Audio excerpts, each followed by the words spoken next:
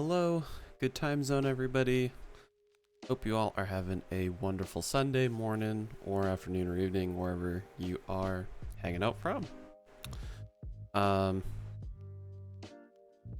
have a tea this morning, unfortunately, to crack open with everyone. Only just got the water for today.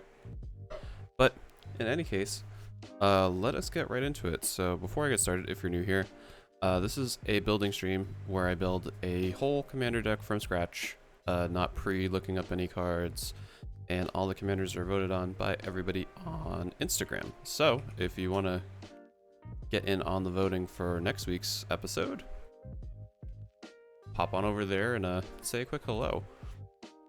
So this week's winner was part of a group of new commanders and legendaries from Zendikar. So let us take a look at Phylath. So Phylath, World Sculptor, is 4 in Gruul, so 6 total CMC for an elemental. And it says when Phylath, World Sculptor, enters the battlefield, create a 0/1 green plant creature token for each basic land you control. And it also has the ability of landfall. Whenever a land enters the battlefield under your control, put 4 +1/+1 counters on target plant you control. So this is basically Avenger Zendikar on a stick in the command zone, which is a really good ability, but slightly not as good in some ways and better in others. It's not as good because it only focuses on basics instead of all lands you control, which, since we're in Gruul, we're definitely going to have more than just basics in this, but we'll still put a heavy emphasis on it. And instead of the landfall triggering hitting every single plant you control, it puts a lot of them on one plant. But that being said, I'm still excited to build around this. I think it'll be a really cool commander. As always, too, every week people vote on the budget brackets they want to see. I take the top 2 highest voted ranges, and then we spin the big old wheel of budget to see how much money we have to play with. So let's see what we get.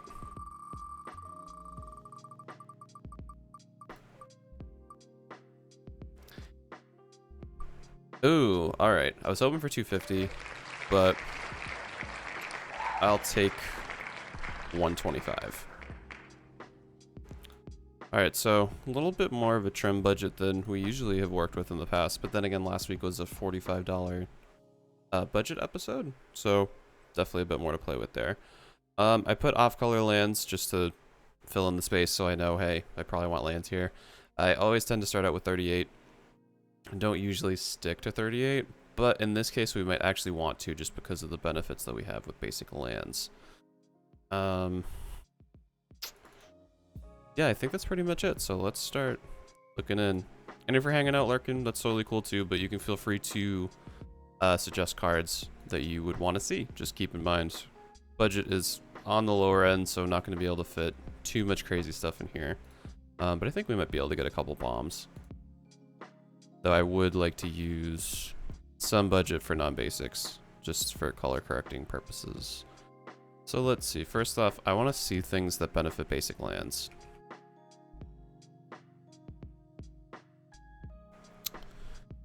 I don't think there's going to be a ton,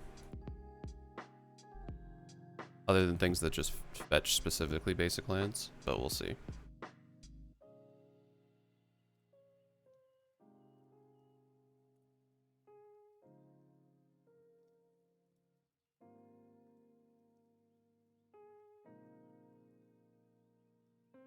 Hello, Scryfall. It's me, Matt. Could you work, please? Am I allowed to use your website this morning, Scryfall? What's going on? Oh, no. That's not what I want to see on the morning that I need to use Scryfall. Literally the one day a week that I have to use it. Okay.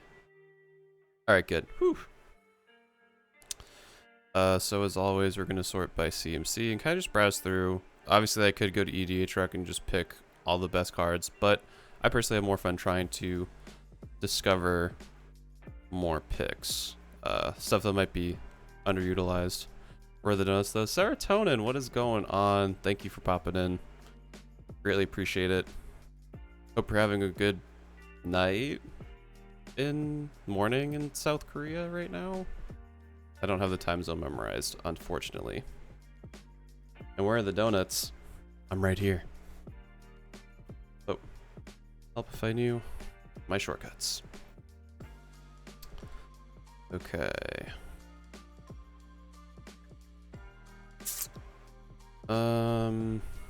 So actually, I'm gonna go through and filter this so we're not looking at lands, because I don't really want to worry about that. Of course, I'm happy you're live. I'm happy too. This is definitely a bit different than what you're used to doing. 10-11 p.m. Nice. Okay. Somewhat right. This is a bit different than what you've seen with Arena, because I'm building for a format that's not on there called Commander. Commander is basically you have 100 cards, but you can't have any cards that are the same. So each 100 card has to be different except for basic lands. And then you have a commander that sits in a special zone that you can cast whenever you like, as long as you have the mana for it. So this is a bit different than what's on Arena. Brawl's the closest thing to it. It's just a smaller deck size and a bit more restrictive. But this is personally my favorite format to play. So I hope one day Arena gets support for it, but I'm not really holding my breath too much. But after I'm done building, I probably will be hopping on Arena, but that's going to probably be quite a while after this.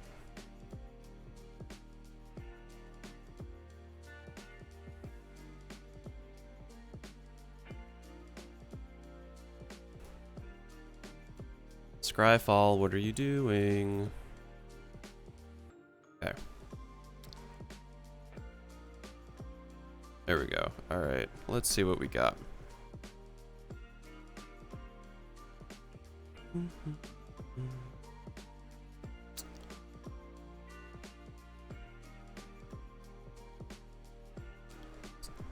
So Caravan Vigil could be interesting. I don't know how good that's gonna be for this though. Ooh, Collective Voyage will actually be really nice, especially later in the game when we want to have a bunch of free extra mana that we might not know what to use for. How expensive is this though? We are on a slight budget. Oh god, Scryfall, you're going so slow this morning. Was like a new set added or something? Or are you just going crazy? Okay, $3, that's not that bad. We should definitely be able to fit that into the budget.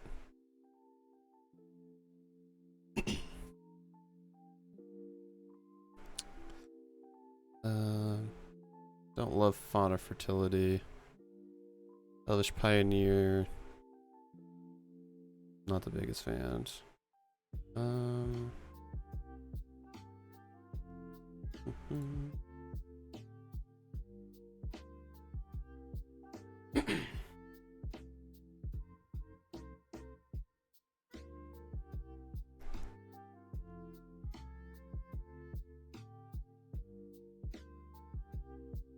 Yeah, we want to try to put stuff out on the battlefield to try to trigger Phylath more, so being able to search our library for basic lands put in our hand is okay, but I'd rather try to put as much on the battlefield as we possibly can.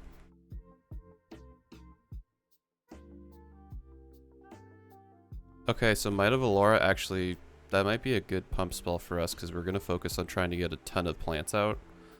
And if one of our plants, yeah, because there's 0/1s, so if we put 4/1/1 counters on it, they become 4/5s. So hypothetically speaking, it's turn 6, we play Phylath, we have 6 basic lands out, we create 6 plant tokens, one of them gets 4/4, so they become a 4/5, then we cast Might of Allura, that 4/5 becomes a 6/11 for 1 extra mana. So I think Might of Allura actually is going to be a great choice.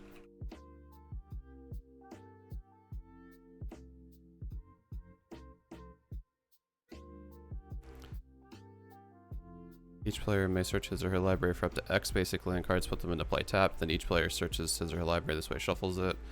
So I'm actually really a big fan of these. I usually don't love effects that hit all people at the table. By the way, Commander's multiplayer, so you can play with up to 4 people. Well, most people play with 4 people, but people play with 6 people. But a ton of players don't generally run basic lands, so I'm kind of a really big fan of these synergistic effects that hit everybody, but it's obviously going to benefit us more because we're going to be running, at least for a 2-color deck, a bit higher of an average of basic lands than normal. Frontiers. Yeah. Frontiers. Scryfall, you're letting me down. Just please load. Thank you. Okay, so I'm going to have to do that twice. That's kind of annoying, but we will work through it.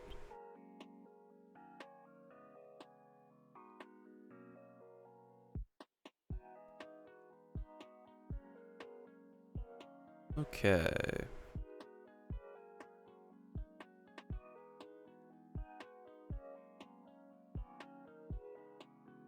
Okay, old growth dryads I quite like.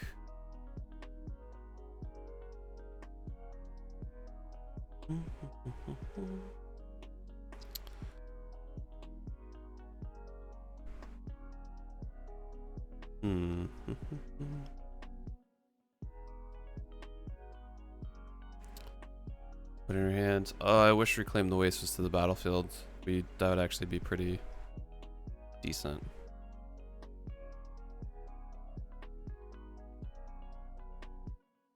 Scryshot Elite gets +1/+2 as long as any opponent controls non-basic lands. Don't love that much.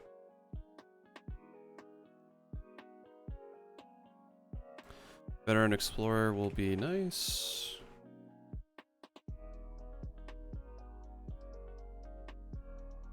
I guess returning kind of group huggy, which I don't necessarily hate. I mean, granted, it's only, what, 5 cards in. I can't really make that distinction this soon.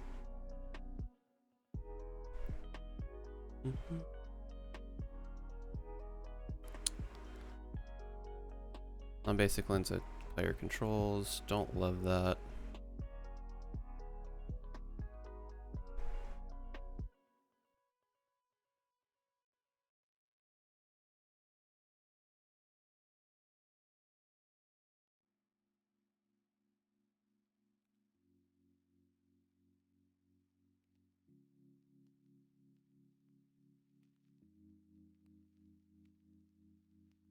Control 4 or fewer lands. Search your library for a basic land card, put on the battlefield tapped, and then shuffle the library. You can sacrifice a land to cycle it.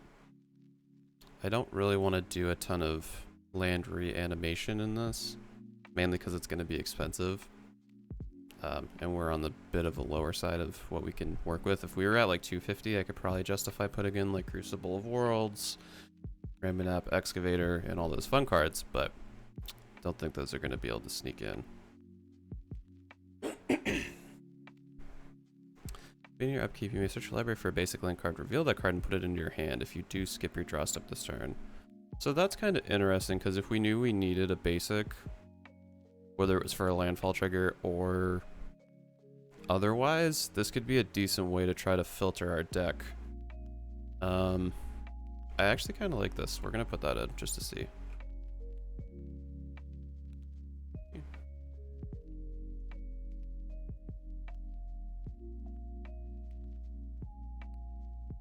Excuse me, I'm a bit hacky this morning. I'm not too sure why. Probably just changing of the seasons. Evolution Charm. Don't love it. So if we do end up actually going for Reanimator type, or Land Reanimator offshoot, Fork in the Road's nice because it does put a basic land into our graveyard, which we can grab, and we also get one in our hands. Oh no, it's in the hand, not the battlefield. Don't love that as much. Basic land from graveyard to your hand, or bury Harvest Worm. Kalani Heart Expedition might be a nice budget option for us to work around, because we are going to have a lot of landfall synergy with Phylath, so that should build up counters pretty quick. Yeah, we're going to put that in.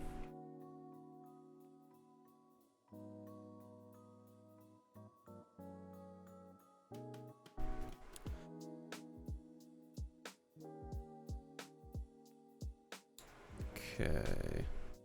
Hermit Druid would be cool if we weren't focusing on basics.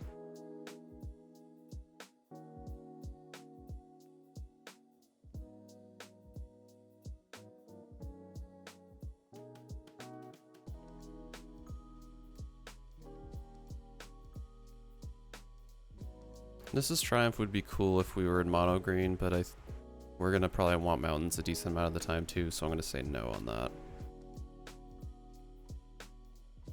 Okay, so Price of Progress could actually be a decent spell because it hits everybody at the table, and we're going to have a disproportionate amount of basic lands compared to everybody else, so I'm gonna put that in. Which could be a nice way to hit everybody. Spread the love, as it were. Annihilia. When Primal Druid dies, you may search your library for a basic land card, put it onto the battlefield tapped, and then shuffle your library. I kind of like that. It encourages us to have a blocker out. It's a decent blocker early game if we do need it to actually stay alive, and then when it dies, we get the benefit of a landfall trigger.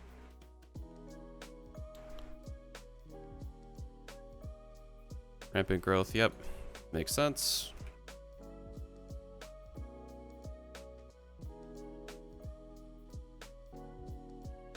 Discard any number of cards from your hand. Search your library for that many basic land cards, or real those cards, put them in your hand, and then shuffle your library. Almost had me there if that was put them on the battlefield. That would have been great. Sacrifice, or Sakura Tribe Elder, I should say. Yeah, I guess that's nice because we can sack it ourselves, and it's relatively cheap. Elder. Rampant growth. Swear to God.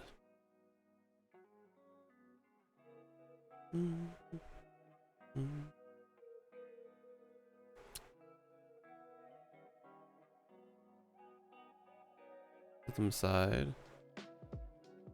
Reveal those cards, shuffle your library, and put them on top of it.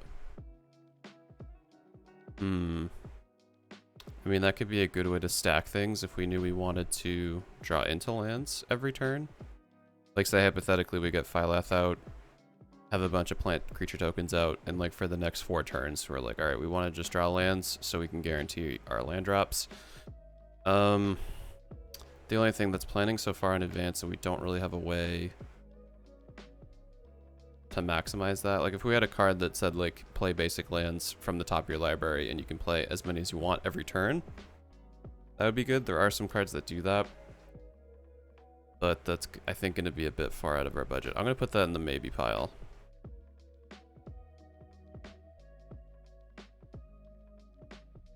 Because if we do have the free budget to add those cards, that might actually be pretty potent.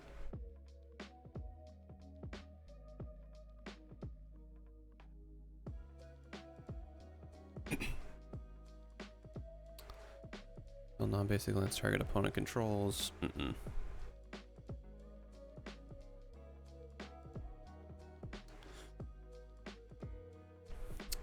So Sword of the Animist is kind of interesting. I normally wouldn't run this in a deck that has green because green's the best color for ramp.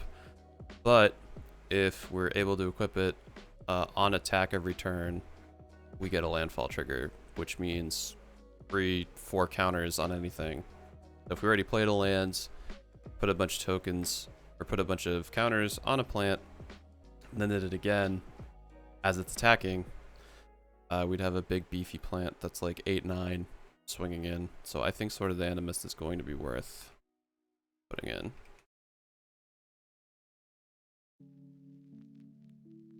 And early game it can be helpful too. The equip cost is pretty cheap. We don't really have to worry about sinking too much in.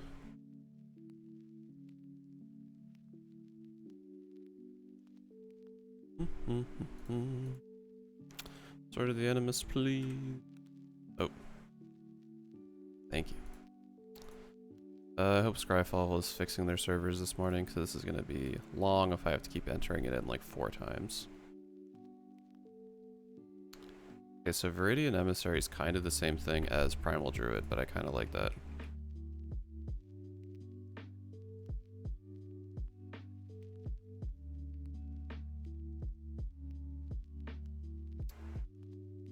I'm wondering, do we do like a Cruel Aristocrats kind of a thing, where we just have a bunch of stuff we want to sacrifice,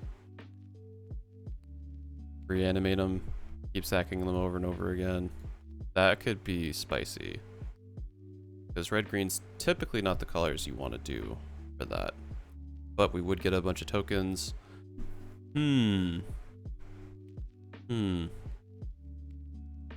That might be a bit of a meme option I might want to look into. Put on battlefield tapped. Don't love it. I don't want to be mean and run Blood Moon, even though it is cheaper now. Yeah, $7.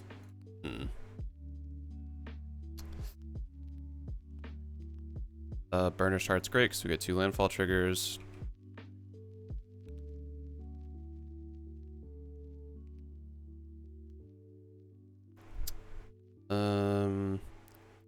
I'm gonna kind of surprisingly put Cultivate as a maybe. We get 1 landfall trigger off of it, but I get the feeling we're gonna have a lot of ramp effects, and Cultivate's kind of not gonna make the cut.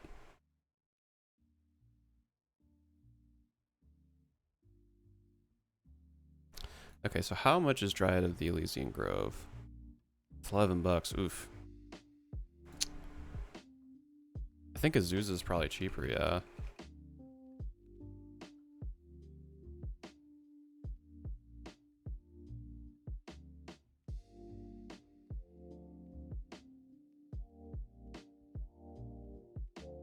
I think it's a Z, that's probably why I'm messing that up.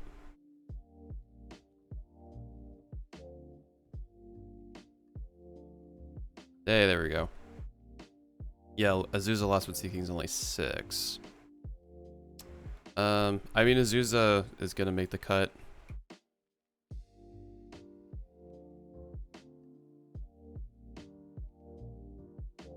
Just because being able to play 2 extra lands every turn, focusing a bit on landfall, that's kind of huge. Actually, it's the same cost, isn't it? Basic land type in addition to their other types. Oh, maybe because it's 2/4. What's her?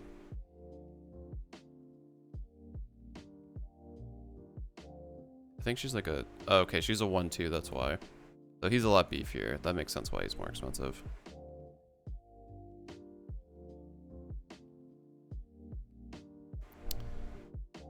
Battlefield tapped, then shuffle your library.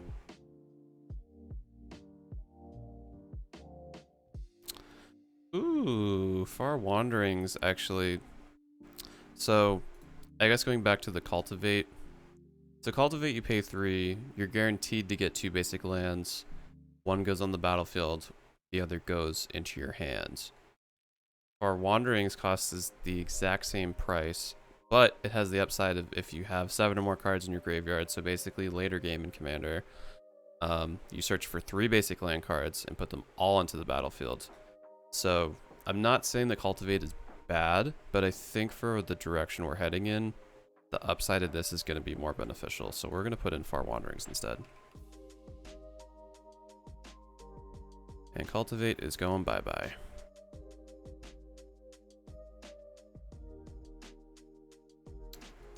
Oh, if only Fertilid was a plant, that would have been perfect synergy, because with Fertilid, you remove counters to put basic lands onto the battlefields. The landfall effect could potentially put more counters on it, but unfortunately Fertilid is an elemental, but I still like it.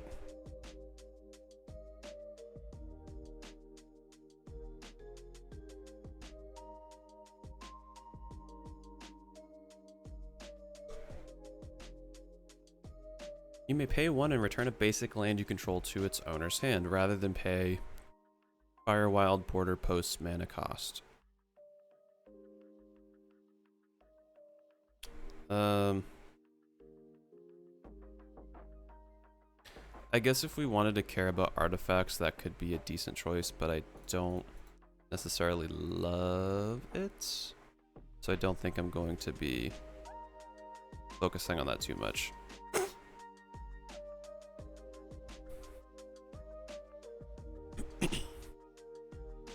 Grow from Ashes, great.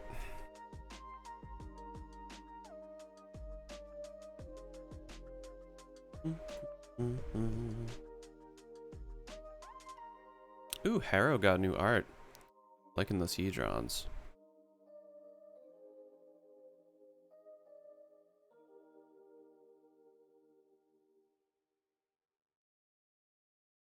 Okay, so I think Harvest Season's actually going to be a bit of a sleeper in this, because we're going to naturally go wide with Phylath's ability. So, and that's going to give us more landfall triggers. So like, hypothetically speaking, we have 6 basics out and a haste enabler. Phylath comes out, makes 6 plant tokens. We go to attack, we swing in, they don't block because they're like, or they do block, I guess, but we're 0/1s, it's fine.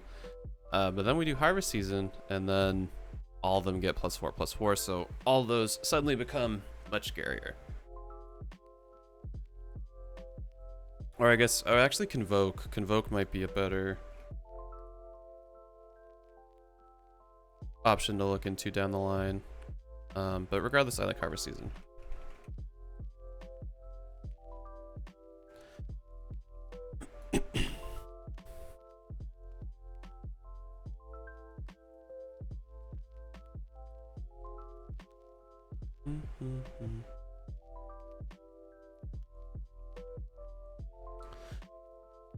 Choose one. Oh, okay. I thought the option was shuffle your library, not... I was like, I'll draw 2 basic lands and put them into play. No, I don't think that's going to be that good. I mean, the upside's great because you pay 6 to get 2 out, not tapped, but... 2 basic land cards, put 1 on the battlefield tapped, other in your hands.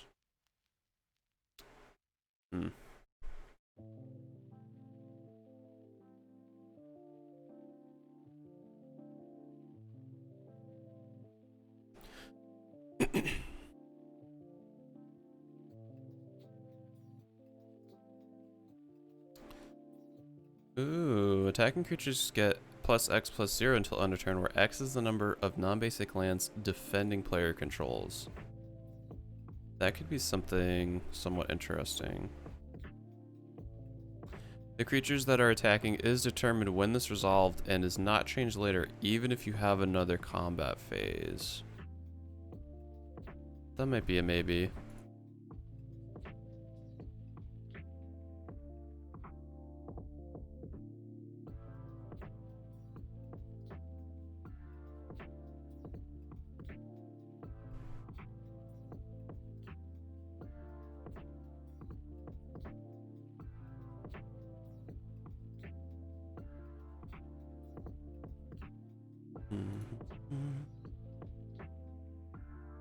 Alright, come on, Scryfall, you can do it. I believe in you.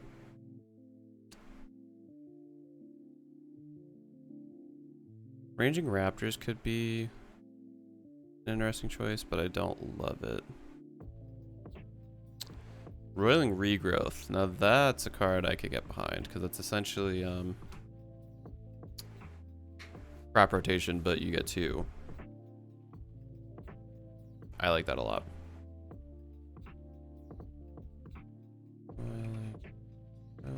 That actually could be a fun historic deck, focusing on Phylath, using Roiling Regrowth, and then also having Raminap Excavator. I'm pretty sure Raminap Excavator got printed in historic with the new Amonkhet Remastered. But having that, Crucible of Worlds, ooh, I like that.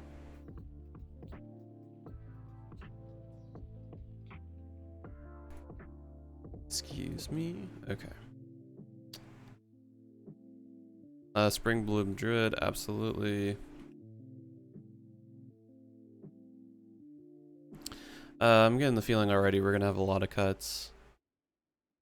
Yeah, we're already at 60.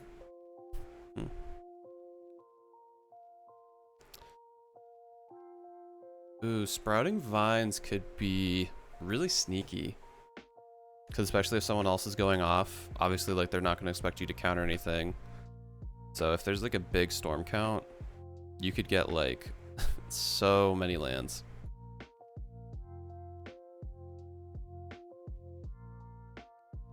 Now the only thing I'm noticing is I am heavily investing into the three drop slot right now, which I guess isn't terrible.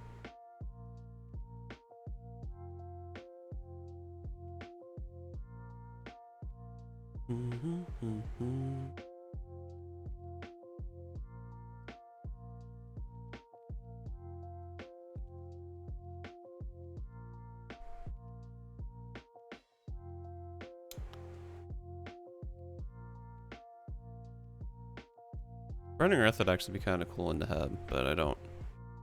Not gonna worry about that right now. Perfidious Root, could be okay.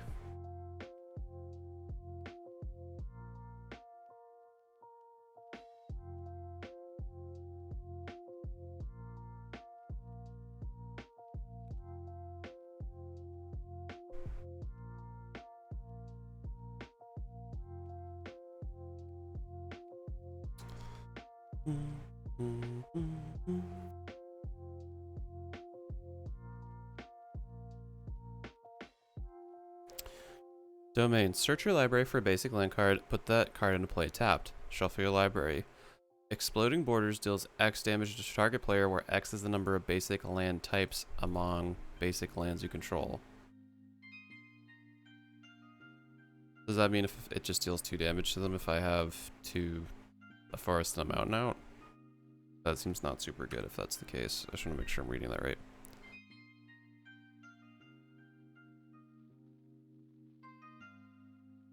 Okay, yeah, topping out of 5. That sucks. So From the Ashes could actually be an interesting pseudo bomb for us, because I know we're not only going to run basics just because we are running rule colors. So theoretically, if we didn't have a ton of basics out from the get-go, but we had some tap lands or utility lands or any multicolor lands, we would destroy all those, and then we get more basics that come in to either pump up the plants we already have or to get more plants when Phylath comes out. So that could be some interesting land destruction from the Ashes. From the Ashes. I'm not going to focus heavily on MLD because that's just going to hurt us more. But to where we're basic focused, I think that's going to end up being asynchronous enough that it's going to help us out.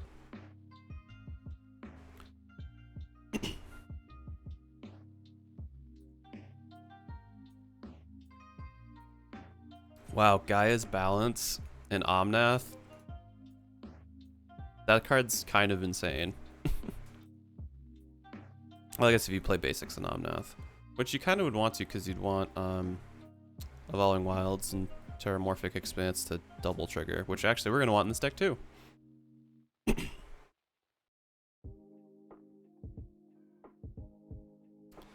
Migration Path is great.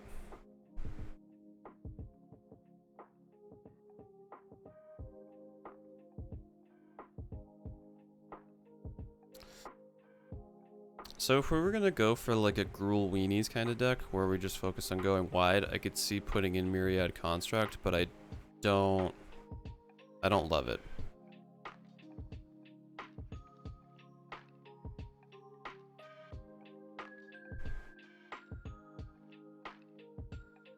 Peregrination. Search your library for up to 2 basic land cards, reveal those cards, put 1 to the battlefield tapped. and the other into your hand. Shuffle your library, scry 1. Don't know.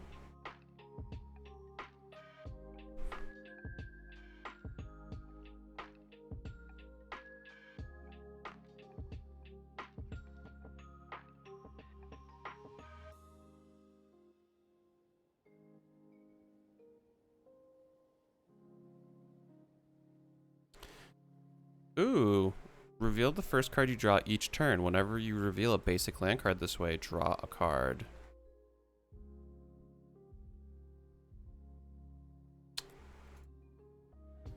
I mean, if we ran like 40 basic lands or something, that could be beneficial, but I don't know. Ooh, Ruination, I definitely want to put in. 100%. Switch layer for the 3 basic lands, reveal them, put them in your hand, then shuffle your library.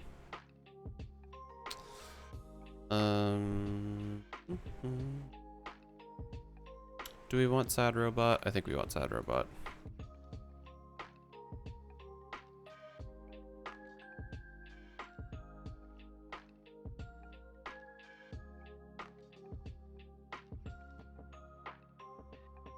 What?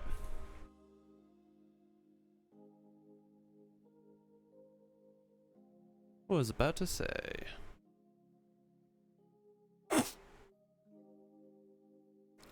Remove target non-basic land from the game. Search its controller's graveyard hand library. Nope, don't care. Basswood Surge. Search library for the 2 basic land cards, put them on the battlefield, tap, then shuffle your library. If the spell is kicked, put 2 +1/+1 counters on each creature you control. This is actually going to be pretty nice for us because it's explosive vegetation with upside.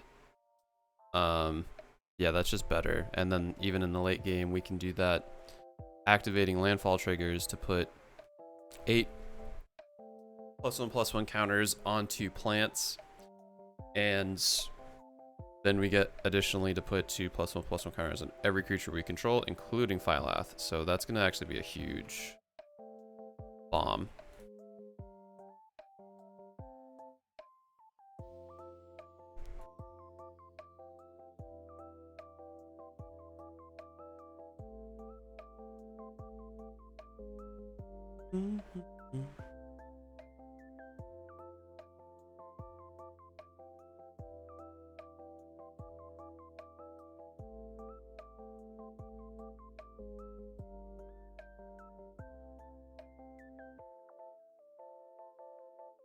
Okay, so Nissa's Expedition actually can be pretty nice for us because if we have a bunch of tokens out, we can just convoke them and literally pay 1 to get 2 basic land cards on the battlefield.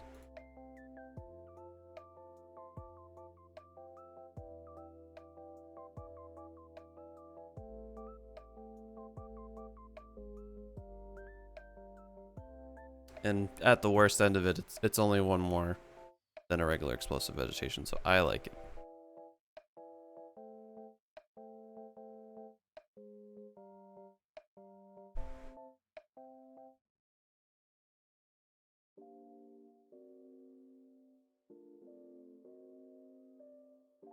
First, the outline. Search your library for up to X basic land cards where X is the greatest power among creatures you control. So, let's say we have Phylath out. We'd pay 5 to get 5 basic lands onto the battlefield tapped, which means we would get 5 landfall triggers. I think that's just great upside.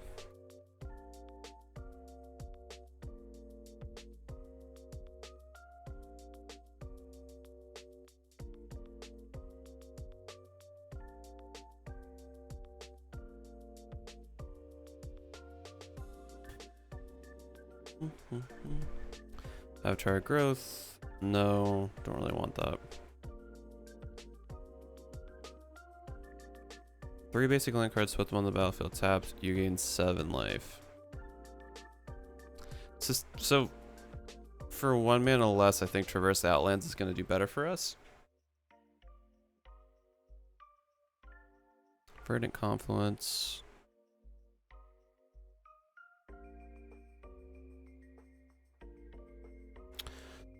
Boundless Realms, I think, is going to be really nice.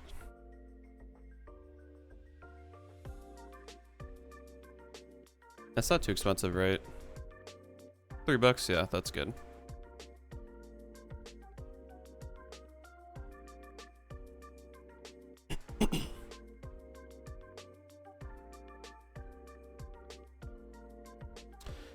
Wave of Vitriol. I think that could hurt us more than what we would want. Okay, so what are we at for pricing so far? $62. Okay, that's not great. That's not terrible. Okay, so Zeus is a big one. Sword of the Animus is a big one. Collective Voyage. Traverse Aliens is 13. We might need to cut that down the road. But I think that's almost too big of a bomb for us not to include. Like, I would rather cut Azusa at that point, just because if it's the late game and we get to cast this, like, that's just insane. Oh, not that it's... Get out of here. Not that it's as important, but I think having one Conjurer's Closet, one blink effect, just is good value for us. Because if we can blink Phylath every turn, it's great. I feel like that's what I would want to do if I made an Omnath EDH deck. I'd put Phylath in and then just like also a bunch of blink. Just because you get an insane amount of plant tokens with that. Okay, Anthem effects I don't really care about as much now that we're kind of going through, because we do have a couple benefits for that.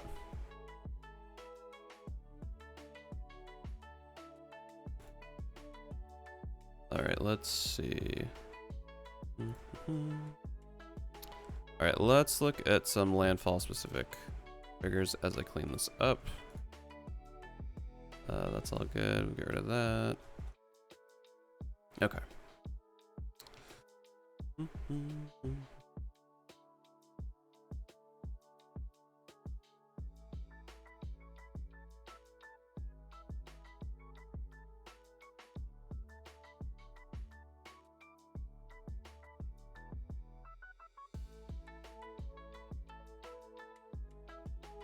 Come on, Scryfall.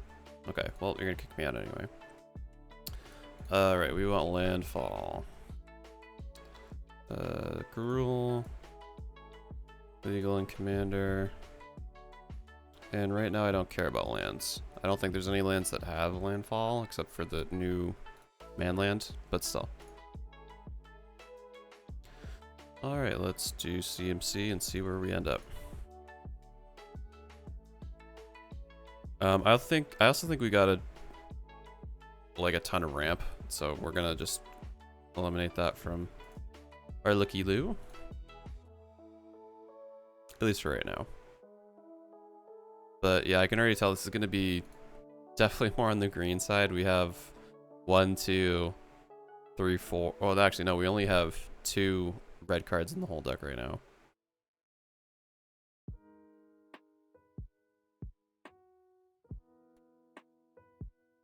So this is definitely going to be a green dominated rule deck.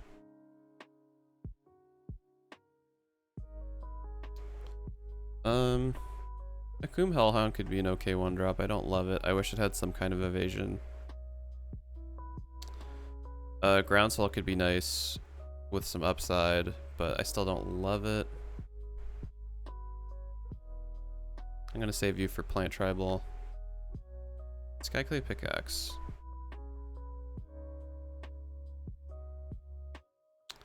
So Skyclave Pickaxe is kind of better adventuring gear because it just auto attaches to a creature.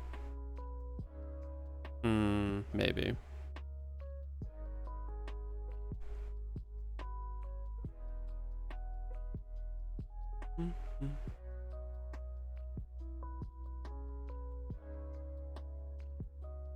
Okay, I think Lotus Cobra is still pricey, but how much right now? Oh, $5. We can fit Lotus Cobra in there.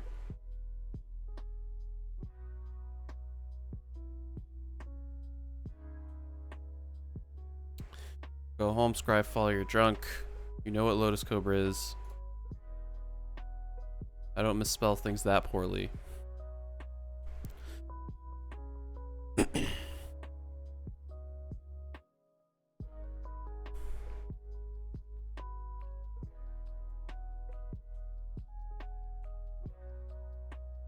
So I think we could actually get some good benefits with Scoot Swarm.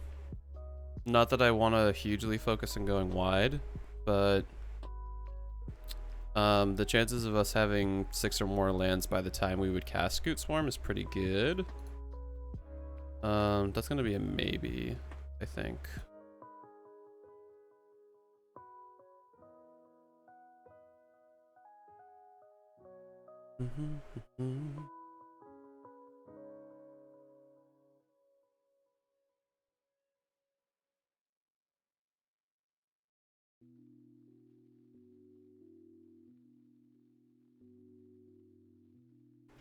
Valakut Exploration. So this could be. So does Valakut Exploration technically hit lands? Because it just says whenever. Yeah, exile the top card of your library. Oh, okay. You must file the normal timing permissions. That makes sense. I was like, that'd be pretty busted if you could just play lands. Or I guess that actually would be super broken because you could just draw, play another land, draw, play another land.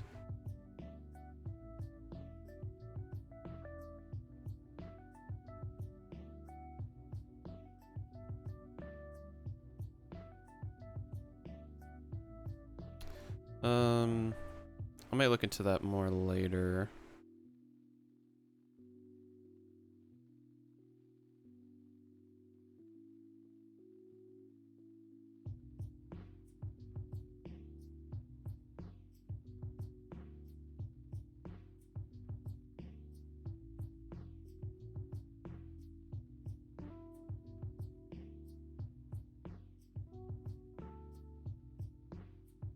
Yeah, a lot of the older Zendikar stuff, it's just like pumping creatures and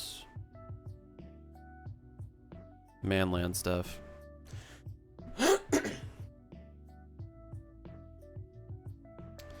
Murad could be interesting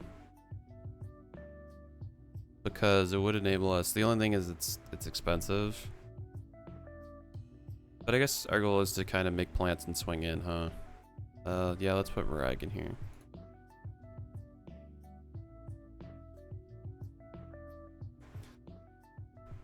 Okay, how much is Avengers Zendikar right now? $8. Okay. I mean, Avengers Zendikar just makes sense. It's essentially what Phylath is, just able to be put into the command zone.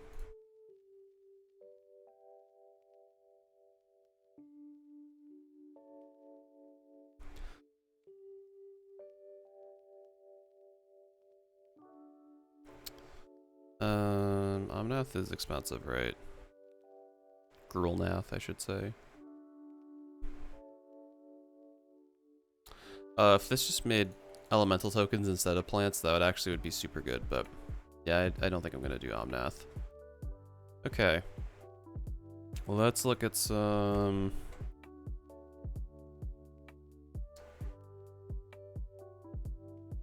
plants and elementals.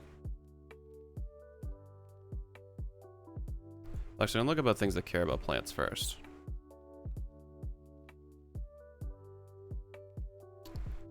And then we'll look up the creature type plants.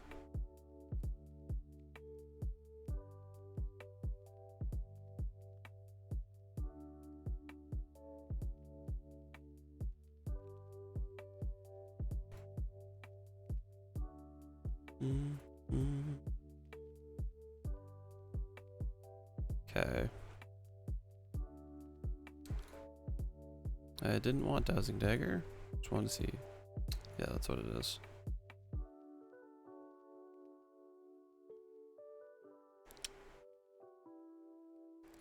So Nissa Voices Zendikar actually seems like it'd be pretty good. I'm just curious how much she costs.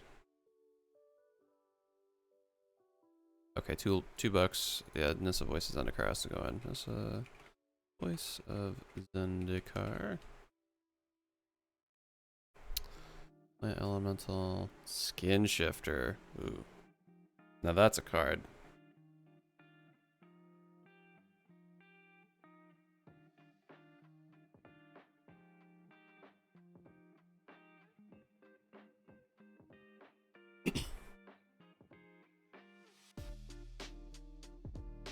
Turn Timber Sower could be okay. But it is a sack outlet, which is nice. Makes more plant tokens for us, which is cool. Yeah, I kind of like Turn Timber Sower. Let's do that.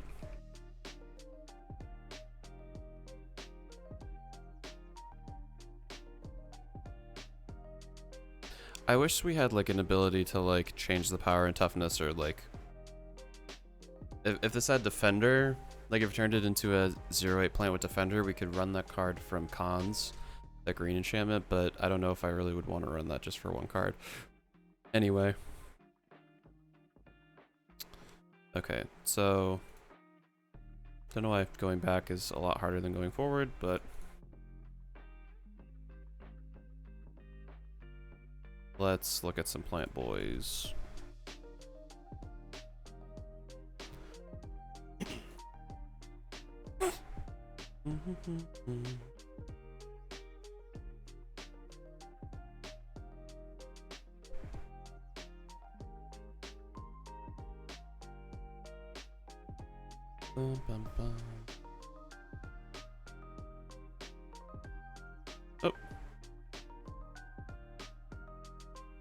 Oh, is Moss Dog? Did that get eroded to be a plant? That's so cool. I think Moss Dog just for the lulz would be cool. Gotta do the offshoot. Portcullis Vine.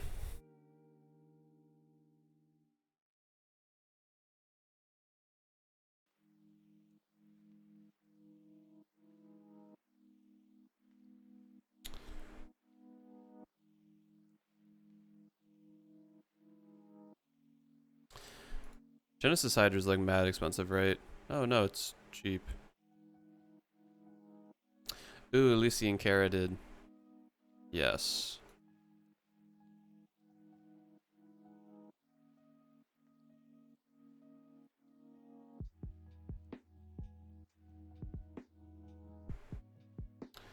Bum, bum, bum, bum.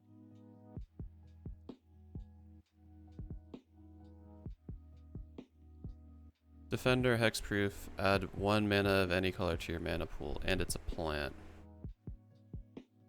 Utopia Tree doesn't have Defender, but it doesn't have Hexproof.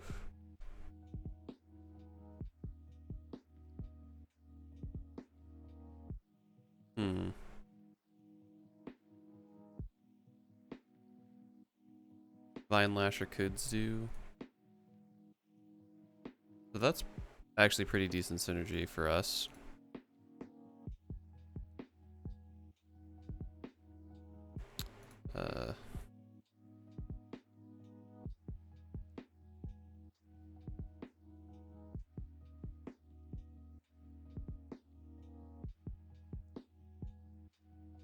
I think Utopia Tree could be pretty nice too.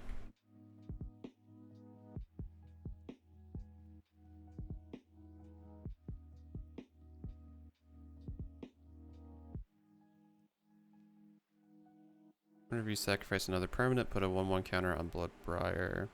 That's okay. Marasa Sproutling.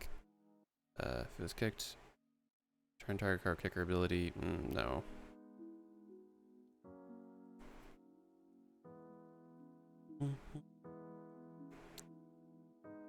Snapping Creeper could be interesting. I don't love it that much though, but it could be cool.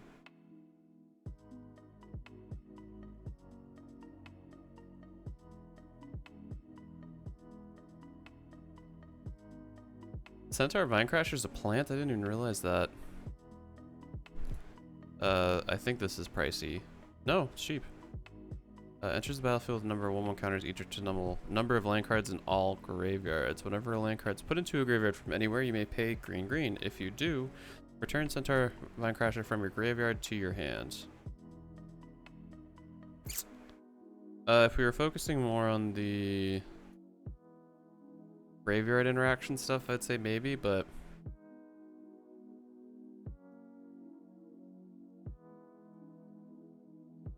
how much is this? Because it's from Arabian Nights. It has to be like $1 billion. Yeah, 94 bucks. God.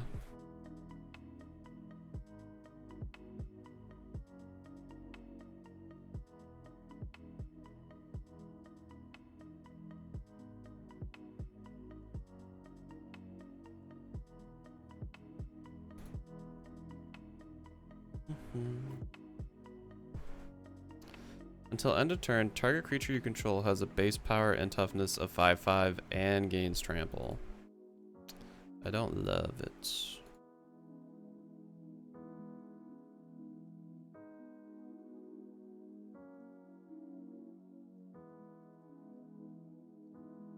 When Phytotitan dies, return to the battlefield tapped under its owner's control at the beginning of his or her next upkeep. Phytotitan might actually be really nice for a higher end creature. Alright, let's see things that care about elementals next, and then let's see what creatures we get.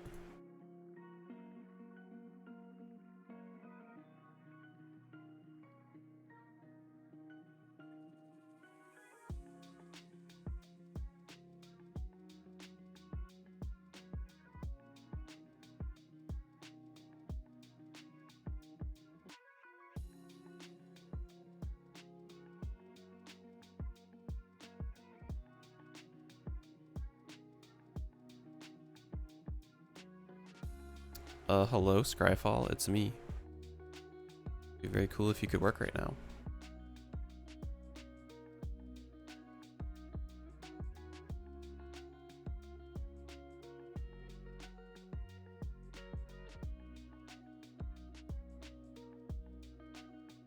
Alright, guess we're gonna do that again. Is Scryfall like having issues? I just want to know if they've like said anything.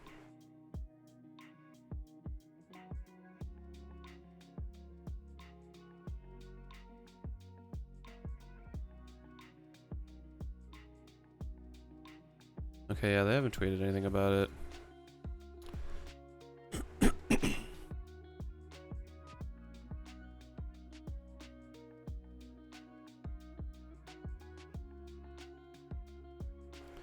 Please, Scryfall, just work. Thank you. Alright. CMC.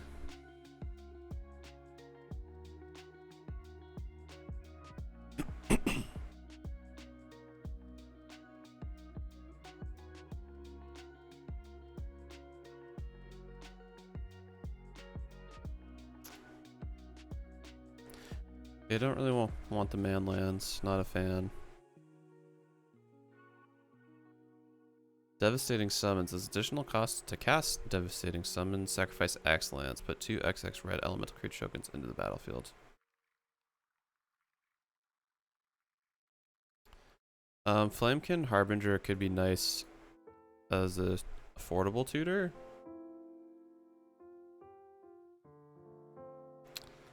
Flamekin Harbinger.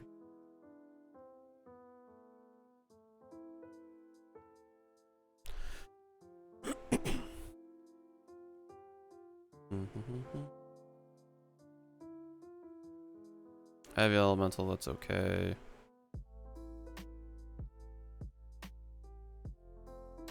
Yeah, a big portion of these are just gonna be red spells that create elementals.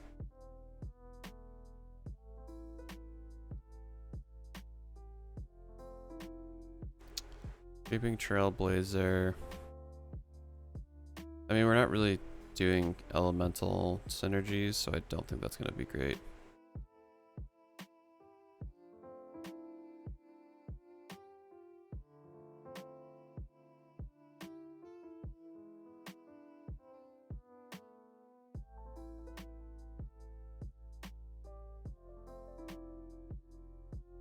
Eyes of the Wyzant. Whenever your opponent plays a blue spell during your turn, you may put a 4/4 green elemental creature token into play. That's too narrow. I was just green or black, or blue or black, because that would have been worth it.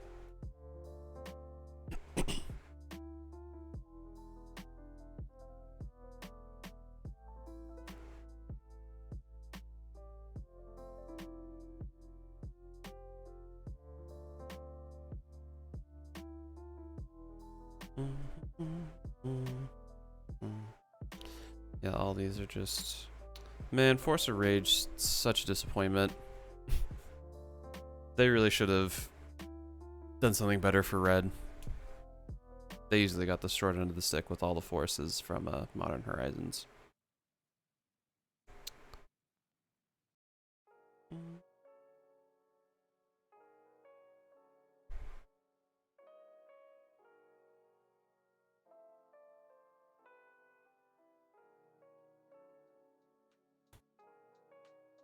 Also, I can't believe how expensive Season Pyromancer got, because I think I have one just like, yeah, it's like 30 bucks now, Jesus.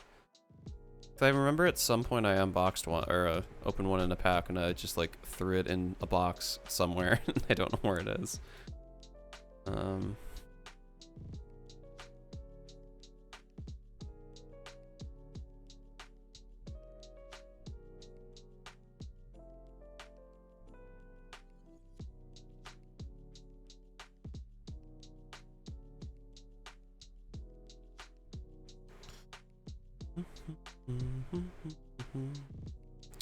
Yeah, realistically, I don't see us getting anything too good here, but it is worth a shot.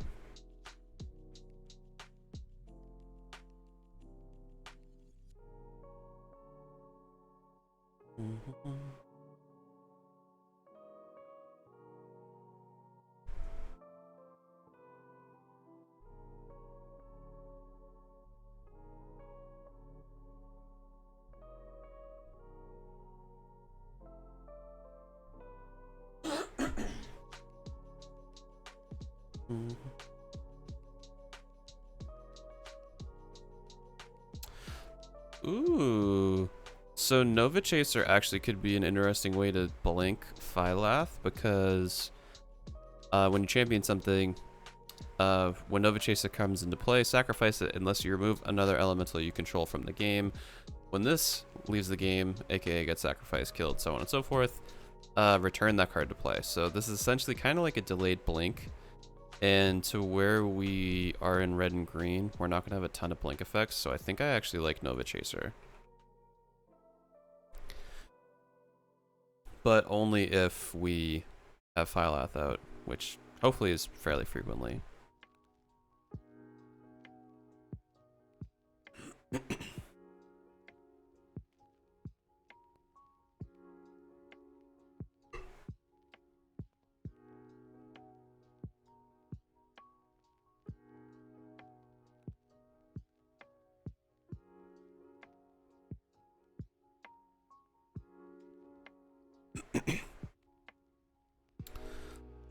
Nissa Who Shakes the World is just such good value. Especially for landfall.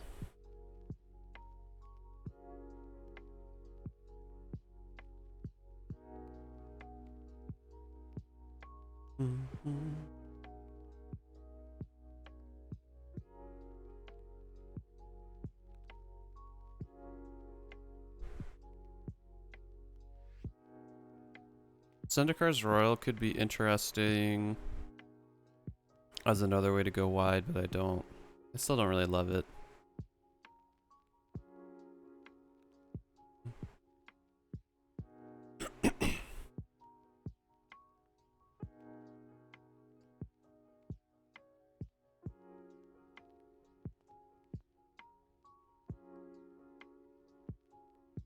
Okay, that's about what I expected. TBH. Alright, I gotta take a quick break because it's just been about over an hour. I'll be back in about 5 or so minutes, and then I'm going to look into elemental creatures, which actually I'll do now before I forget.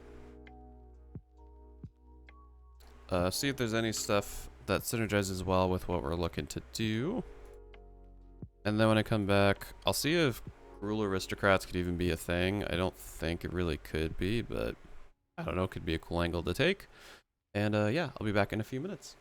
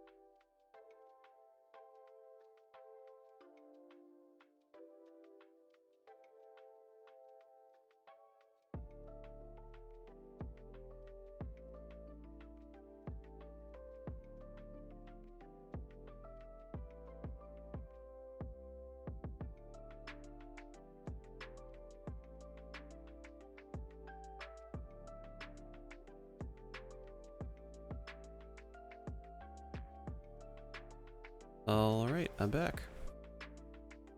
So let's see if there are any cool elementals we can throw in that can help Phylath out.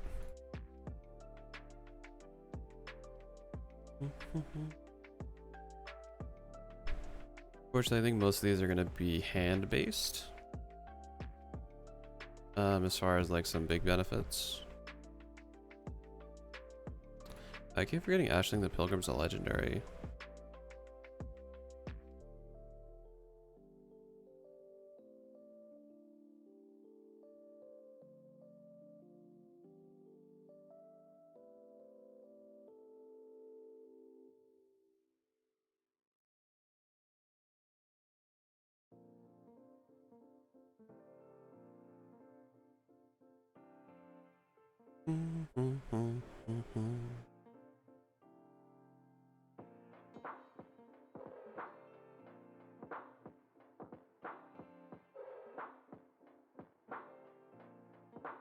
Generator Servant could be interesting to help us ramp into Phylath.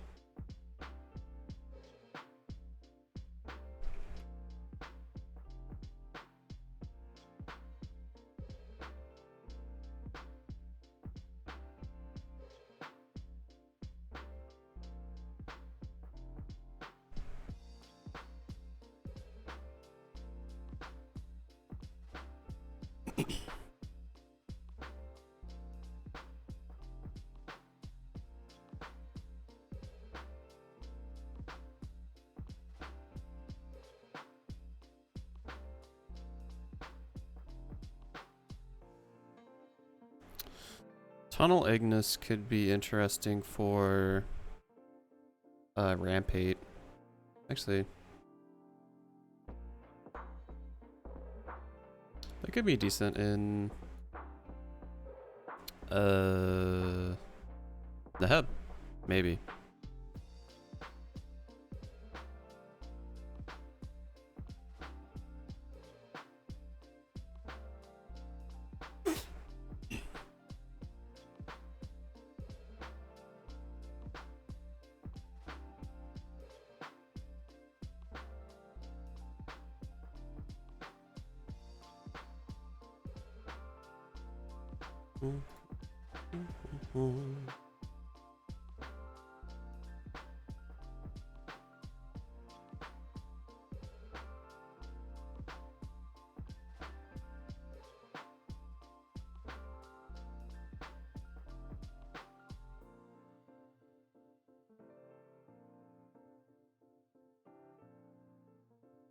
Ooh, Living Twister got a reprint.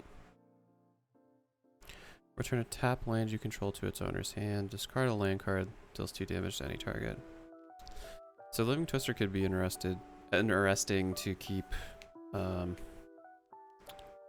putting lands out for landfall triggers, because theoretically, say we have Azusa out, which lets us play 2 additional lands each turn, and we have Living Twister out, we can, since we're fairly green dominant, this would be most likely scenario, but we play a forest to get a landfall trigger, then we pay green, tapping that land, return it to our hands, and then repeat that 2 more times to get 3 landfall triggers in 1 turn if we only had 1 land to play. I think Living Twister could be cool. I'm not 100% sold on it. Actually, let's put that on the maybe board.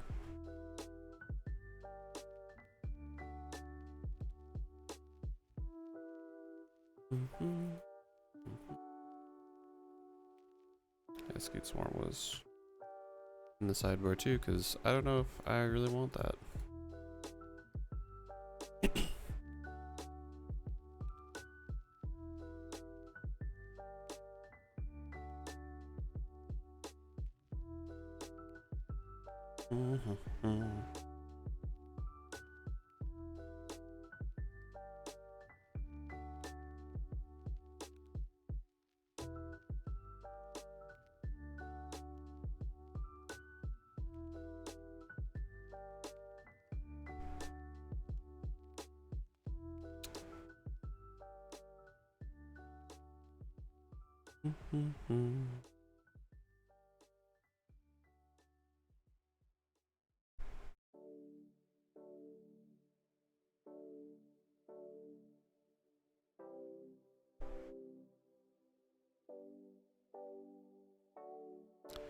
Yeah, I don't think there's gonna be a whole lot we want to use.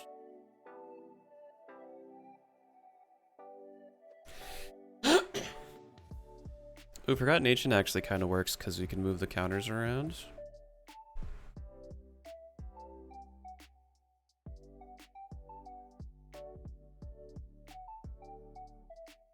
And I guess the Ozolith.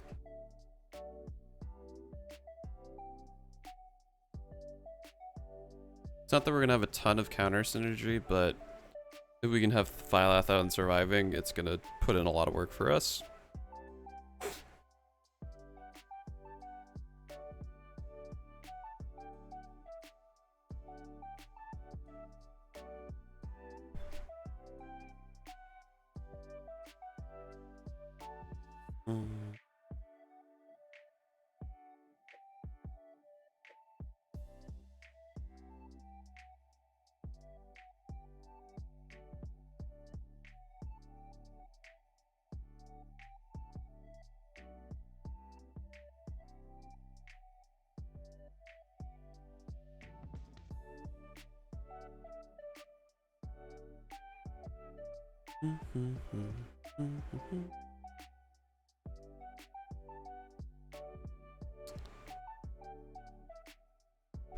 Yeah, lots of cool elementals, but I don't think anything that we're gonna really want.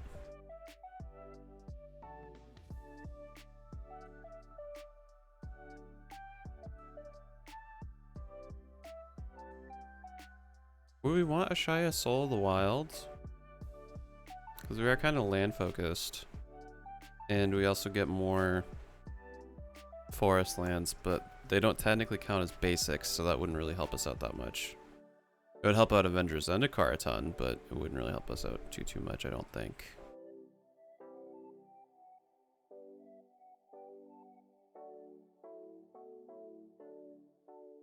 I feel like Cavalier Thorns is not that great compared to the other ones. But maybe I'm missing something with that card.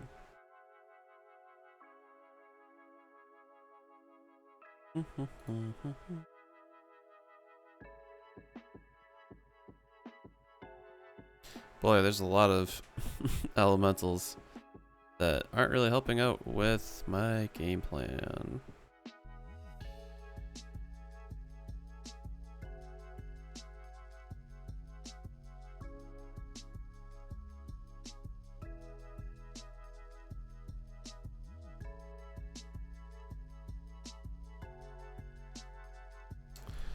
Okay, so Ancient Green Warden seems good, but I think it's expensive. Yeah, it's 16 bucks.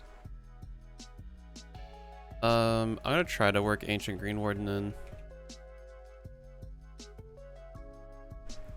I haven't looked at the price of anything yet, so I'm a little worried about where we're at cost-wise, but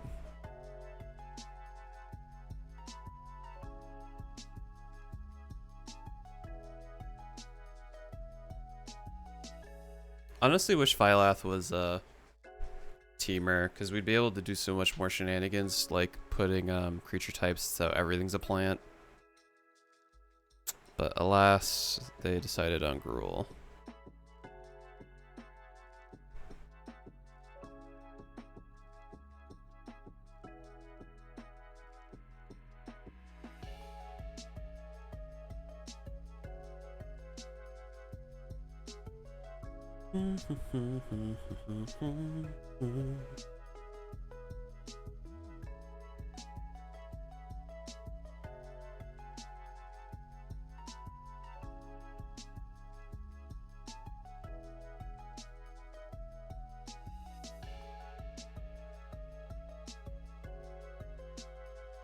Let's say creature entering the battlefields could be pretty potent.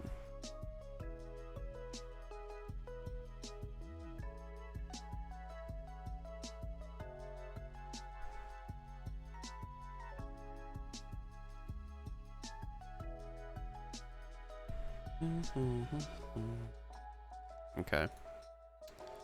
So let's see where we're at. We're at 86 cards, probably up to, oh, okay, we're a little over, but nothing crazy. I'm gonna wait till we get more cards in to really see what we are at, though. Okay, let's. I'm gonna save Gruul Aristocrats for the end, just because I don't know if that's gonna even really be a thing we want. Type elemental. Let's do Oracle.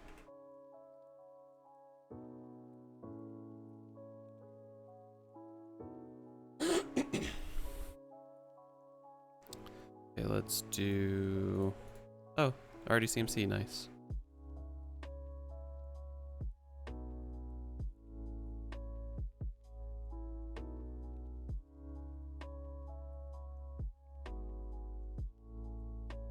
Oh yeah, Court of Calling got reprinted, I forgot.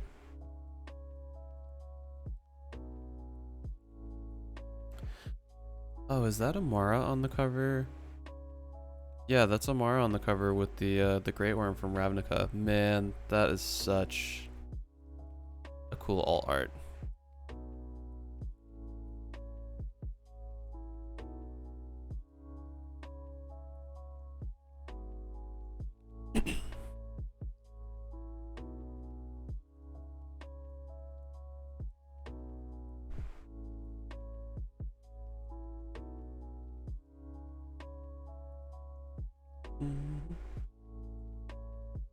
Yeah, Obelisk or Urd can be convoked, so that's okay, I guess. I don't love it. Oh no, it's the Siege Worm in that art. That's what it was. Oh no, it's the Impervious Great Worm. Is Impervious Great Worm worth putting in? Because let's say, hypothetically speaking, that it's turn 6. We put Phylath out. We have 6 basics. We end up creating 6 green plant creature tokens. Next turn comes around, they're all fine. So then we have 6 lands. So turn 7 we could cast Impervious Great Worm, which is kind of huge.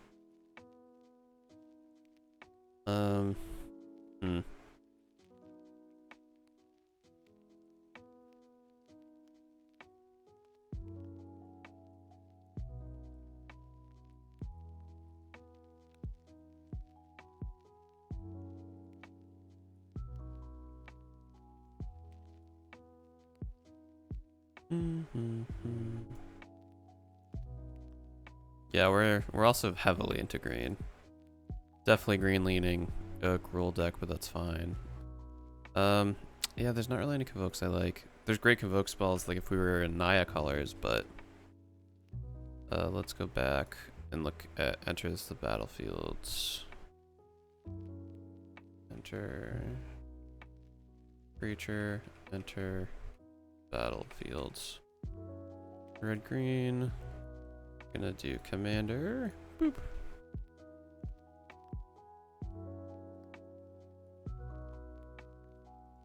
I wish there'd be a way that we could filter non-token, because I don't care. So there's so much. Let's look up. I'm gonna filter by EDH rec, just because I'm not gonna go through 600 pages of stuff. So Panharmonicon would be actually really great. Actually, no, it wouldn't, because it's not a land. Never mind.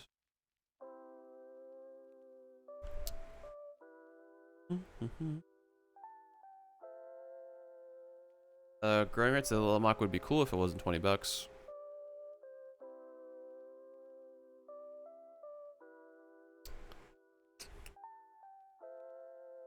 Is an unclaimed territory expensive or not really?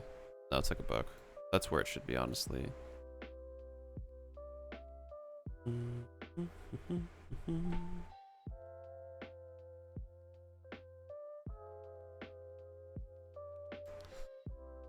Painting Baloth is cool. I guess Craterhoof would be really great because we go wide, but yeah, $38. We do not have the budget for that. I'm kind of bummed because like this deck has such great potential, but I feel like in a budget form, it's just not really, or budget-ish form, it's just not very impressive. Because like if we had like a budget of like $600, this thing would be cruising. But Phylath, because Phylath's kind of underwhelming. If it wasn't basic lands only, and like the landfall is nice because it stacks higher, but I don't know. Phylath in of itself is not very powerful other than going wide. But if we had a bigger budget to work with, I feel like I'd be a bit happier with where we were at.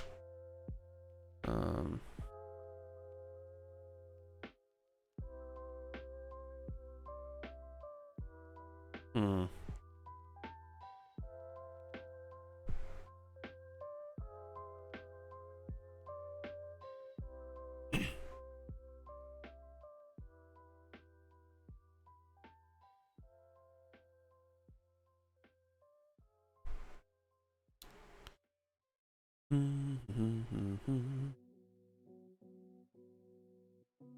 An ogre battle driver could be okay, maybe.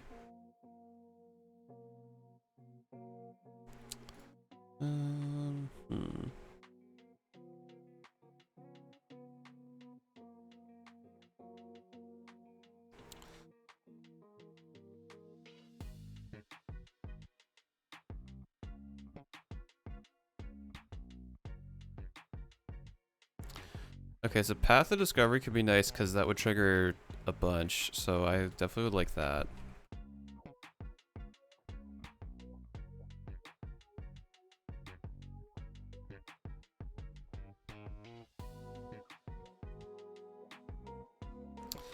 Adaptive Automaton could be cool because we could pick plant.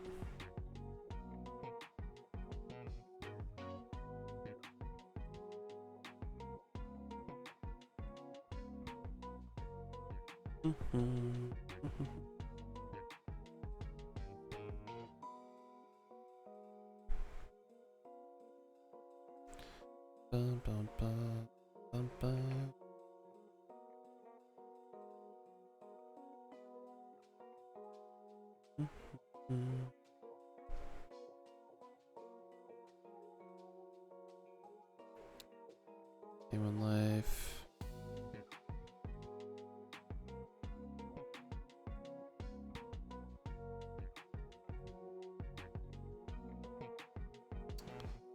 Bramble, so well, non-token creature, so that wouldn't apply.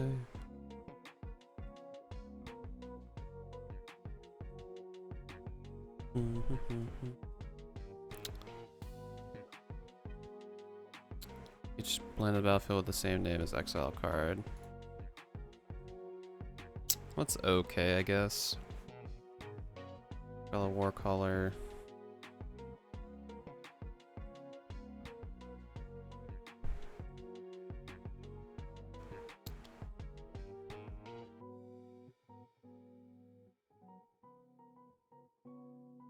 No, that's too expensive and honestly not gonna really work.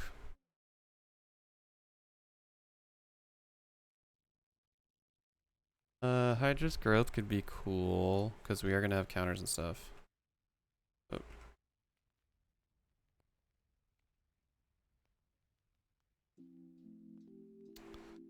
Okay. And then I want to see what we have for sacrifice.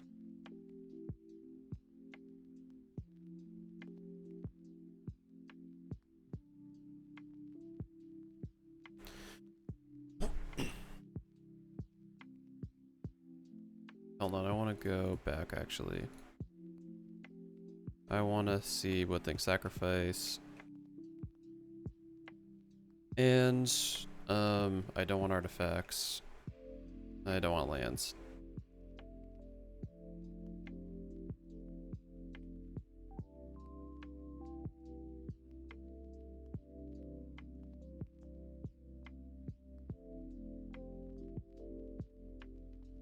And there's this many. Oh, let's do sacrifice creature.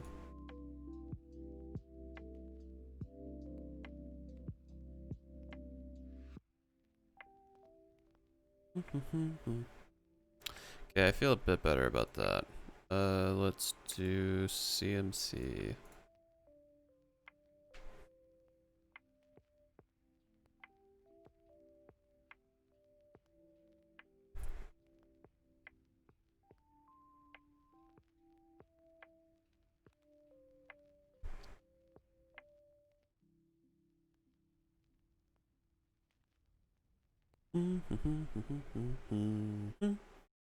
Okay, let's see. Yeah, because all these are gonna be sacrifice, like, it's like a creature that's a sacrifice itself to do a thing. But I don't think we're gonna be able to cheat sacrifice things in these colors. Like, sure, there's Ashnod's Altar and Alter Dimension and all this other stuff, but we're not gonna be able to afford that in this, realistically speaking. I don't think, anyway.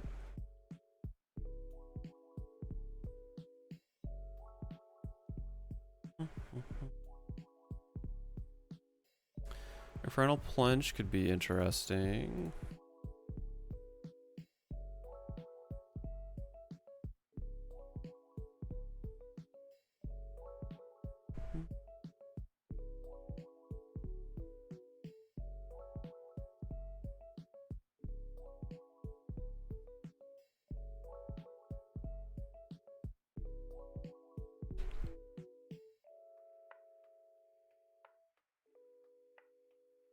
Sacrifice a land, target creature gains haste until end of turn.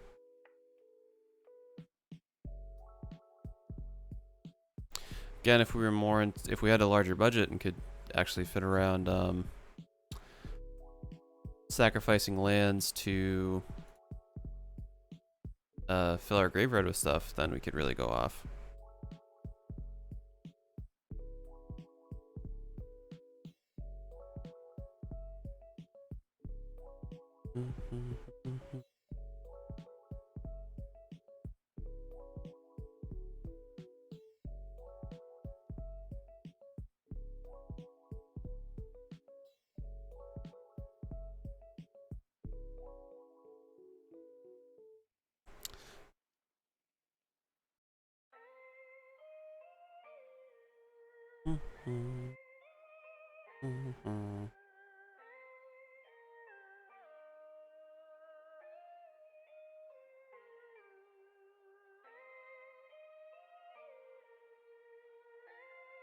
Each opponent sacrifice creature flying. No.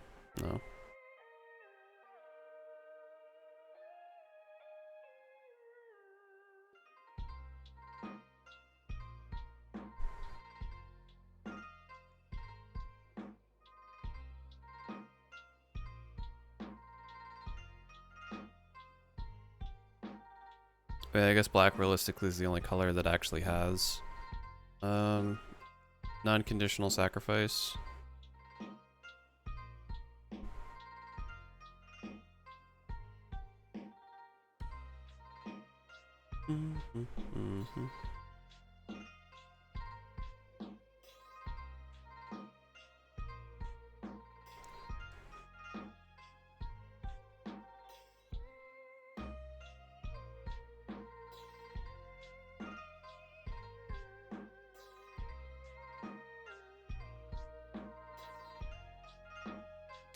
Yeah, I don't see us having any luck with a Gruul Aristocrats type theme. So what are we at for total cards and price? We're at 89 cards and we're over budget. Okay, Ancient Green Warden has to get cut. Murag has to get cut. Because those are both too expensive. Traverse the Outlands has to get, well, because we're not going to have a crazy high power thing unless we get landfall triggers to put tokens, land tokens with stuff. So let's get rid of Traverse the Outlands and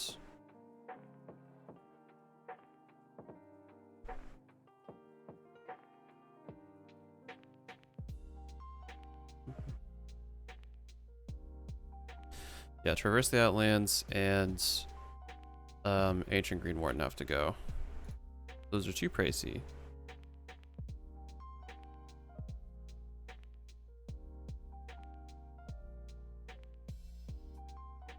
So what are we at now if we don't include these?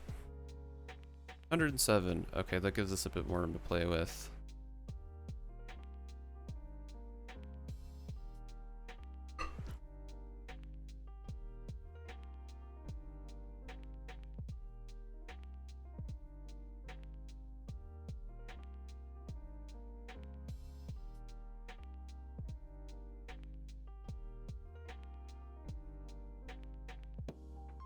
hate when it picks the arena printing.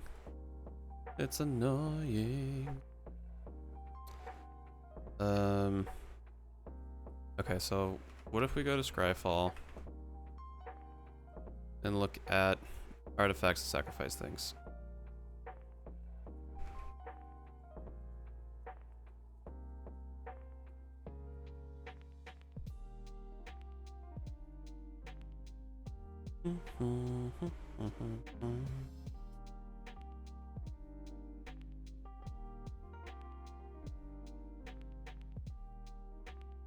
EDH rank. Yes, we get Ashnod's Altar, which is probably too expensive because it would be great. Because, say for instance, we have 6 mana, cast Phylath, we get 6 plant tokens. That means we get 12 colorless mana that we can do whatever the hell we want with.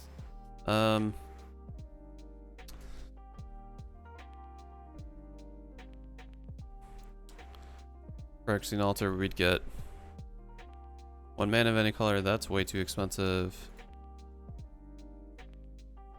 Altered Dementia mills things out. That's a bit cheaper, but not much. I guess we could put Altered Dementia and Ashnod's Altar in. We do have the space for it, just I don't know what.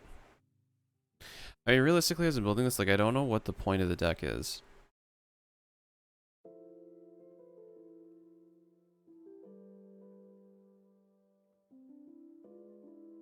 Like, what I'm looking at, we just have a bunch of ways to get lands, have landfall triggers, and then also just trigger Phylath, but that's like it. Like, there's no real meat to what like our game plan is. I want to visually look and see what we have. Let's see, for creatures we don't really have, well, I guess we have a decent amount of creatures. I guess like Morag's cool for extra combat step type things.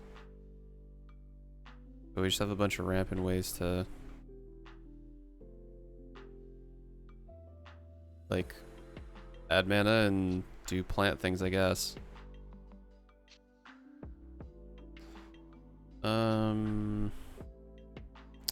Yeah, I really don't like the way this deck is going, but I can't think of a different way to build it. Particularly with the budget that got voted on. But I guess I'm not gonna love all the decks I build anyway for stream.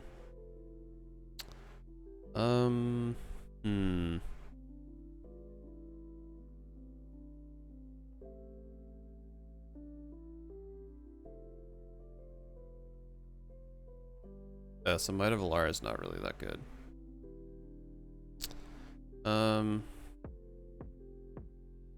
Okay, so I normally don't do this, but I wanna see what people are doing for Phylath. I usually hate doing this, but I'm really just curious, like, what they're building them around.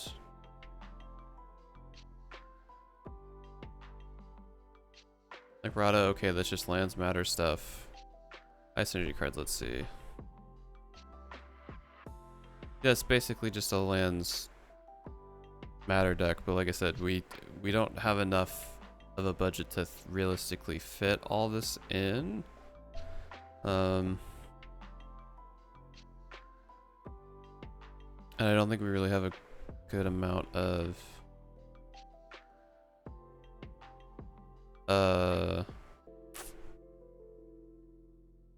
yeah, so I guess it's the same thing. People are just playing a ton of ramp. Well, actually, Return of the Wild Speaker is a great hit that I forgot about. Let's see. Then that bumps up all of our plants. Return of the Wild Speaker.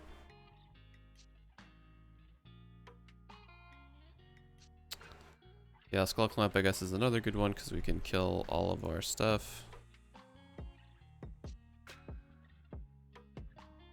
Heroic Intervention's kind of okay. I don't love it.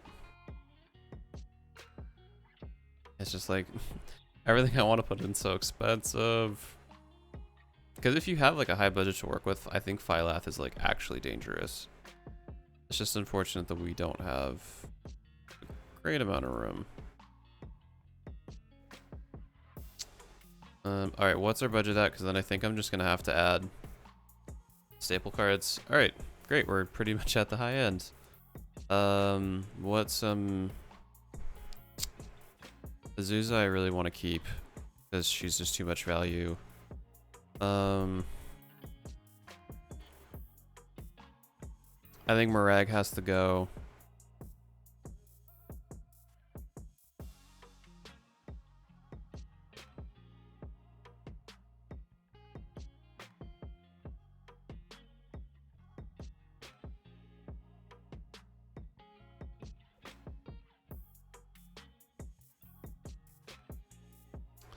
Yeah, I think Murag's gonna go for Scoot Swarm, and then I will look up some staple cards like Nature's Claim and different types of removal and all that stuff to throw in just to kind of round things out. And then I think it's gonna basically be done. Murag.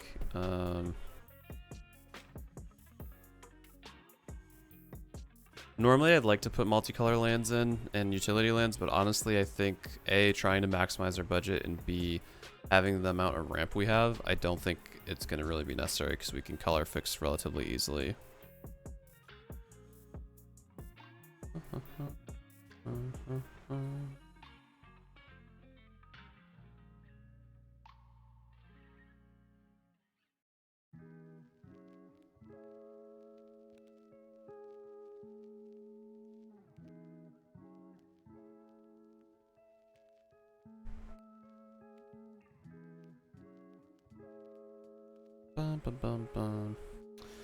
It's gonna be one Scoot Swarm. Scoot Swarm you can get out of here now because you're in the deck. Done editing. Okay, let's just look at top cards for red.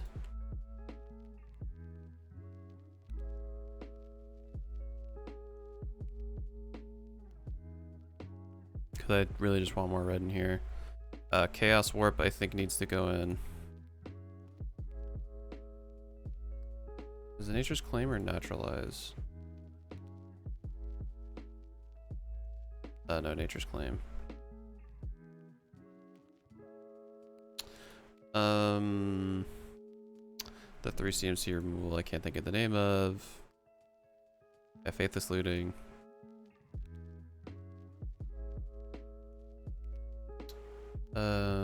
Let's see what else.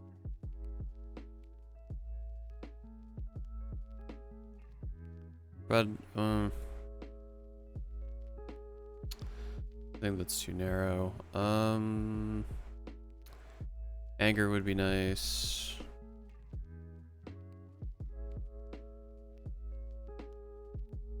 Arctic Reunion.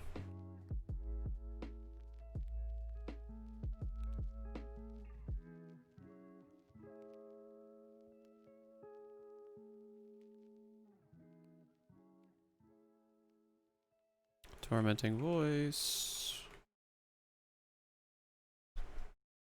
Okay, we got 3 cards left. Let's see what we can pull out. Dual Caster Mage would be cool. Throw Possibility, definitely. Oh.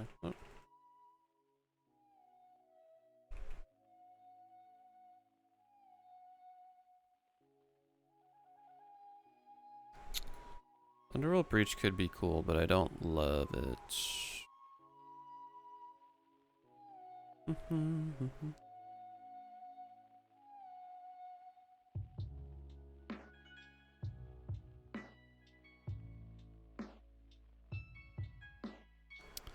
By Force is kind of nice.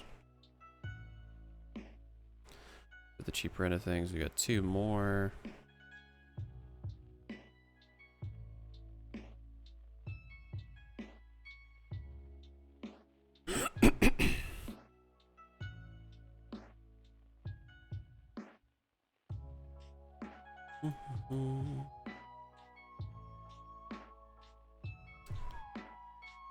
What else could we use? I wish to sacrifice a creature.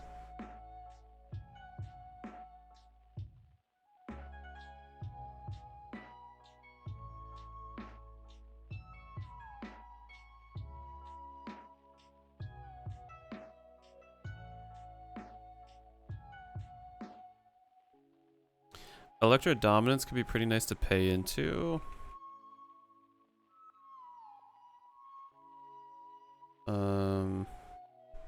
What else?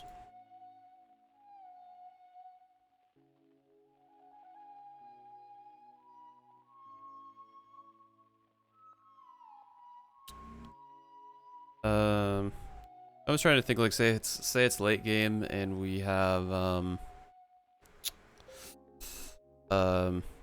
you know, we have a crap ton of plants out. We have Astronaut's Altar out. We could sacrifice a ton of plants, put into Electro Dominance and Banefire. So I kind of like that. I think this is definitely going to be a slower deck that you hope. Ooh, I got to remove one. Let's just see what we're at though for a cost. Okay, we're still under. That's somewhat encouraging, I suppose. Gives us some room for a couple lands that aren't basics. Okay, what's something I could cut that's not going to really be great? Well, first let's see what our curve is at. Kind of curve high into 2, which I don't mind. 6 we don't have a lot in, which is great because we have Phylath at 6, so 9 times out of 10, turn 6 or earlier, we're going to want to cast Phylath.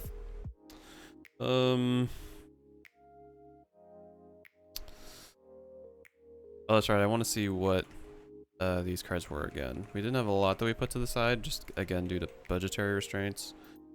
Basically, crunch, reveal them, set them aside, shuffle your library, then put those cards on top of it any order. I think that's going to be too volatile, I think. Arcadia's Downfall, what's this? Attacking creatures get XO, which X the number of non-basic lands defending player controls. I think that could be a really good combat trick for us, especially because they're like, oh, there's 0/1s, what are they going to do? Arcadia's Downfall. This is a card. Thank you. What is next? From the Ashes. Destroy all non-basic lands for each land destroyed this way. Basic land card put on the battlefield. So I think this is basically more budget ruination, right? I think I'm gonna put that in instead. Just to save some money from the Ashes. Because it's functionally the same thing, right? We're destroying all non-basic lands, it's just they're gonna end up ramping out a little bit too. Living Twister, no. That was nice to think of, but no. Oh, we save some more money for some lands, look at that. Realistically, we're not going to spend a lot on lands though, but...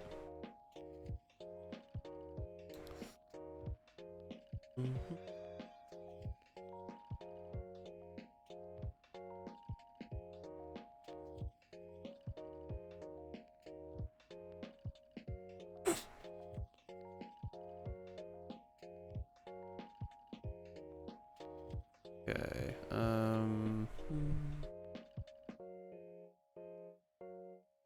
we don't have a board wipe, which, I mean, we don't really want a board wipe with this deck, I don't think.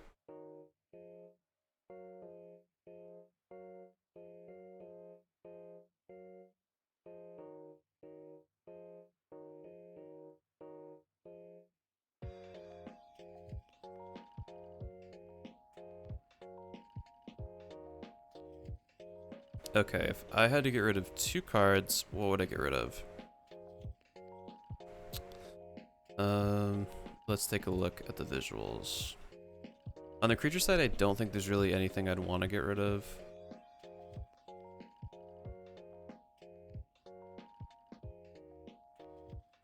I mean, maybe Generator Servant?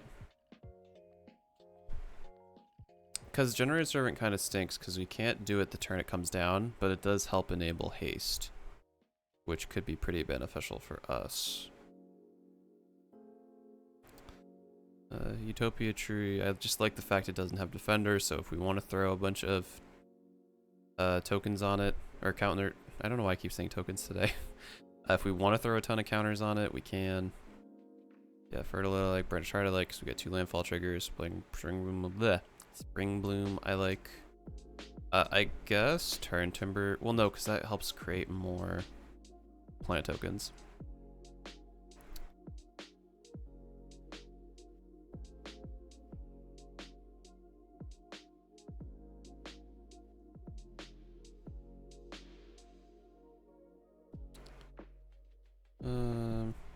I guess Phytotitan doesn't do a whole lot for us. So if there was going to be a creature I'd want to get rid of, it's probably Phytotitan. And let's see about Unconscious Closet I like too much.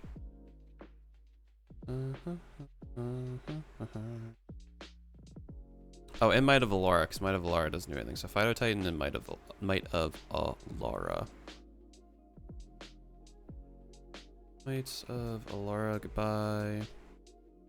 And Phytotitan, goodbye. Alright.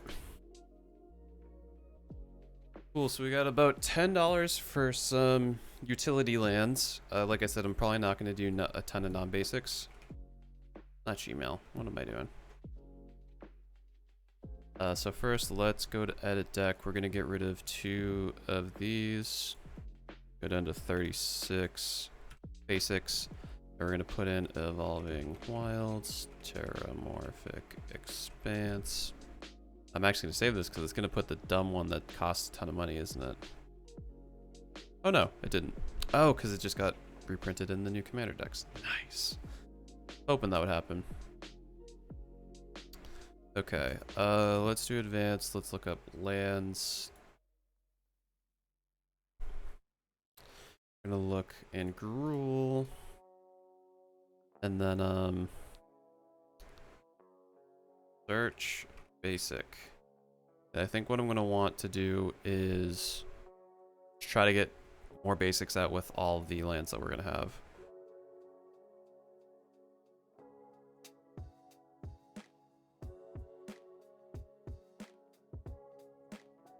Blighted Woodland? Blighted Woodland is gonna be nice. Myriad Landscape is gonna be nice. So we're up to 40 though. Let's put this down to 34. What are we at now for budget? Still at 115, nice.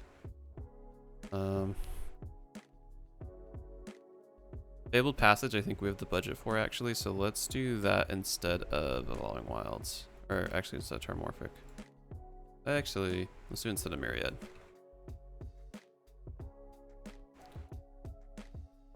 Okay, we still got a little more room. That's great. How much is Field of Ruin? 30 cents.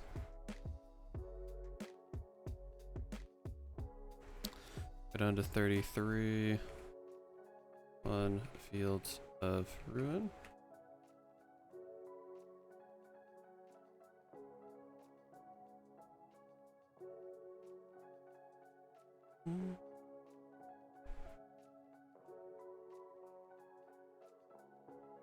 Okay. What are we at now? 121. Okay.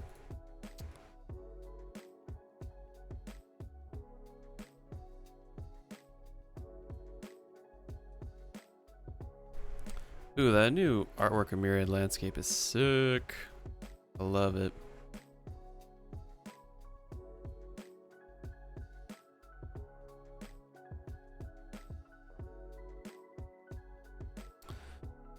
Jund Panorama I think is going to be the last one.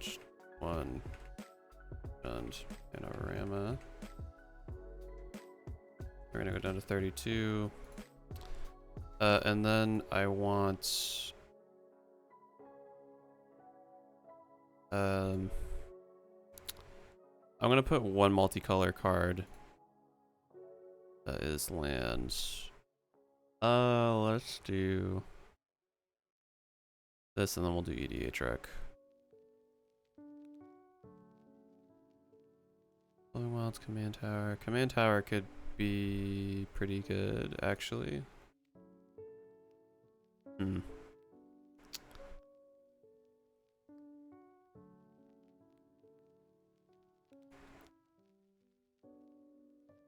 I think Rootbound Crag actually would be decent. And Crag. 31. Okay, what are we at? Oh, we're just over. Okay.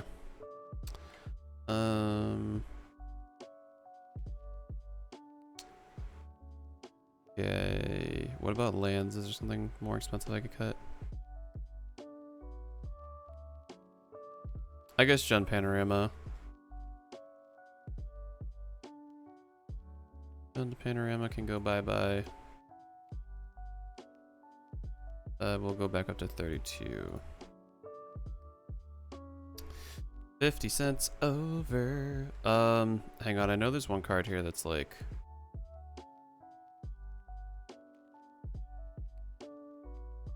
Fabled Passage has a cheaper version, doesn't it? And Eldraine, isn't it technically slightly cheaper? Fabled Passage, let's do specify printing. Oh no, it's more expensive than that. Okay. Specify printing. 348. Hey, Commander 2016, perfect. That should get us right under 21. Just kidding. Rootbound Crag. Specify printing. Yeah, that's actually the cheapest one. Dang. Field of Ruin. Oh no, I want Field of Ruin. One. Field of Ruin. Remove. Let's do specify printing. That's more expensive still. Crap. Blighted Woodland. Specify printing. Let's do. That's 12 cents. That's still the cheapest, isn't it? I hate being over. This is Expedition. Let's do. No. Hunter's Closet, maybe? That's already the cheapest, though, isn't it? So close to getting what I want, but not close enough. This is the last but seeking. 6.99. Is that close enough? No.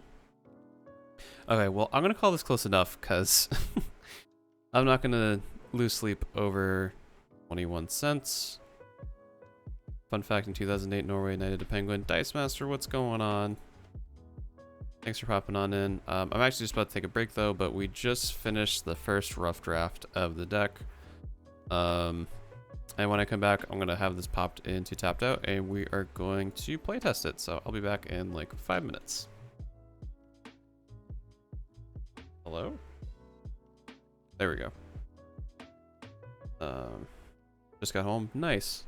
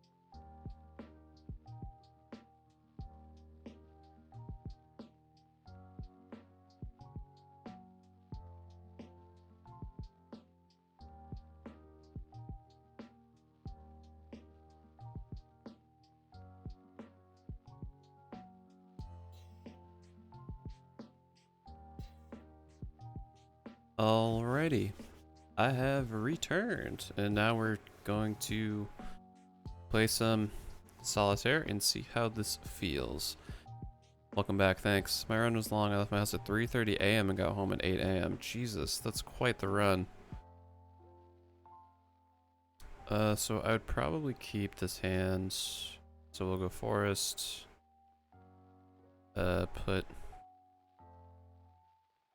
Actually, we would probably do... Actually, no, because that wouldn't really help as much. We'll do 2. Lotus Cobra. Everyone's favorite snack right now. Basically it. Next turn.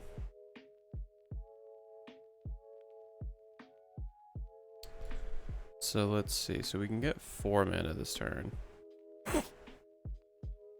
So let's do Evolving Wilds. I'm gonna float a green. I'm gonna crack this, look for a mountain. This enters the battlefield tapped. I'm gonna float another green. So now we have 1, 2, 3, 4. And then I'm going to bring out Sad Robot, I'm pretty sure. Just want to make sure. Yeah, I'll bring out Sad Robot. We will tutor for another mountain. Battlefield tapped. We're going to float.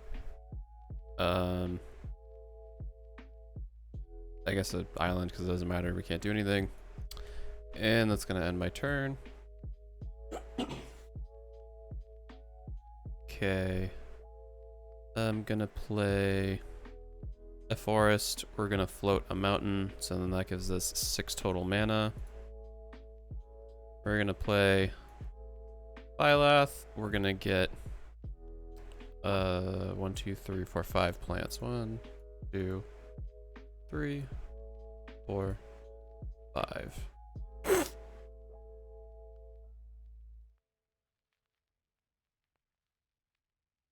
Maybe over here. Okay, we got all the plants we want now. Guess that would technically end this turn because we can't really do anything else.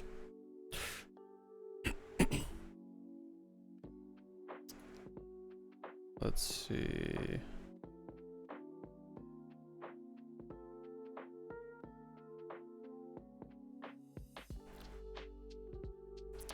Okay, what I probably would do in this instance is I'd go to combat, I'd swing in with Solemn, all the plants. Let's say somebody had 3 creatures, they decide to block just the plants, so we have 3 plants that die. Because they have a feeling they know what they're doing. And then I would pay 1, 2, 3, cast Harvest Season, gonna search for X, which X is the number of tap creatures I control. Let's do forest, mountain. These would all enter the battlefield tapped, right? Yep, battlefield tapped. So 1, 2, 3. Lotus Cobra would generate 3 mana from that. So we would be let's do all red. So we're at 3 floating red mana right now. Then I would probably. Oh, actually, we can put 4 +1/+1 counters on target plants we control. So let's do 1, 2, 3, 4. We have 3 lands enter, so I'll make this one 8, and then this one we will do and make it +4.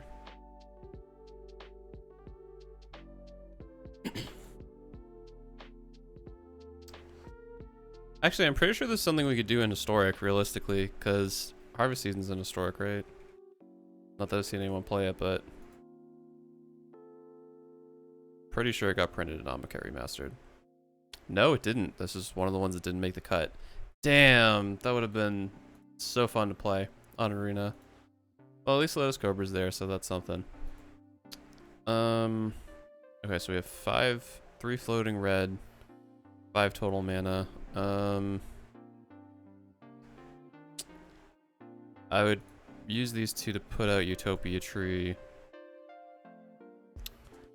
And then I guess with the last 3 floating, well, actually it's 3 mountains, so instead, actually I wouldn't be able to do that anyway. Yeah, then I guess that's the end of that turn.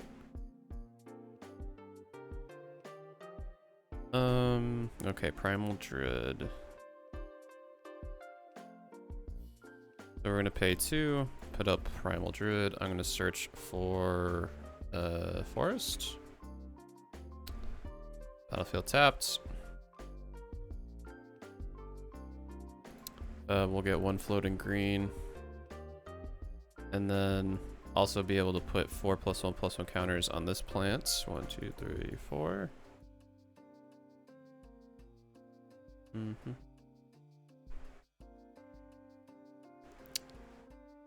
So we got 1 floating green. I guess I would do 1, 2, 3, 4, 5, and I would cast Return of the Wild Speaker. The highest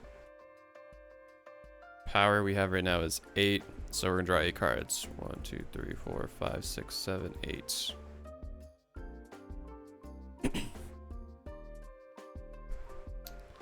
Okay, let's see. Gonna play a forest. Gonna float a mountain with Lotus Cobra's ability. Then I'm going to use that floating red to cast Flamekit Harbinger. I'm going to look for Avenger, Zendikar. Then I'm going to oh right, shuffle's over here. Shuffle my deck, put it on top of it.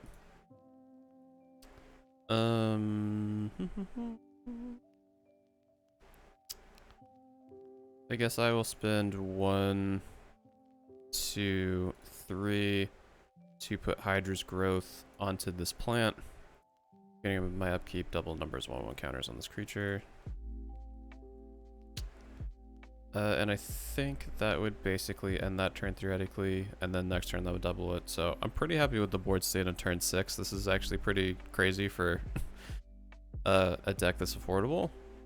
So let's see if we can get back there. Obviously Lotus Cobra is just too good, especially for our strategy that we're doing. Don't love a 2-lander, so we're gonna mulligan for free.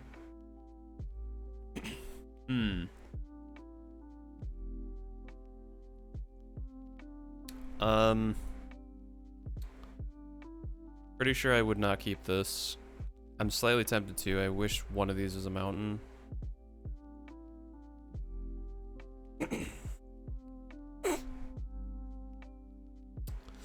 Okay, I think herein lies the problem. I need to.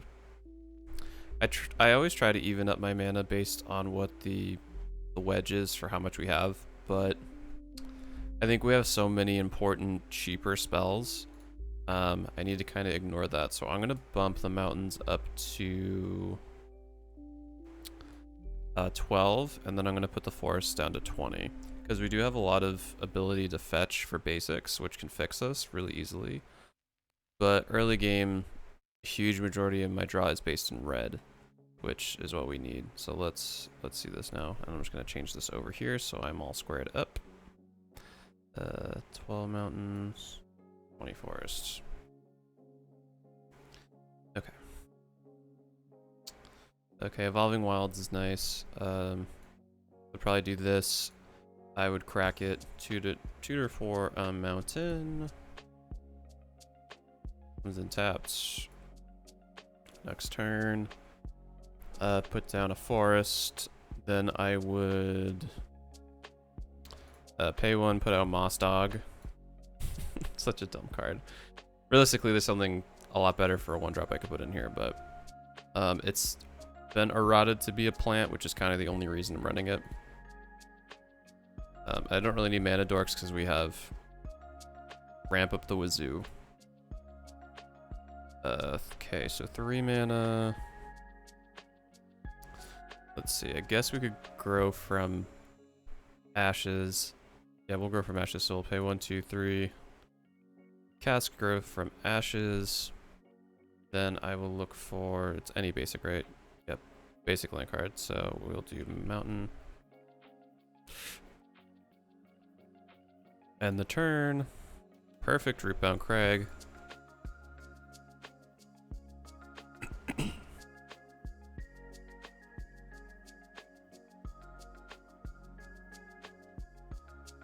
So mad I got a trade binder. Nice. I need to update mine. I have just so many cards all over the place. But then again, it's not like I've been anywhere to trade with anyone, so don't really have a reason for one. At least till the world's somewhat back to normal. But I need to organize my stuff.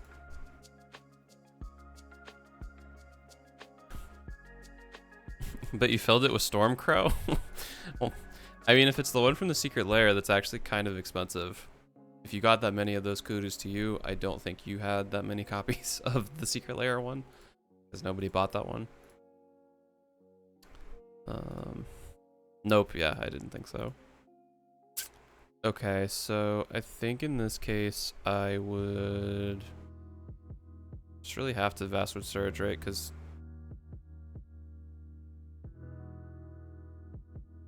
each one creature you control, yeah, okay. We'll do 1, 2, 3, 4, Vastwood Surge. I'm gonna look for 1 mountain, 1 forest. Gonna put these onto the battlefield tapped. Shuffle our library. Go to the next turn. 1, 2, 3, 4, 5, 6. Ooh, alright, we're gonna pay this. Bring out Phylath. We create plants. I'm just gonna do it this way so I don't have to do that over and over again. We're gonna have 5 0-1 plant tokens. Move this over here. 680 Stormcrows. Jesus, that is a lot of Stormcrows.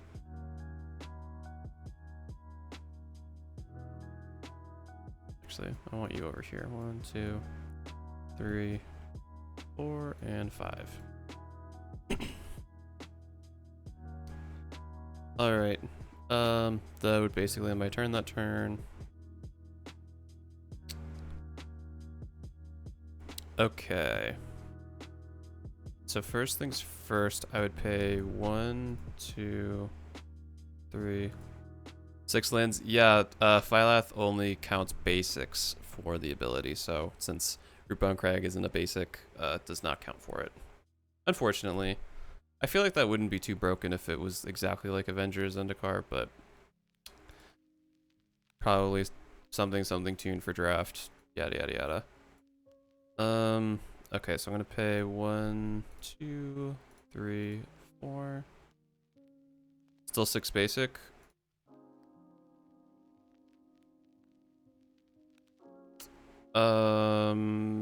Oh right, because we got 2 with Fastwood Scourge. Good call. I didn't realize they had 7 lands. Let's just do...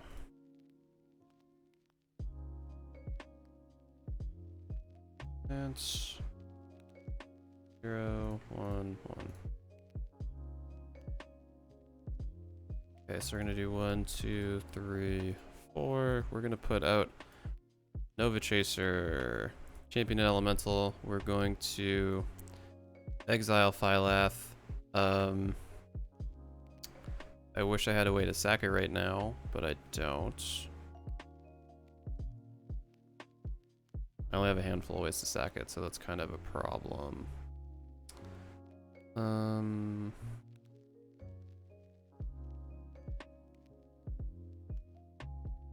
I guess I could go aggro, so let's say we pay 3 for Mercadia's Downfall. We'll say that the opponent we're attacking, they have 3 non-basic lands, so all these become 3/1s. Nova Chaser becomes a 13/2. We're gonna swing in with everything.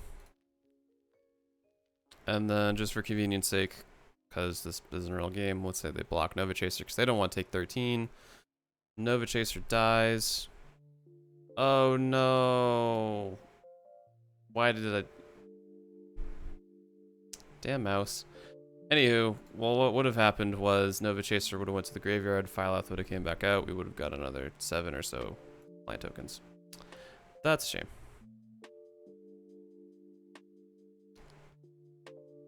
Does Nova Chaser have haste? I thought it did, maybe it doesn't. Nope, it does not, so I wouldn't have been able to do that anyway. Well, let us go back.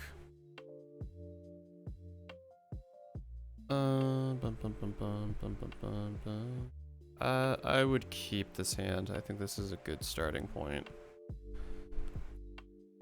We'll go mountain next turn. Which one of these would I...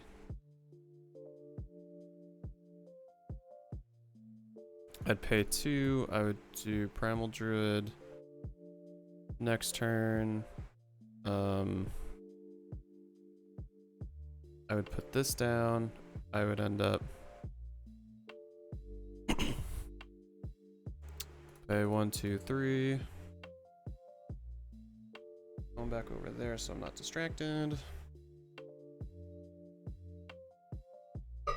Okay, I would pay, actually I'd only pay 2. I would put out Generator Servant. Go to next turn. So now we have 5. Okay, so I'd put out a forest. I would crack this at 2 to my mana pool.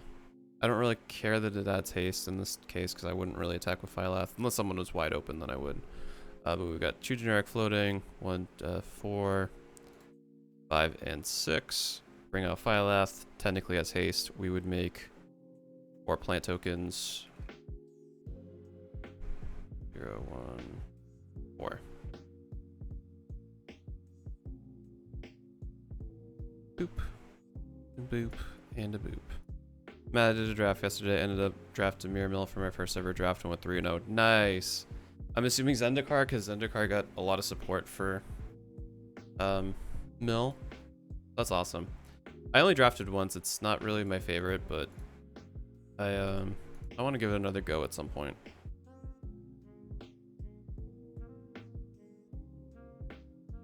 Next turn. 3, 4, 5.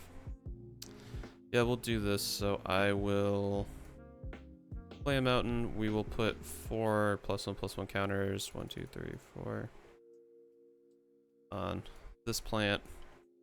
Then I'm going to pay 1, 2, 3, 4, 5 for everyone's favorite planeswalker, Nissa Who Shakes the World.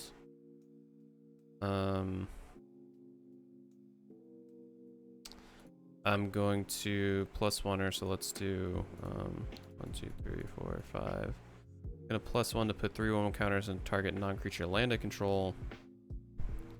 Let's do this forest. 1, 2, 3. Untap it. Pack 1, pick 1 was the card that made me do Dimir Mill. It's nice when a strategy comes out that early, like especially if you pull a great pull. I'm assuming Maddening Cacophony is probably the pick 1 pull one you had, because that card's just crazy for Mill. So we get a 3/3 chonker. Don't have 1 mana to really dip in anything, so we'll just do next turn. We'll do another land. I'm going to make this plant another 4/5. Got 2 4/5s. It was the kicker Mill half your deck. Yeah, that's Maddening Cacophony. It's such a sweet card. Okay, and now we can add 2. Tap Forest Mire adds an additional green. So let's do. Oh, I think we can actually kick her. Got 1, 2, 3, 4, 5, 6. Yeah, we could definitely kick her. So let's do. Let's do 1, 2, 3, 4, 5, 6, 7, 8. Because it's 4 for this plus 4 for the kicker. So 8 mana. We're going to cast Vastward Surge for the kicker cost. We're going to search for 2 basic land cards. We'll do a mountain and a forest. Those come in tapped.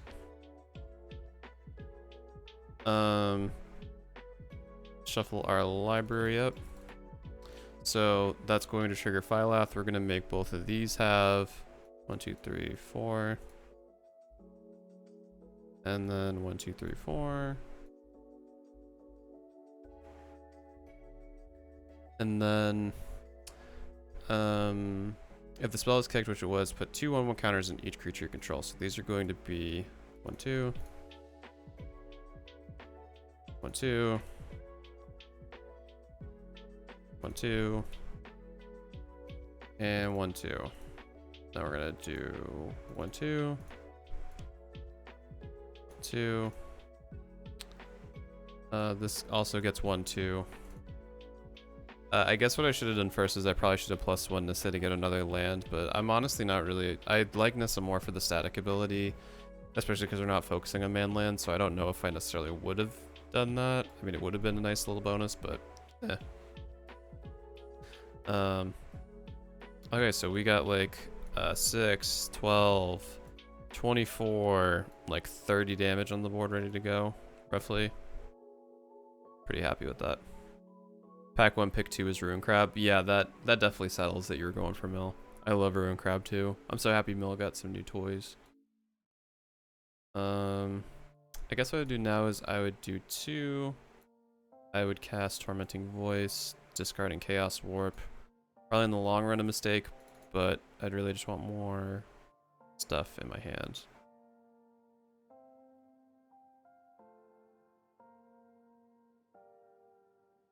Okay, I mean that's a pretty good turn 6. So this kind of seems like it's somewhat consistently getting out before turn 6 and just going nutty, which is actually pretty cool.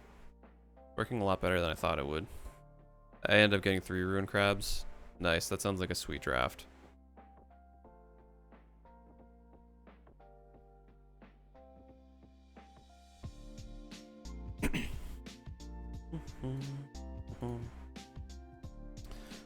Definitely wouldn't keep this, so let us do a free mulligan. Also definitely, well actually, yeah, we'll do this. We'll do forest into old growth dryads. We're gonna search our library. I'm going to look for a mountain. Under the battlefield tapped, and then we're gonna shuffle up. Next turn.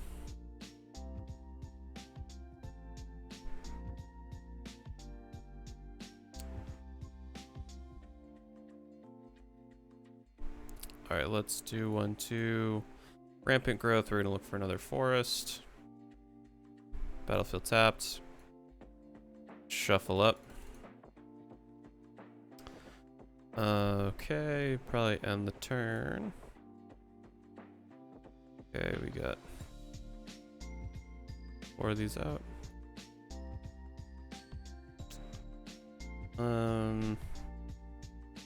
I'd probably do Burnished Heart next. Actually, no. I would do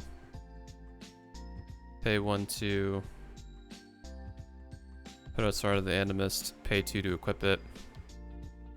That's a 4/4.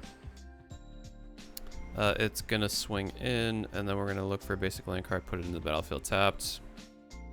We're gonna do another forest. Just tapped, and then shuffle our library. Game 1, my opening hand was 2 Ruin Crab, the kicker spell, and 4 lands, 3 island and 1 swamp. Man, that's a great, a great opening hand for sure.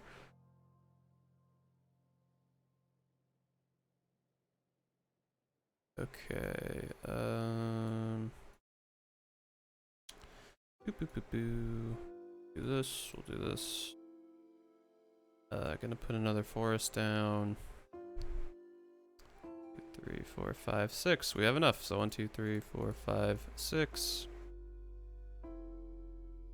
Phylath comes out. We make 6. 6 planty boys. I'll do the normal ones this time because I like the art. 2, 3, 4, 5, 6.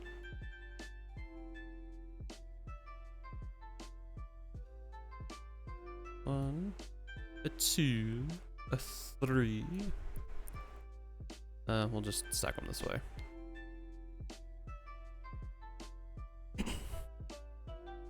Okay, and then I'd probably swing in with Old Growth Dryads again. We'll look for a mountain this time. This comes into the battlefield tapped. We're gonna put 4 +1/+1 counters on 2, 3, 4. On this big boy. Then we're gonna go next turn.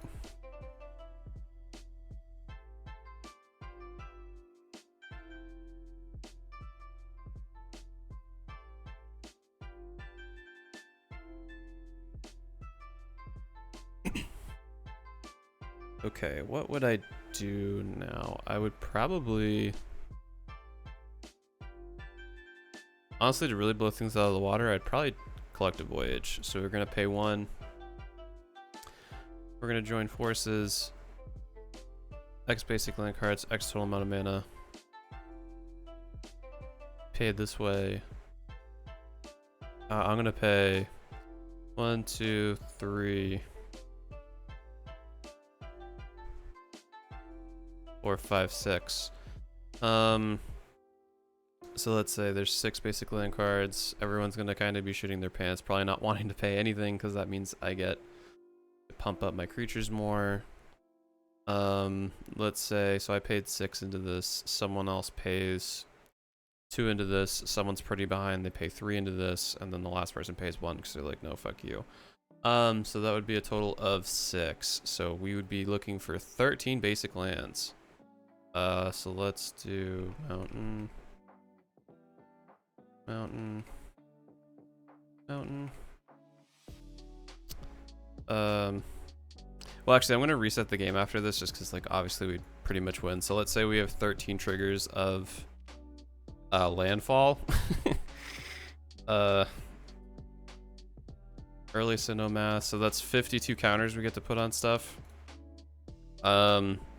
Yeah, I would say definitively you would probably end up winning the game putting that many counters on stuff turn 5. I gotta say, I'm kind of surprised because I was getting salty kind of building this because I felt like we weren't gonna be really having any great synergy with stuff. But I guess Phylath is just pretty decent enough on its own that it can... Because I was hoping to do like a lot of like land graveyard shenanigans, but all those cards are way too expensive for what the budget was set to. But I guess just throwing a ton of ramp in with Phylath, it's just super effective. And I mean, again, this isn't a real game, so it's hard to really tell, but at least feeling how it plays, I'm kind of surprised how accelerated we're going, seeing that we're not really playing anything super crazy. I mean, I have Altered Dementia and Ashnod's Altar in just as like alternates, but we haven't even really needed to use them. But I guess it's nice to have a ton of tokens out to use those if we need to. I'm not going to keep this. We're going to do the free mulligan. Okay, this I will definitely keep. This is a great starting hand. So I'm going to do a mountain next turn. I'm going to do a forest.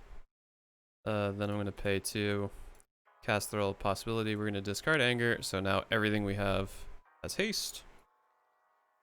All the creatures, I should say. We're going to draw 2 cards. 1, 2.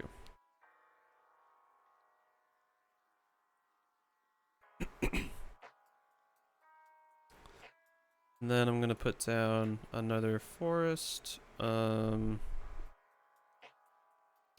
1, 2, 3. Put out Turn Timber Sower.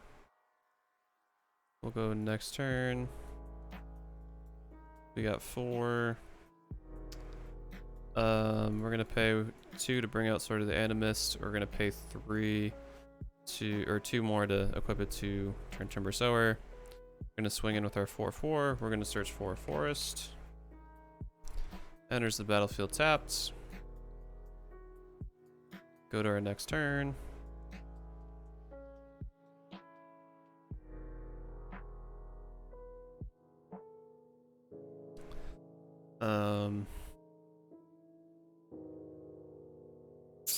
Okay, so we're turn 5. I guess I would do I would do Nissa's Expedition at this point, but I wouldn't convoke it because we do have enough. So I do 1, 2, 3, 4, 5. Nissa's Expedition. We're gonna search our library for 2 basic land cards. We're gonna do Forest. We're gonna do Mountain. Those are going to enter the battlefield tapped. And then we're gonna swing in again with turn Timber Sower. We're gonna do Forest. That's gonna enter the battlefield tapped. We're gonna enter turn. So we got 1, 2, 3, 4, 5, 6, 7, 8 basics on turn 6. You love to see it. Unfortunately, we didn't ramp early, but that's fine. We're gonna pay 1, 2, 3, 4, 5, 6. Bring out Phylath. We're gonna get 8 of those tokens. Plants. So 1. We're gonna do 8 of these. I wish it would stack them. I get this is like a very primitive thing posted on a website, but I don't know. It would just be nice. 7, 8. Okay, then I still have. Let's see.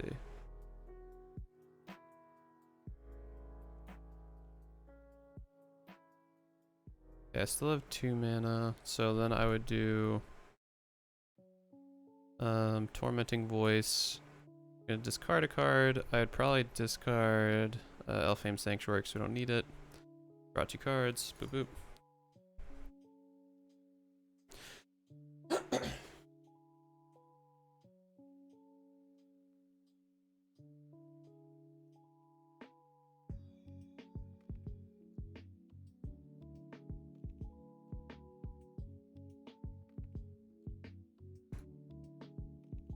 Okay, let's see.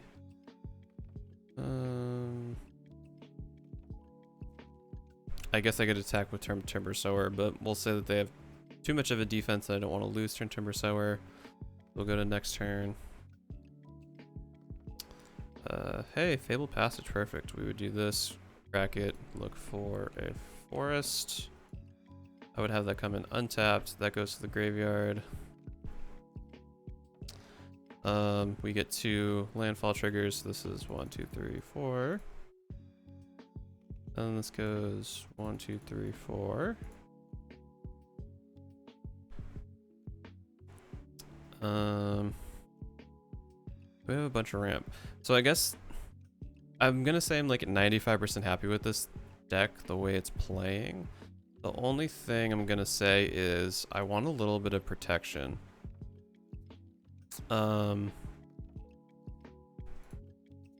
So how much is Heroic Intervention right now? Okay, it's a little over $5. It's not too bad, but what could I replace that's a similar cost? Lotus Cobra is mandatory. Cannot get rid of that. Azusa's too much value. I guess Scoot Swarm's okay, but we don't really need like a huge reason to go wide, but that's not gonna really save enough money. Avengers Zendikar is too good. Nissa's Shake the World is too good. I guess in playing more, we don't really need.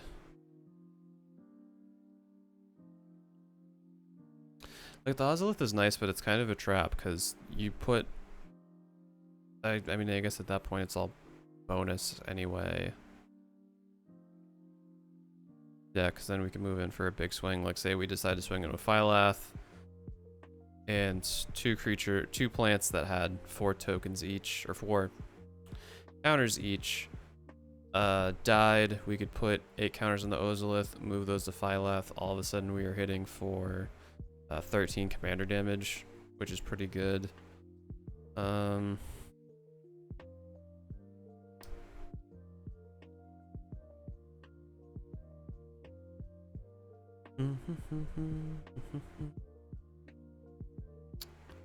I wish Altered Dimension was a little more expensive and Ashnod's is a little less, just because Ashnod's is great value if we get stuck. What else could I get rid of?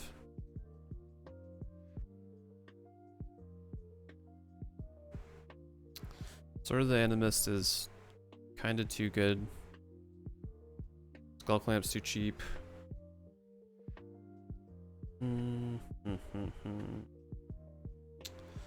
Veil of Autumn, I guess, or Autumn's Veil. I think Veil of Summer is still too much. Yeah, it's like $8 now. Jesus Christ. Did not realize it was that expensive. Veil. This is like 45 cents. So I want to put this in, and I want to put in Heroic Intervention, and then obviously it's not a huge amount of protection, but it's better than nothing. Our creature base I'm pretty happy with. I don't want to modify. I think we're at a good amount of utility, things that can ramp us, so on and so forth. I mean, I really just like Nissa because she gives us plants. If for some reason we can't blink Phylath or something happens, we lose a bunch of them, we'd still have a home to put some tokens into. It's also a great Anthem enabler. I guess if it was between keeping Nissa Who Shakes the World and having Heroic Intervention, I would probably rather Heroic Intervention just because we ramp out so much. The main reason I like Nissa is for the mana doubling, but to where we're in Gruul, we're not using that to its full potential, and we don't really need to mana double. Like, there wasn't really a situation where I was like, oh, I wish I had double mana right now. So I think Nissa's gonna go for... let's see, Nissa Who Shakes the World. We're gonna put in Heroic Intervention.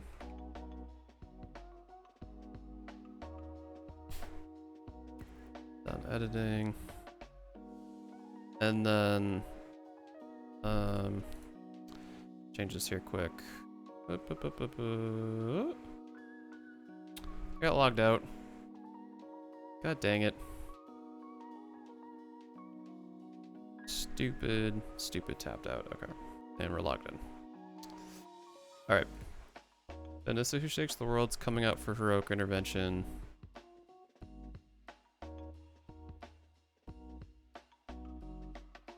Heroic Intervention.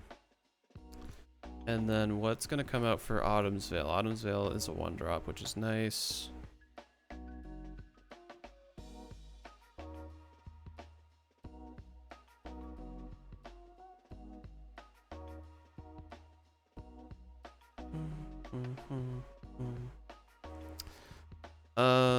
I guess Price of Progress, because we're not really like a group slug kind of deck. Like, this was kind of more or less something I put in just for a little bit of extra value, and to reward us for playing more basics, but realistically it's not going to be anything that's going to, you know, change our world.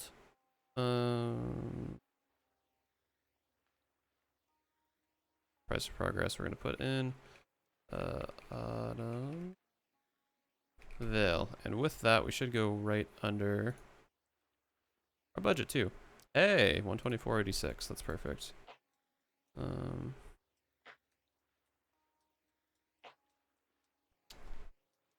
of course I already forgot what card I just removed. Price of Progress, that's what it was. No!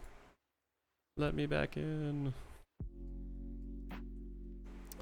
Price of Progress, we're gonna put in Autumn's Veil. Perfectamundo. Bum, bum, bum. Bum, bum, bum. Okay. So I think I'm comfortable to call this pretty much done. Like I said, I'm honestly surprised with how smooth it played, but I guess our game plan's pretty simple when we're just trying to rush to get our commander out as soon as possible, on top of ramping as much as humanly possible. We have some nice game finishers like Avengers Zendikar and Nissa can help us close out games as well. The new No, not regrowth. What was it? Harvest Season's a great way to close out a game. Or at least to set us up to close out the game next turn. Vastward Surge. That was actually kind of a little bit of the MVP. Because it's really nice that it not only gives us landfall triggers off of it, which we can use to pump up our stuff more, but it puts counters on everything we have too. Boundless Realms can be another great way to close out a game. So yeah, I think overall I'm pretty happy. I think this held up a bit more than, or a bit better than I was expecting for the budget of 125. Hey Legacy, what's going on? Thanks for popping on in. We just finished making this commander deck, which is actually great timing because I think I'm gonna hop into some arena after this, because building this kind of inspired me to make a Phylath historic deck that I think would be pretty fun. If I had the wildcards for it, it would be. How's it going? Going well. Having a good, a grand old time building this commander deck. Like I said, I was getting a bit salty earlier on because I was wishing we had more cards that could fit the budget of 125 bucks. Like, you know, throwing in a bunch of landfall staples like Crucible Worlds, Raminep, Excavator, so on and so forth. But given that aside, I guess if you just throw a bunch of ramp into Phylath, it tends to go off pretty consistently like turn 4, which is great. But yeah, I'm gonna take a quick break. I'll be back in like 2 minutes, and then we're gonna pop into some historic. So yeah, I will see you guys in a few minutes.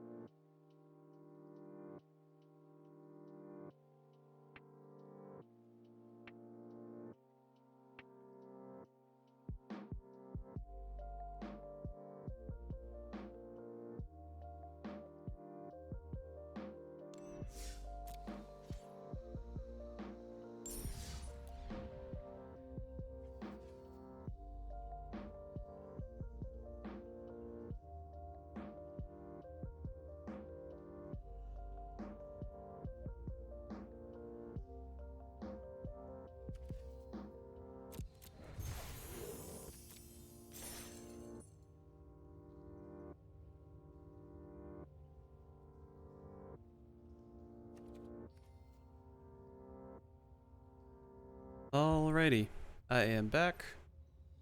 Gonna do some arenaing. Let's see. Welcome back. Thank you. Gonna open some packs. I'm gonna try to build the Phylath deck that I'll take a mythic wildcard. Thank you very much.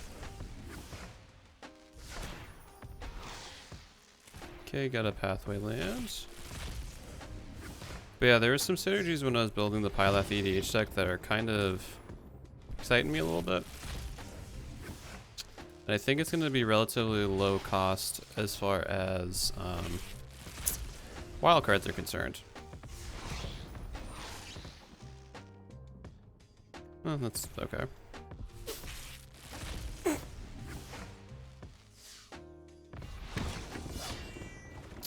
I'll take 3 mythics out of 6 packs. Okay, so first, I think I only have 1 Phylath. I do, okay. So definitely need 2. I really would like 4, but... collected, not collected. Let's do... historic, let's do search, library, basic, land.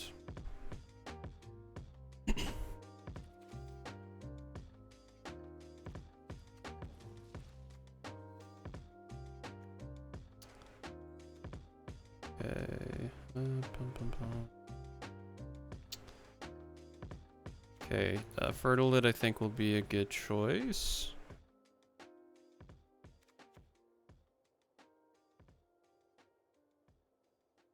How many uncommons? I only have 3, okay. I think I'm gonna like half build this just to see how it kind of feels playing. Bastard Surge I think will be nice. We'll do 2 of these just to see.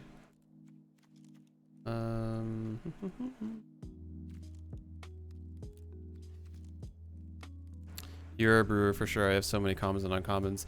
Yeah, I don't know. I just always like come across stuff that I want to play. It's a curse. I wish I had like 10 billion more, but that being said, I always still seem to have an abundance of commons and uncommons. But I also just only started playing Arena again when M21 came out. So if I would have kept playing from when I stopped playing for quite a few months, I probably would have had a much larger collection. What was this? Crucible of Worlds. Oh right, I need.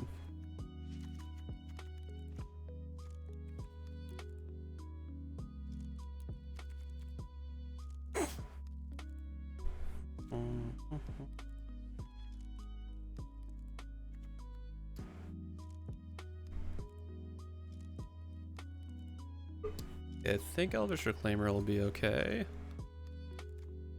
Scape Shift is going to be huge, that's for sure.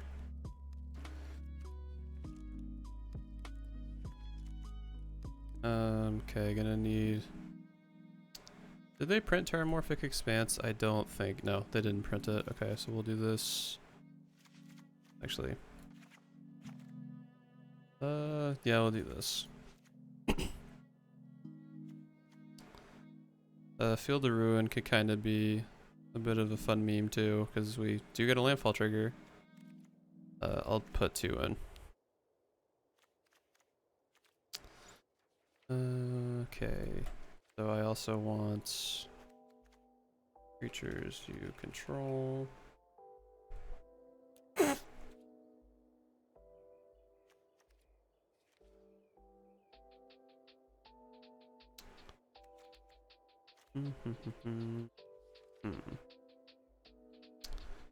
Tuk Rubble Fort. Put it as a 1-up for now just to see. Marag actually would be really nice to put in.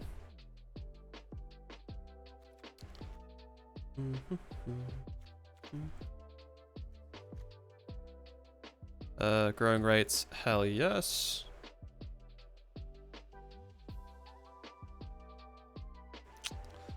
Savala I don't think is gonna be super great. Um,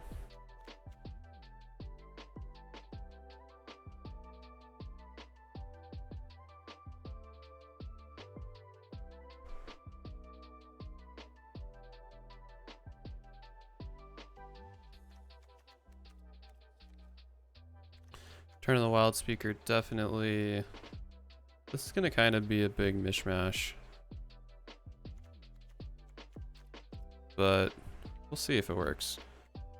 Crater Hoof would be a nice top end for this. And then what about stuff like Hexproof?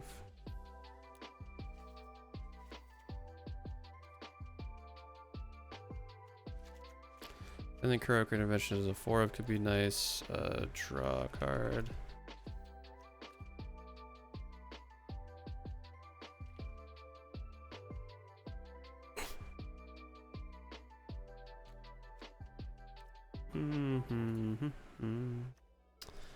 Thrill Possibility as a 4 of.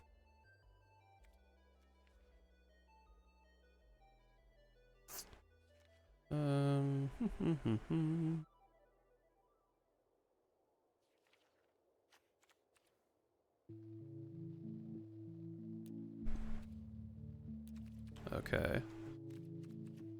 Let's see. 3 more cards. What do I want to put in? What do I want to put in? Could use some 1-drops. Let's do Mana Dorks, add mana any color.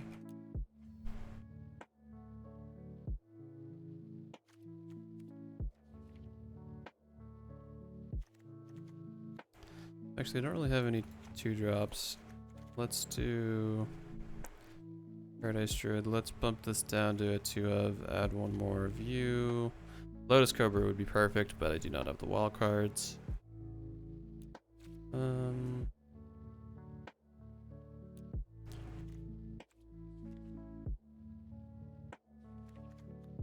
I guess I could just put in Llanowar Elves.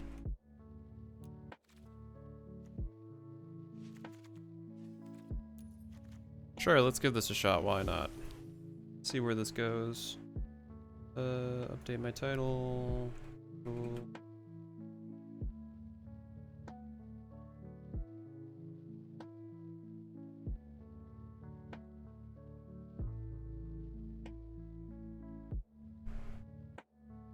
Alrighty. Let's see how stomped I get.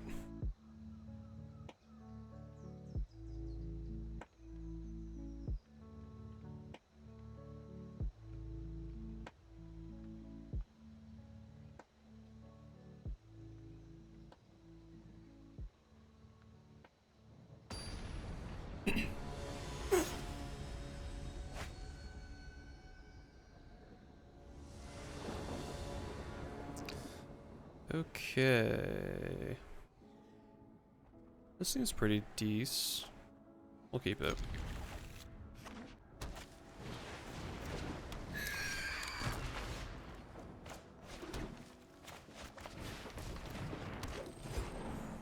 Turn 3 Ramen Nap's pretty cool.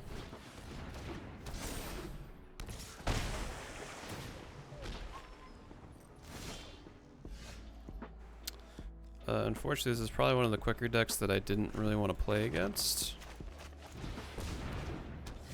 But it's fine.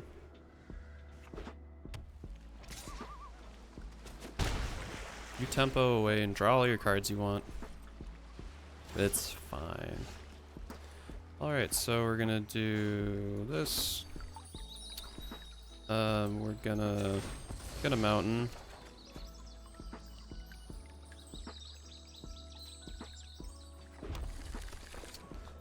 Then I will do Fertilid.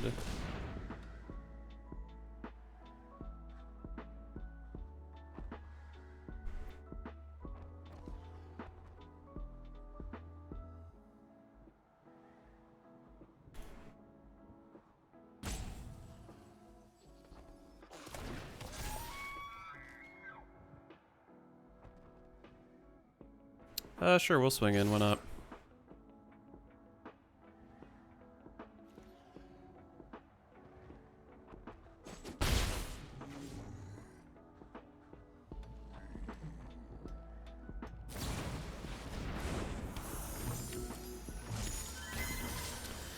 Brazen Barrow's animation is the worst. I hate his smug fairy face. Mm-mm.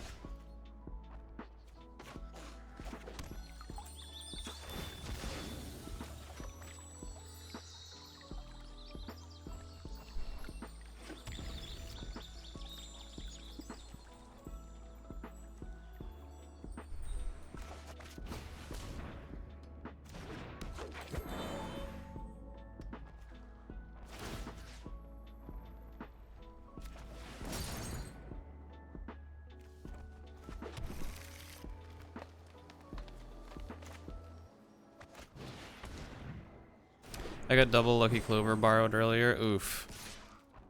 That's rough. I'm very curious what the bans are going to look like tomorrow. Because I feel like it's either going to be not enough or they're going to literally ban like 6 cards in a row and just be like, good luck everybody. Figure this shit out.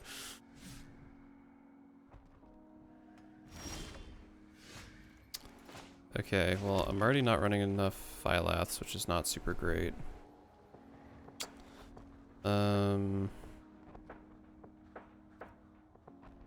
Yeah, I mean, realistically, I'm dead next turn anyway. I wish I had... They will actually only ban mountains. I would be so sad. Just delete red as a color. Goodbye.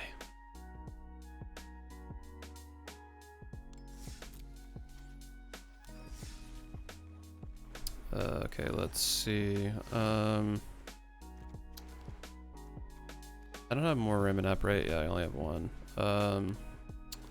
Okay, what are some mythics that are based around the lands?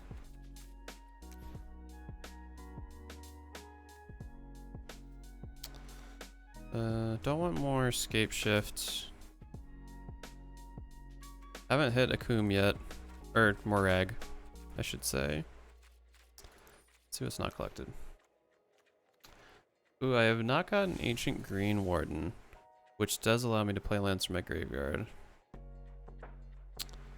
I'll get rid of one Crucible and I'll give one of these a try. Just to see, because other than that I can't think of another creature I would want. Yeah, the rest are multicolored. Alright. Let's see how this works.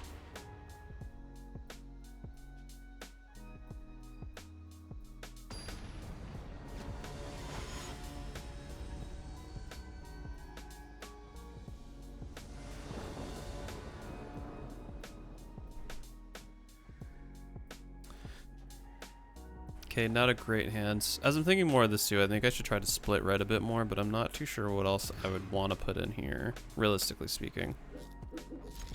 Because all the land strategies are so heavily land dominant.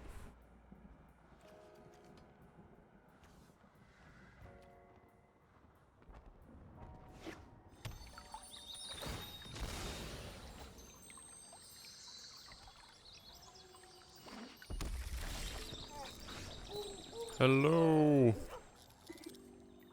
We'll go into Llanowar.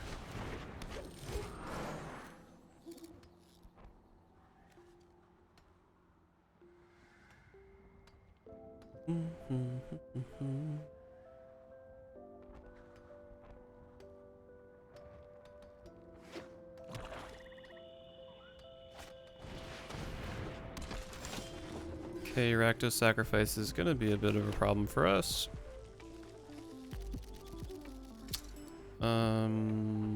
I don't really want to sack anything yet, so let's do Growing Rights.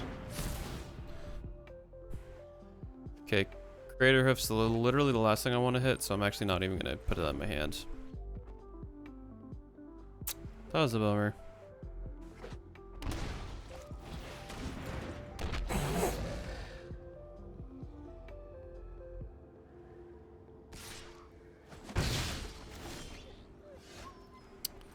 Okay,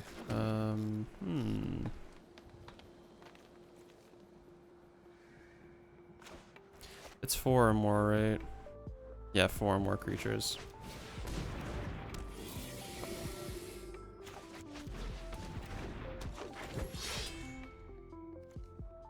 Next turn, I'm probably gonna try to Field of Ruin. Ooh, Croxa.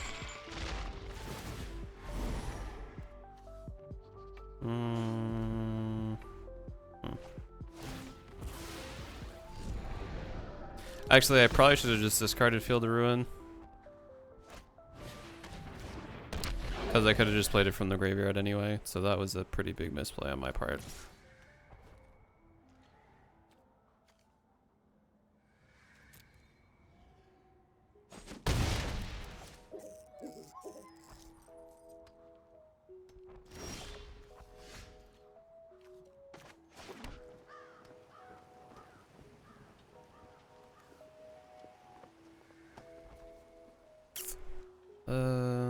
Don't really want to sack a land right now. I'll wait to do that next turn, but we will actually do this. So I found your bio Rhode Island mass thing kind of interesting. Yeah, because I'm technically in Massachusetts, but I'm so close to the border I probably could be considered Rhode Island, technically. Somewhat, but not really because I'm in Mass. Basically a stone's throw away, as one might say.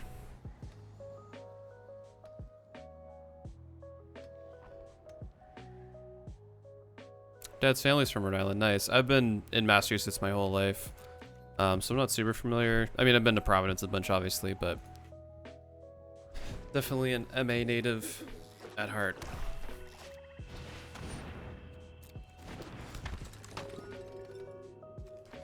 Yeah, I need 2 more lands.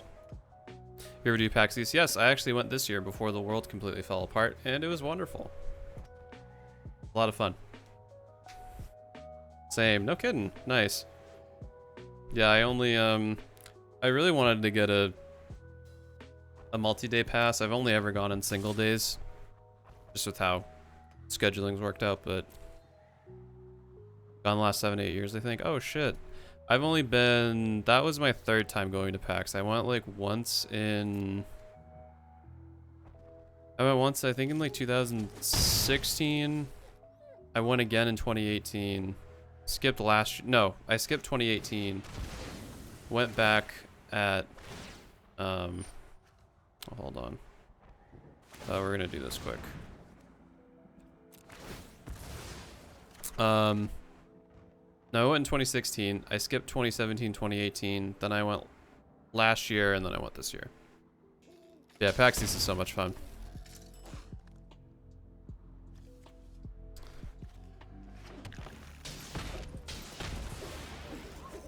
You do an MTG stuff? No, I've always wanted to, but I always end up going with friends, and my friends aren't really into it. And when I'm only there for 1 day, like, I want to see all the video game stuff so badly. So, like, next year, or whenever they do it again, I want to do 2 days. I want to do a day just solo doing MTG stuff, and then a day with some friends doing all the video game stuff. But it's just too much to see for 1 day. I always try every year, and I'm like, yeah, I'll do a little bit of this, and never happens.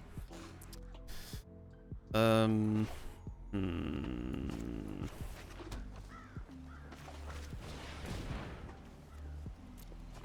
really just need something. My group goes for the full shot. Nice. Yeah, if my buddies that I went with like cared about MTG more, I could probably swing it, but it's hasn't been the case.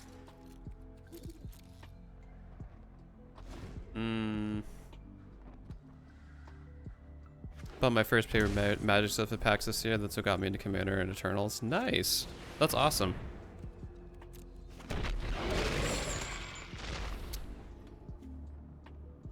Oh, I forgot Crocs only cost 2. Damn. Well, might as well just do this, so don't have to discard anything. Just take 6.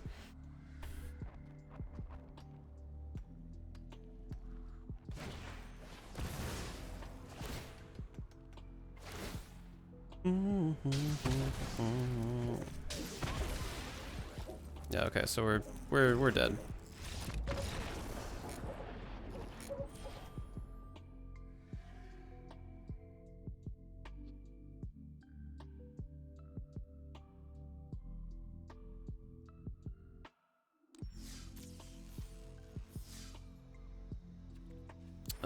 Okay.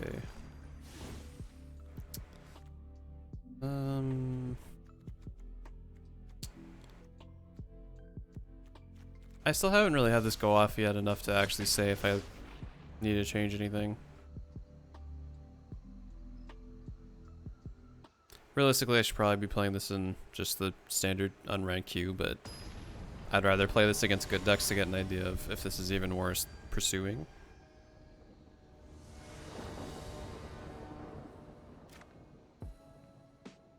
Okay, don't have a red, which kind of sucks, but that's fine. We'll try to make this work.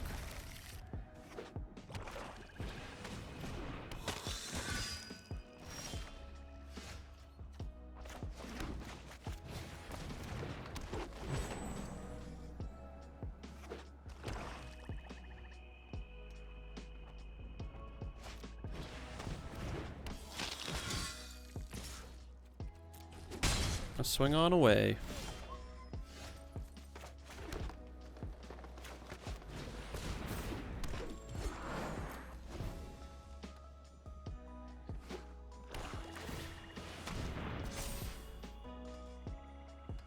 I can ask you offline, but curiously, do you do a going live countdown? I do. This is my countdown I usually have going. I made it in After Effects. It's really very basic, but kind of fits my whole motif of what I'm going for. The counter is built into the video, so it counts down to 0, and then I just switch to whatever I want to switch into. So yes, short answer, I do. Okay, we're gonna discard. I don't really need Crucible right now, I need something else.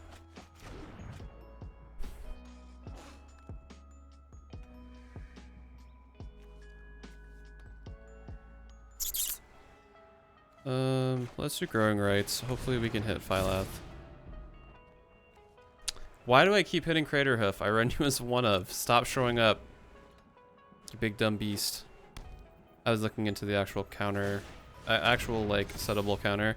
Yeah, I've only just started dabbling into After Effects. That's kind of how like all of my, I did like my transition myself, all of the backgrounds I have myself. Just real basic stuff because I'm real basic when it comes to that still, but okay, I need to put out Fertilid for a blocker.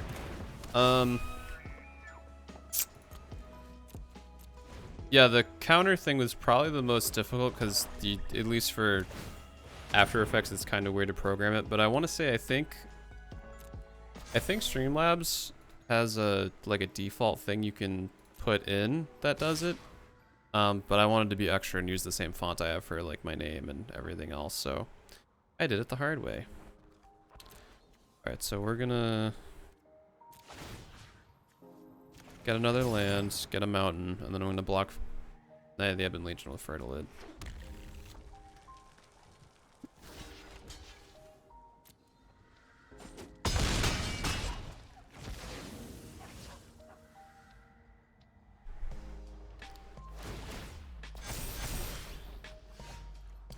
And I keep drawing into lands, okay.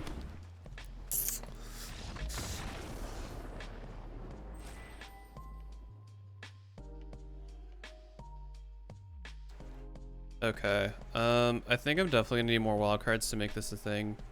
I really need to run a 4 of Phylath, I think, to draw into it enough. Because outside of that, I do not have enough. I can't, at least I have to run it as 3 of. Because just only having 2 is not enough.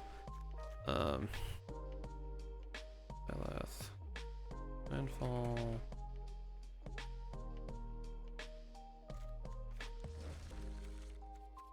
Wait, what did I just get rid of? Oh. Save. Alright, so I'm gonna try something else.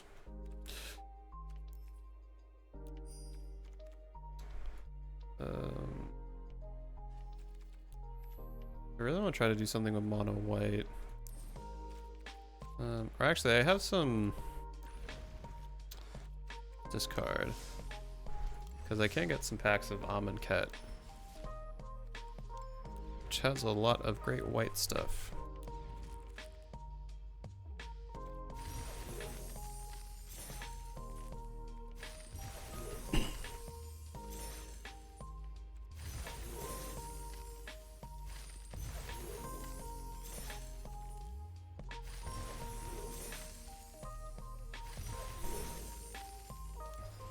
Alrighty. At least we get one more rare wild card out of this. Aven Mind Sensor, that's decent. I don't think a lot of people are using tutors in Historic right now. Combat Celebrant, very cool.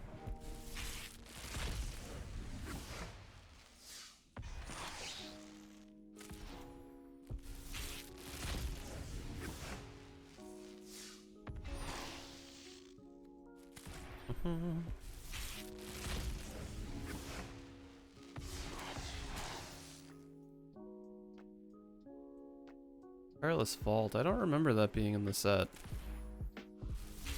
BRB, alright. I'll be here.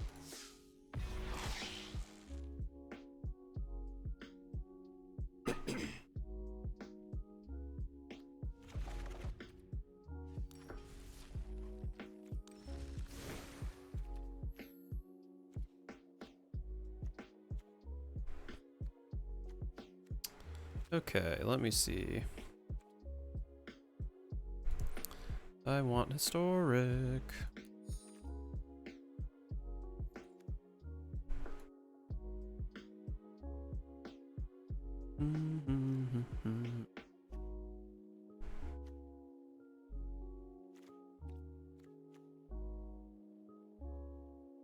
Actually, I guess for all the maybe Mind Sensor could be okay. For all the land searching people are doing.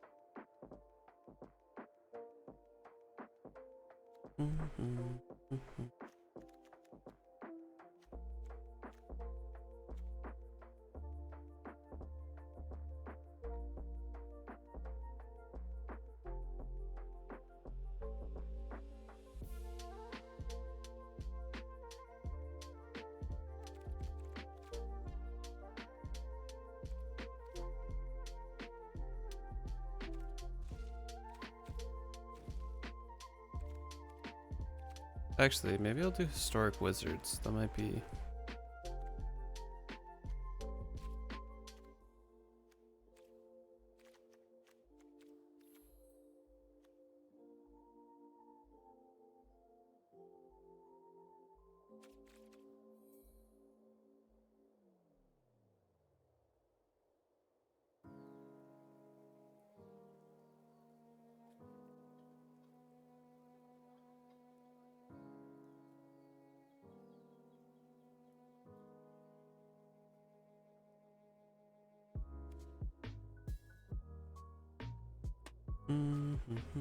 Hmm.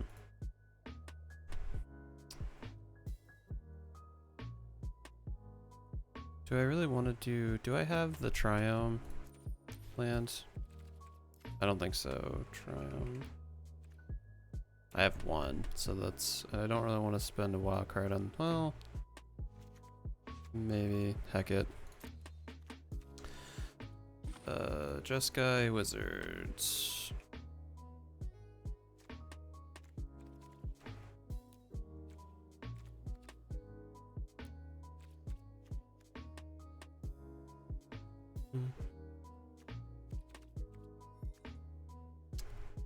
Okay.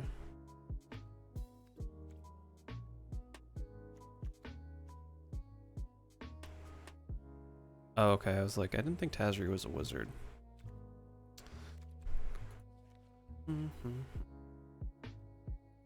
So I think maybe white for some like prison and other shenanigans, but I'll stick to red and blue for most of the wizards we want.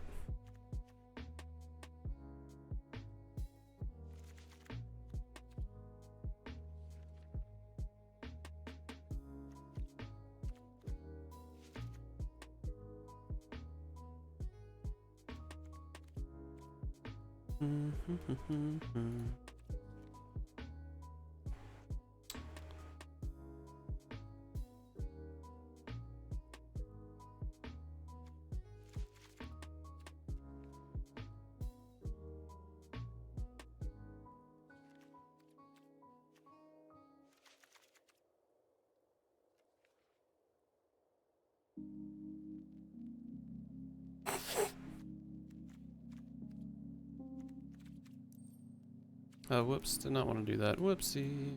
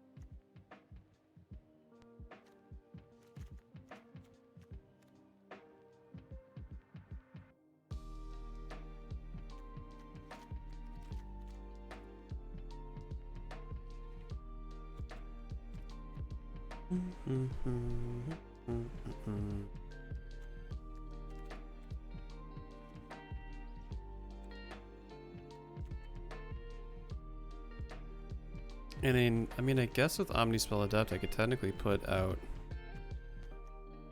off-color stuff, right?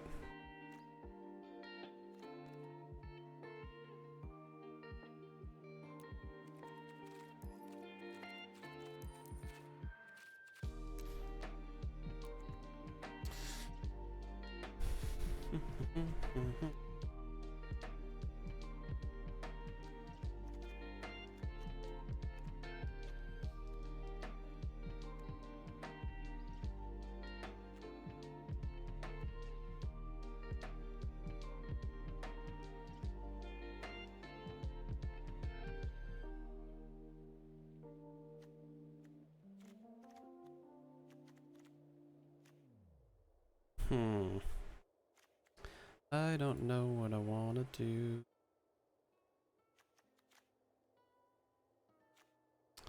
I want to look up a list online.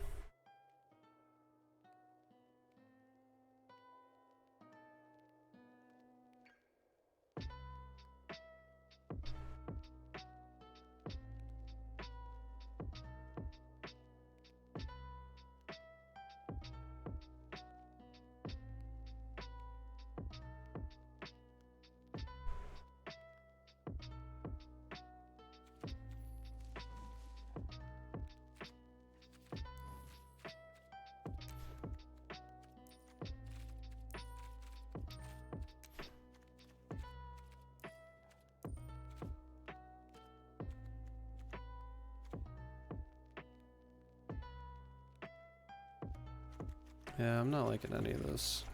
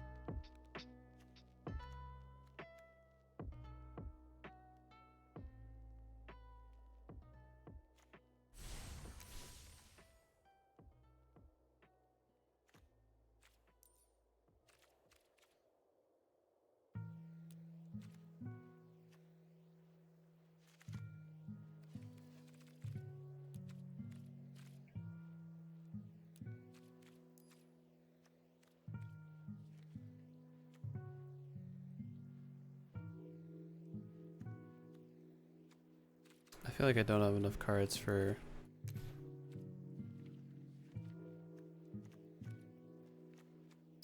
Yeah.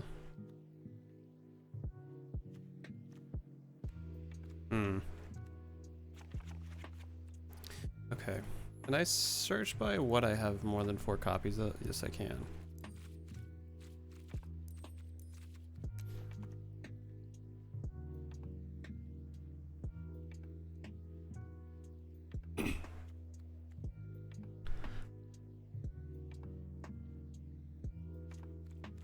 Oh, do I still have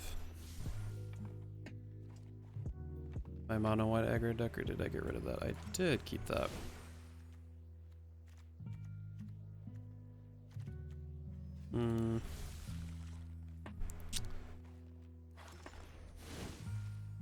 I forgot I was building that. I don't have any. That didn't save right, so that's gonna get deleted. This I definitely don't have enough for. Yeah, I need like way more.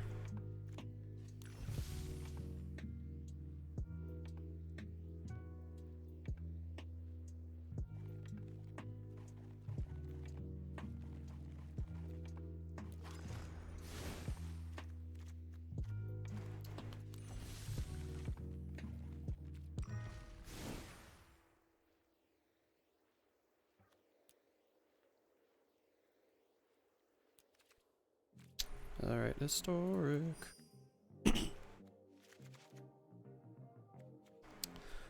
Let me see. What do I want to do?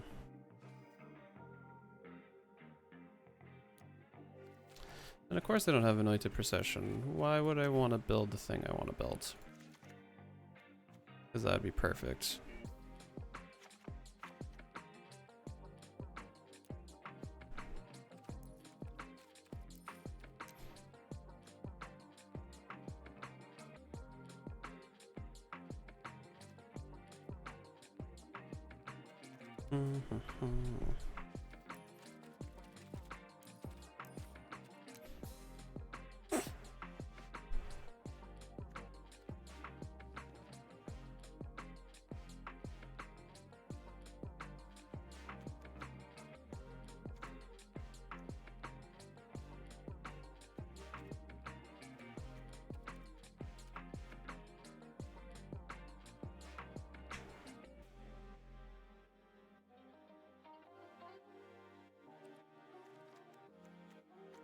I think sapling.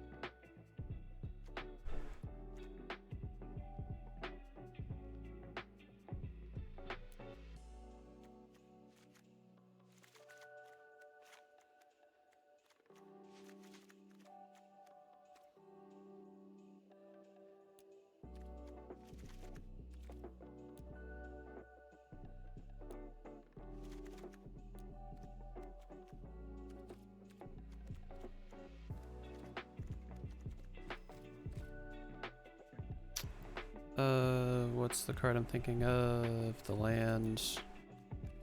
Special green land. Castle something.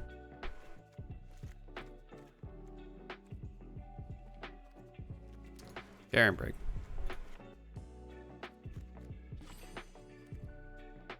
Green upperlings.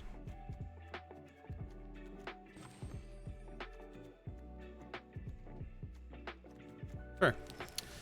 Let's give this a try. Something a little wacky, something a little different. Let's see.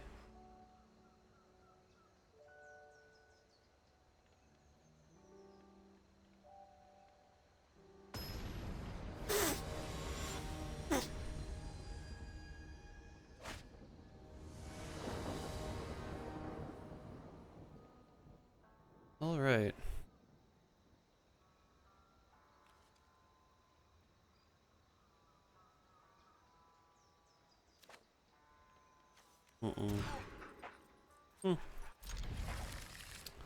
Let's put one of you back. Hello.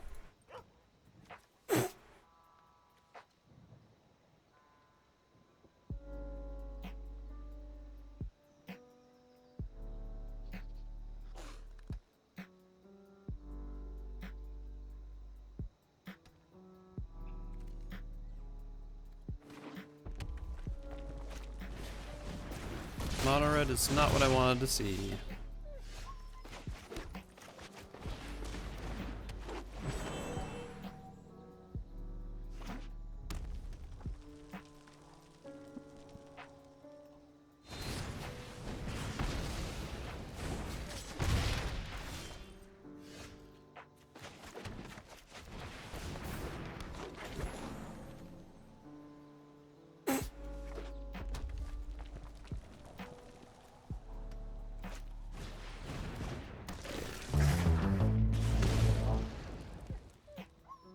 Hey, Karma Revenge, thank you so much for the follow. Appreciate it.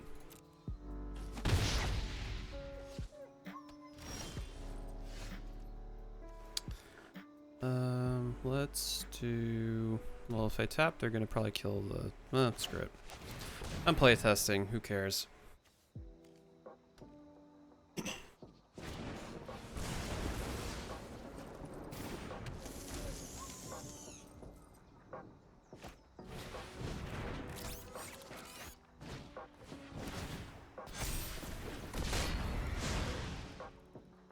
Grab the spider, yeah. Yeah, this is... I'm not anticipating this to do well at all. Realistically, I probably shouldn't be playing ranked if I'm trying to playtest this, but... well, I need more mana to try to get Tundra Shootout, so... I love that card. Yeah, it's super fun. I did a janky deck with Sporeweb Weaver and Terror of the Peaks with Heroic Intervention, just keep damaging it over and over again. Okay, well thank you for the saprolings. I'll take the rest. Or the saproling, I should say. I mean, this is arguably our worst matchup we could have had. Trying out a slow, dirtily mono green deck, but oh well.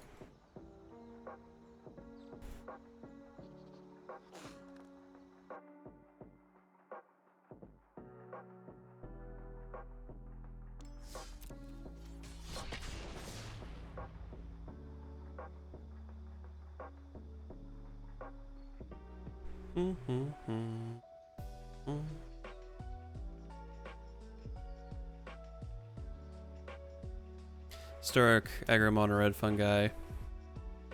Yeah, I'm not a fan of that mono red. Of course, I'm also a degenerate and enjoy red, but my list is a bit different. I don't really like the whole fervent champion thing, but that's just me.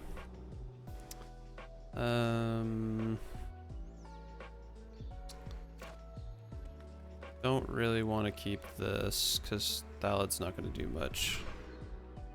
Okay, I like this a bit more. Wish one of these was another forest, but that's fine because we can go bloop.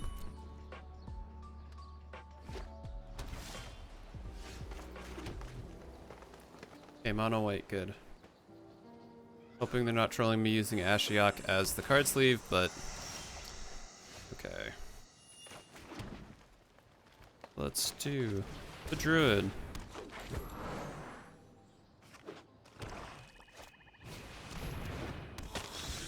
Okay, where's vampires? It is. Let me...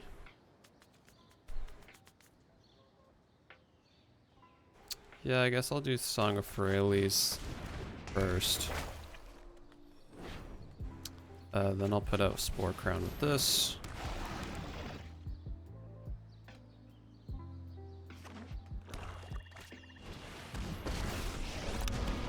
Big ol' vampire party.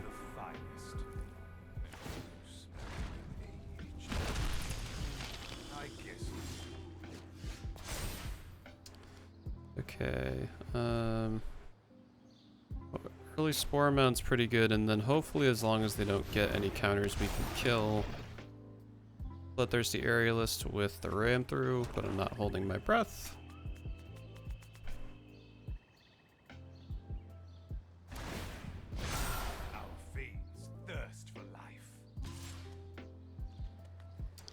You can just swing on in.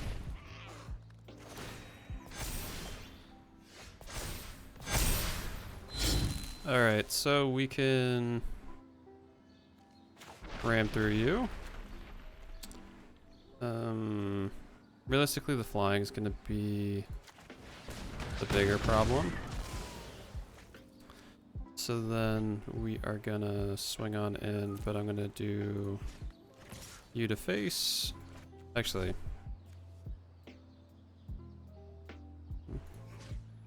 saproling time, exactly. I don't really care if Thala dies. I think they're going to try to block Spore Mound. Not that it matters because they're indestructible anyway, but still. Yeah. Saw that coming.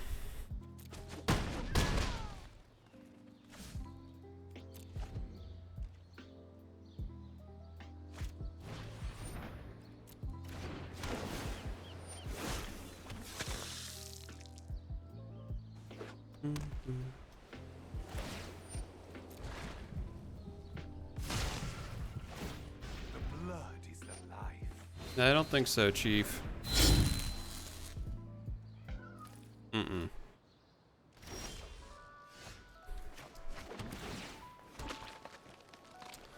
Alright, let's see what we got. As much as I want to wait till something dies, I kind of want to... Actually, I will wait, because then we'll get more saplings that way. I'm going to Heroic Intervention again and just go super aggro.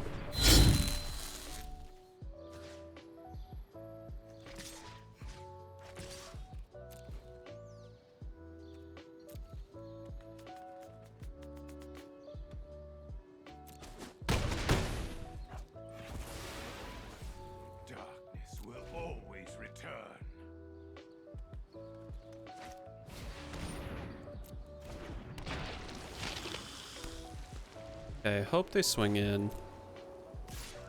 Perfect.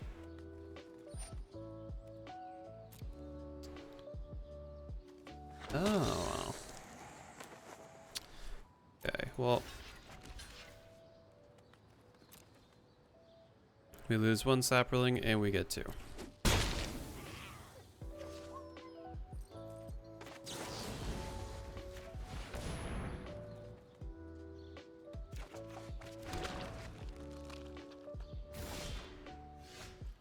Okay, another land was not really what I wanted, but that's fine.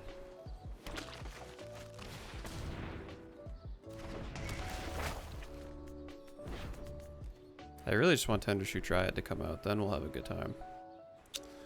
I don't really want to attack until Fraley's flips. Or gets to the third chapter, I should say.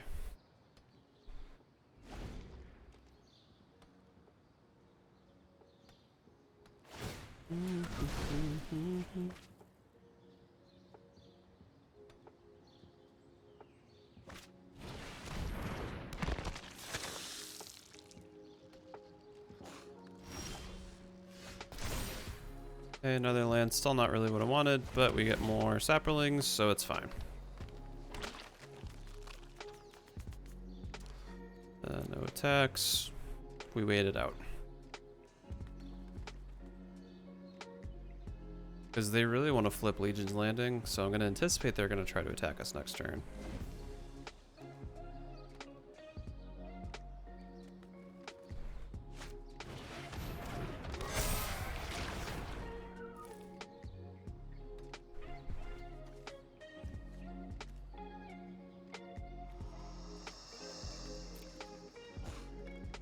Like I say, I like that Bitch's Rebirth is getting a good home somewhere, because I always thought the card was really neat.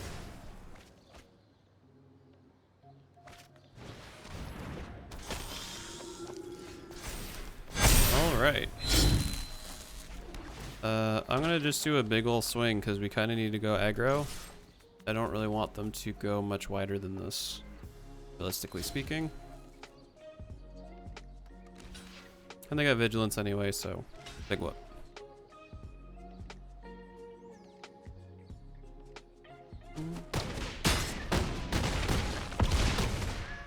Ooh, one to go. Vigilus Indestructible, yeah. Song of Phylath is such a good card. And now they're in a real pickle because they have to block everything next turn or they're just dead.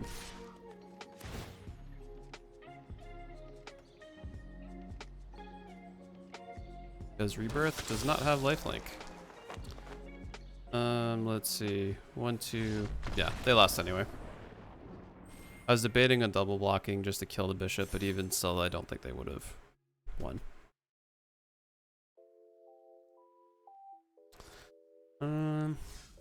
So that match went pretty well, but I kind of want to change the ratio a bit of what we got. I want another Song of Phylath because that was a great card. Gonna take out one Heroic Intervention. It's functionally the same thing for what we're using it for. Pretty happy with the number of forests and stuff still. Kill damage. Huge mana card, yeah, definitely.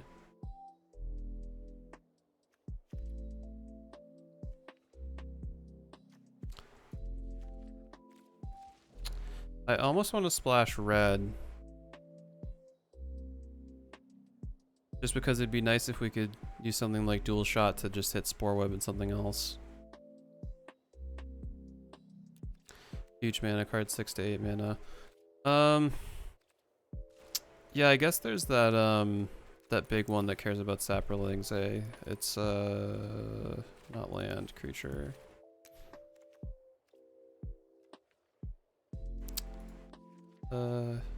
Guess there's Search Saproling. Burden Force, that's what it is. Yeah, because it's at the beginning of each upkeep. It's basically Tender Shoot, but a little chunkier. You got so much value from the Saga. Yeah, I definitely agree. And where we can get it back with Fungal Rebirth, to just keep using it over and over again. I need to cut one card though. Let's cut. We have a lot of 2-drops. Let us cut. Even though I love having the targeted removal, I think we can go down to 1 ram through and just see how it goes.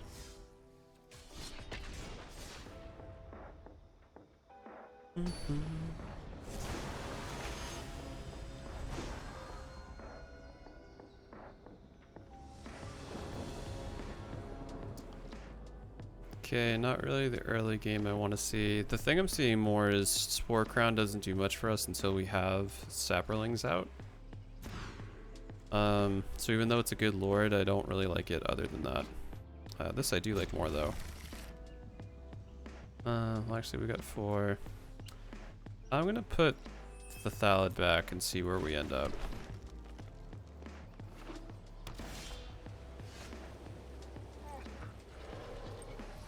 Hello.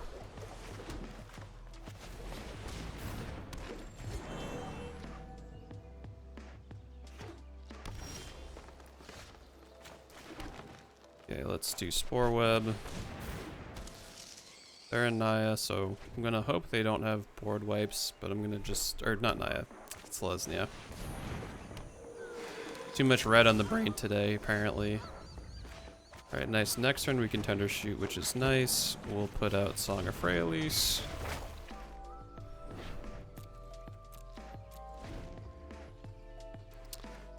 And don't think we'll have enough to flip. Well, actually, 1, 2, 3, 4, 5, 6, 7, 8. Yeah, we won't have enough to get City's Blessing, but we'll be close.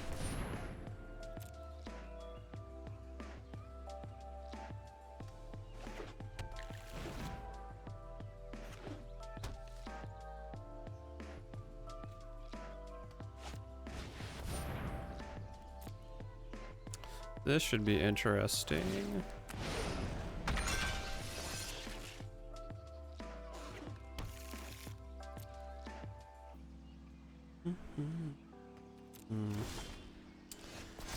Okay, Fungal Rebirth's kind of cool.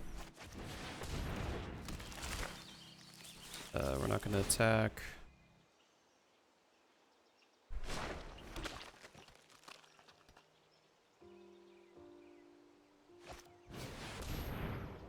All the mutate. Yeah, I'm really somewhat worried about what all this ramp is for. It has to be for Ugin. Oh, great, they hit a Mirari's Wake. That couldn't have been anything better. They have to be running Ulamog or Ugin or some dumb payoff. It's the only thing that makes sense. I think what I might do if they end up attacking with Auspicious Sterix, they're going to... Oh no, okay. City's Blessing. Boom, we got Indestructible. And we got another Song of Frey at least, so why not? Sylvan Awakening. Yeah, maybe that too. Yeah, we're just gonna swing in. Screw it.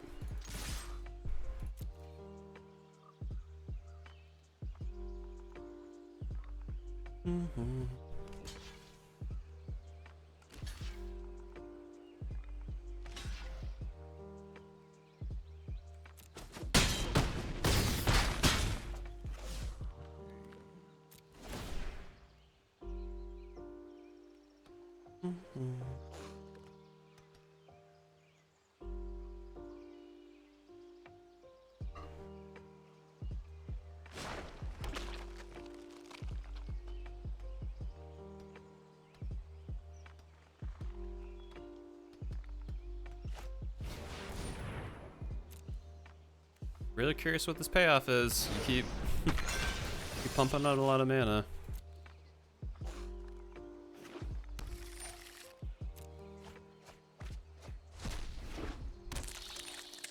Oh, Phylath retreat and Scoot Swarm. Okay, that makes a lot more sense now. And Stonecoil Serpent. Okay. I'm in danger.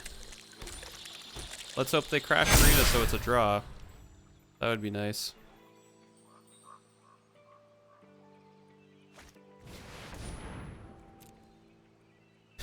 Oh boy.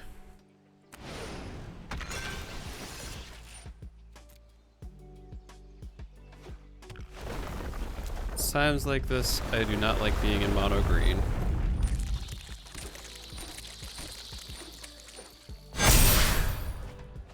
Jesus, it's so loud.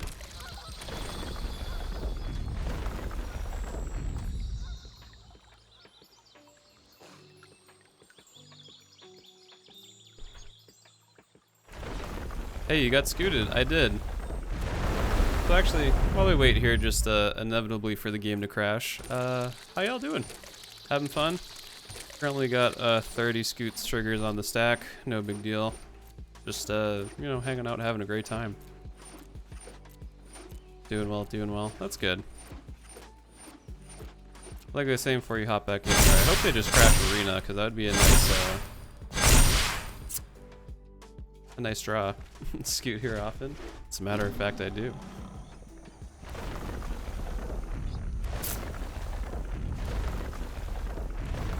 I'm gonna be so happy if this ends up crashing Arena. Joking aside. Oh my goodness. 124 triggers.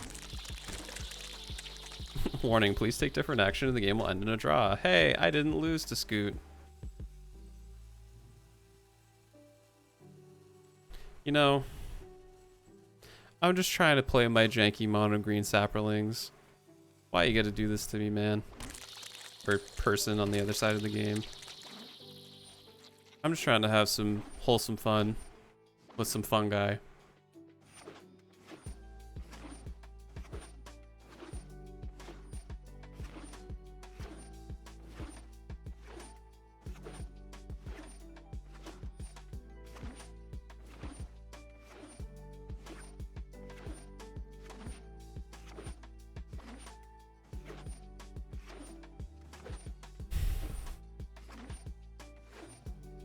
It's fine.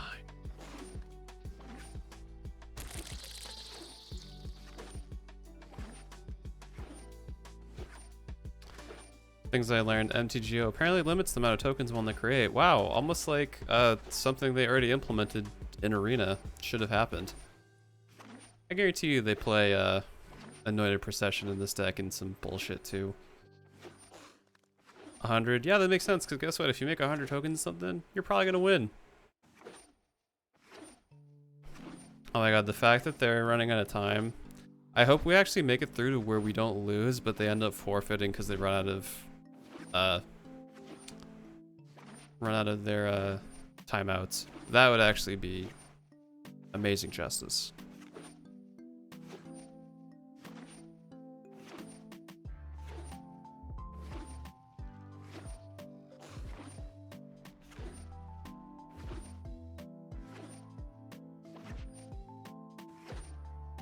And if I'm remembering right, I believe they still have 2 more Sterix triggers on the stack, so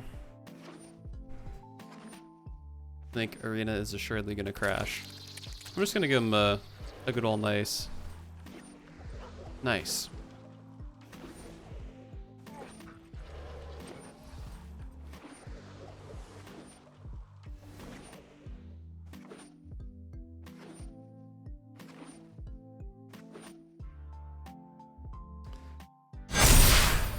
Jesus, I'm gonna mute the in-game volume, my desktop audio, because that's just gonna be loud as hell over and over again.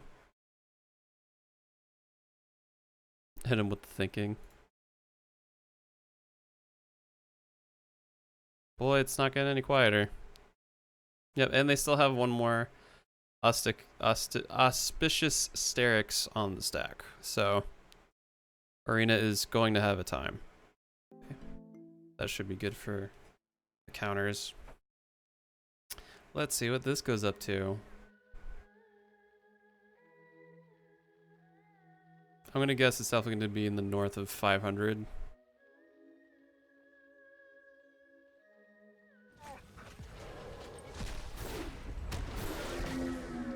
Wow, okay. And Yarshan?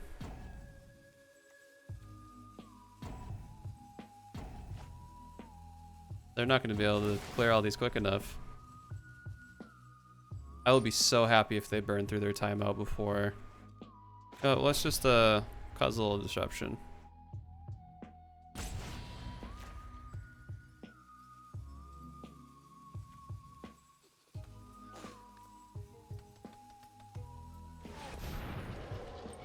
Thinking, oh really?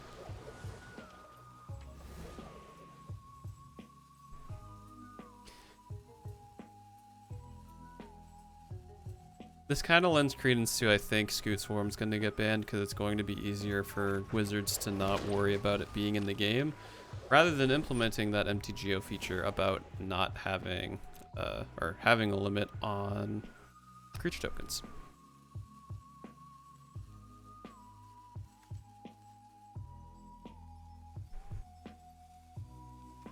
Oh, come on, please.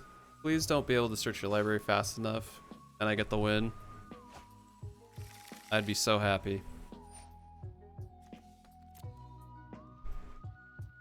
Because their timer's burning down quick.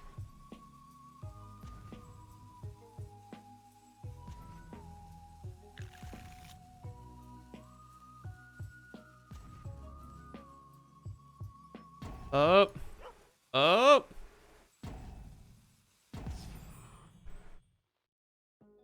Alright, their time's out. Come on. Oh.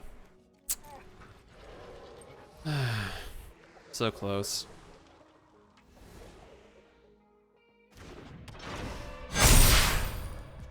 Sorry, I forgot that was gonna play the same sound. Why would you play another land?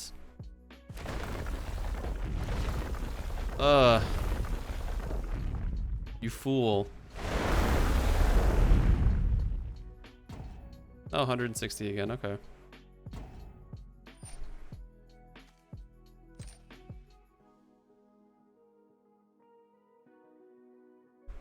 Come on.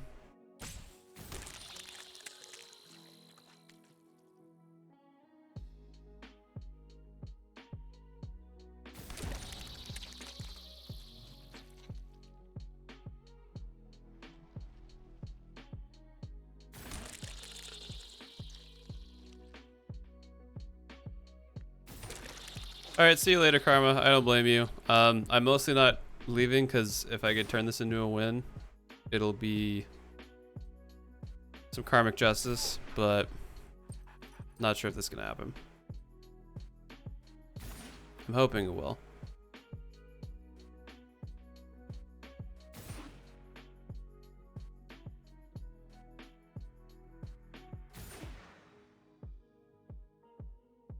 If they had more timeouts, I would have left like 10 minutes ago. But I'm holding on to the hope that they're not going to have enough time to make a move and just end up auto-conceding.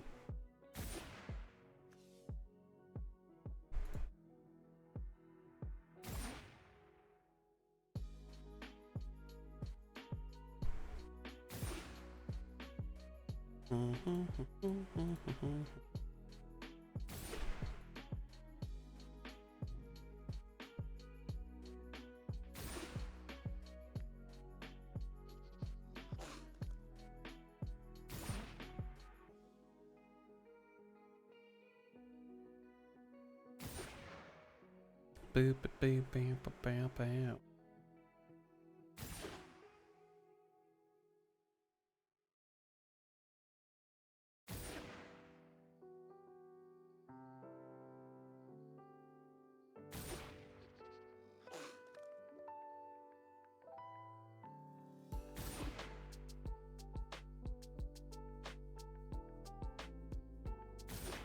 Takes you back to the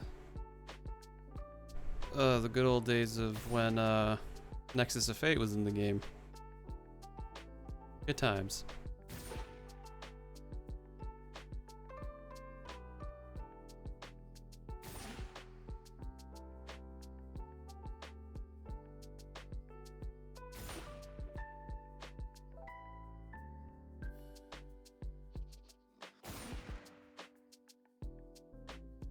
Fam well, stay hydrated. I'm staying hydrated. Actually, I'm running a little low.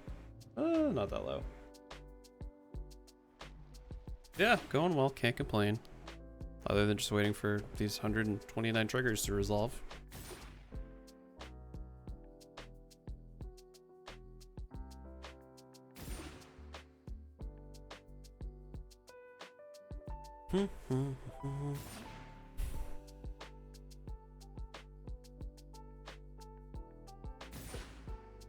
Yeah, I feel like the clock needs to adjust if this is a type of thing. Yeah, I agree. They need to have a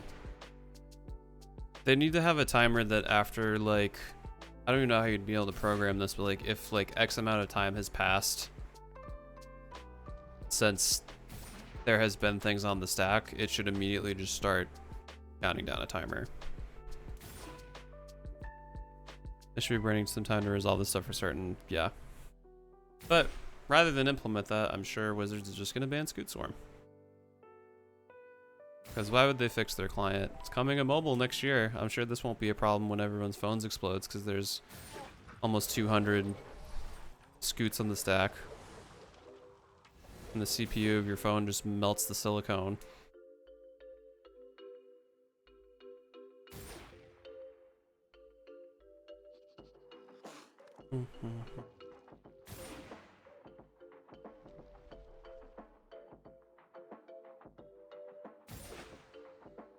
You're doing fine here at work here, though. You're preventing others from encountering this lovely individual. Yeah, exactly. I guess that's the other side of it, too, is I'd rather be sitting here just chilling rather than them grinding, because they're wasting my time, but I'm wasting their time, too.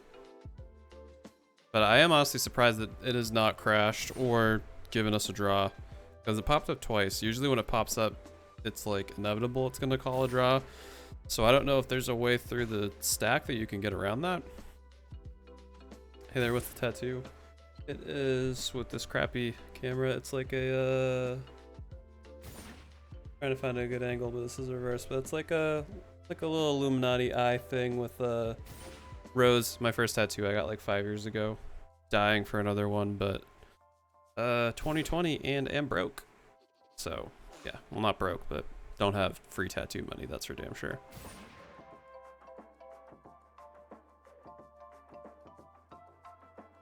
Hey, we made it through almost 60 triggers. Probably won't be much longer. Or it might be a lot longer. We'll have to see. You know what, I'm actually going to run to the restroom quick, and I guarantee you by the time I come back, it's going to be still resolving these triggers. So I'll be back in like literally 2 seconds.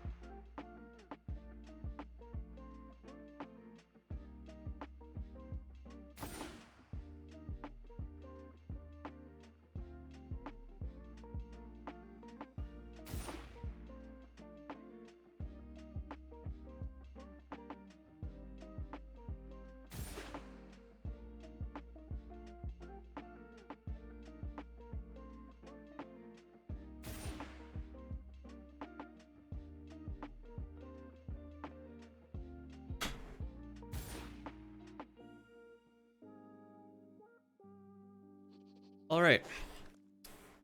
So, as you can probably hear by all the little pings happening, we are still waiting for them to clear their triggers.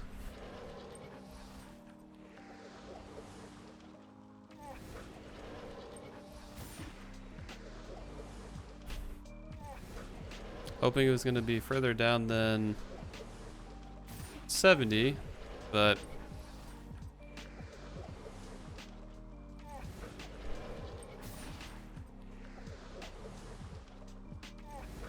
choose a number between 1 and 100. 47.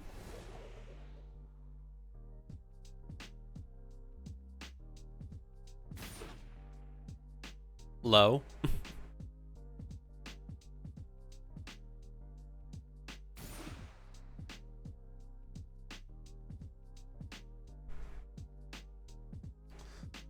um, 89.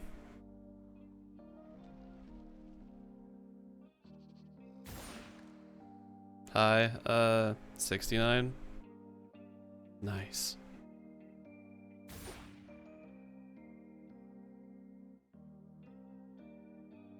High, 50.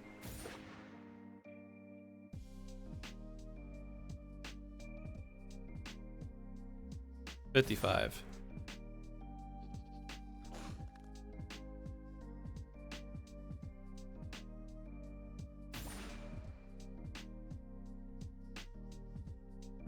Tell us about yourselves, hopes, dreams, aspirations. I don't think I got enough time for this stack to clear. Get through all those. I'm just happy it's a Sunday. Not working. Weather's not horrible. Room's pretty hot, but I can manage with that. Sunday scoot day. Exactly. Yeah, they really need to fix how the triggers are adjusted, because this is just bonkers. They only have 18 cards left in the library, so they could theoretically deck themselves. Not that I think it's gonna happen, but I mean, they have 1, 2, 3. They have 4 fetch lands that they could theoretically crack. They get more lands out with, because why would we want to do anything else?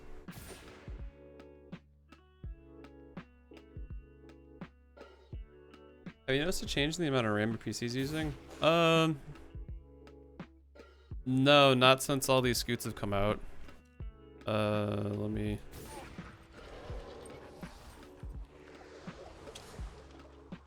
Yeah, I'm only at 12 gigs out of 32, which I guess isn't... I mean, it's a little high, but not... nothing crazy.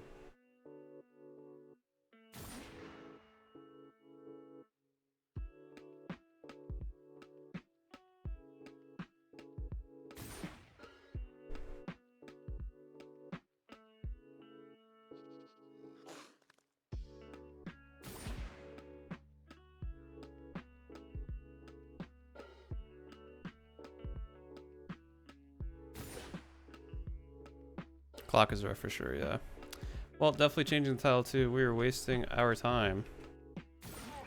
We're wasting our time.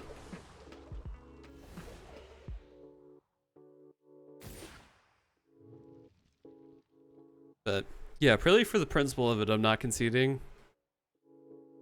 Because if they end up cracking those 4 fetch lands, something's gonna happen.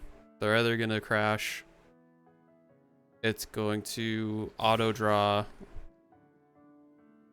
Wow, it got so wide again, it has to go from stacks to just a single line. Okay, now stuff's getting funky.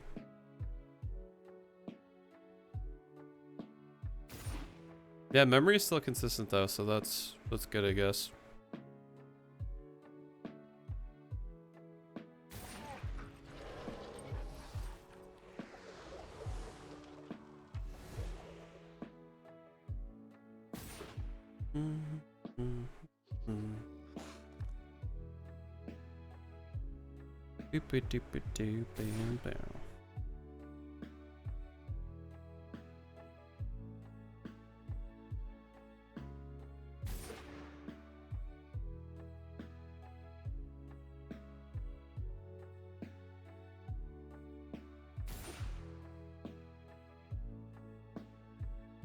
It's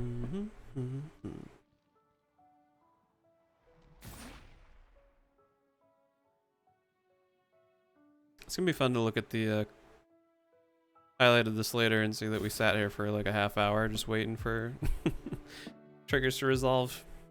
That's gonna be really rad. Today's my long day, otherwise I probably would have definitely just exited out just for overall stream quality, but I got at least an hour and a half to hang out here, so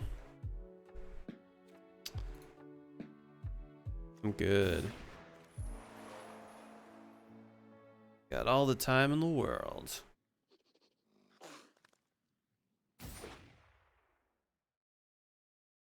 Sometimes it's important to stand by convictions. Exactly. Because if I concede, they win. And that's positive reinforcement that what they're doing is right. It's not right. I would almost rather Nexus of Fate. Because at least there's less overall triggers. Granted, I still have as little of interactivity as I do now, but at least there's less of a risk that everything dies. So you've saved at least 13 opponents. That makes you feel a bit better.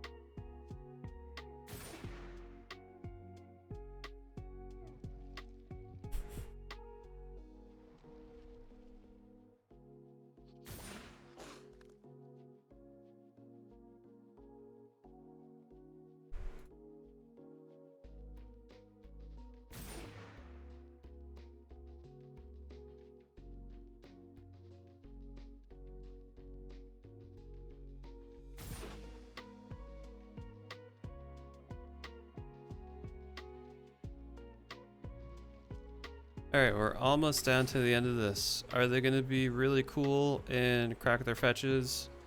Absolutely. Oh wait, I forgot Terramorphic Expanse is in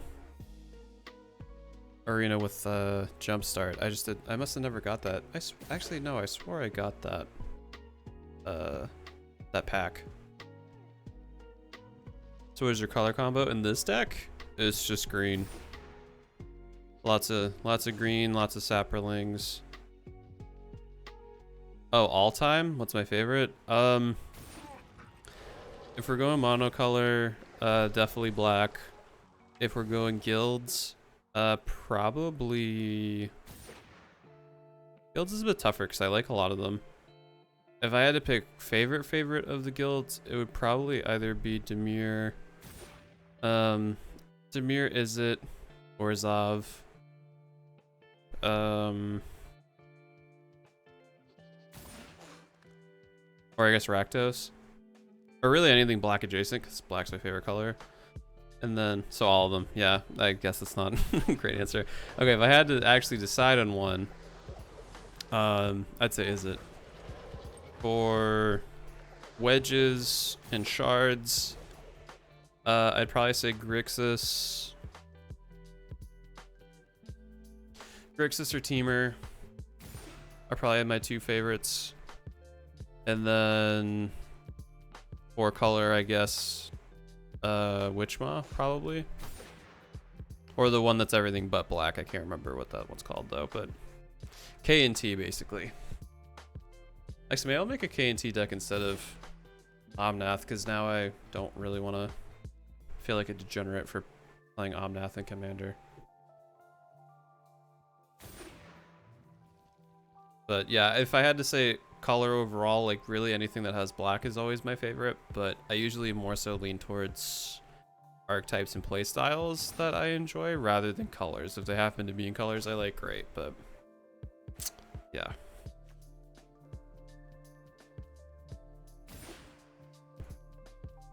Well, maybe I should change the stream category to just chatting, since we're definitely not playing any Magic right now, that's for sure.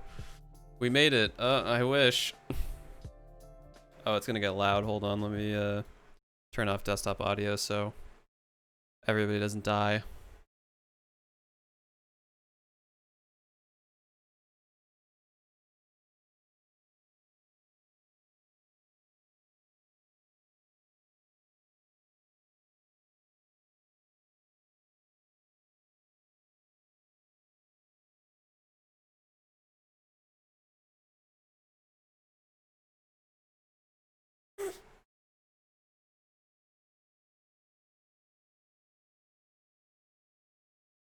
If they do get to swing, I'm curious what your life total will be.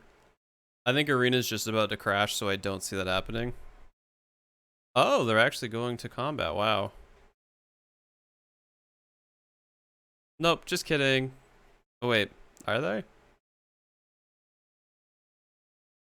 Oh my god, if they only swing in with everything but the scoots.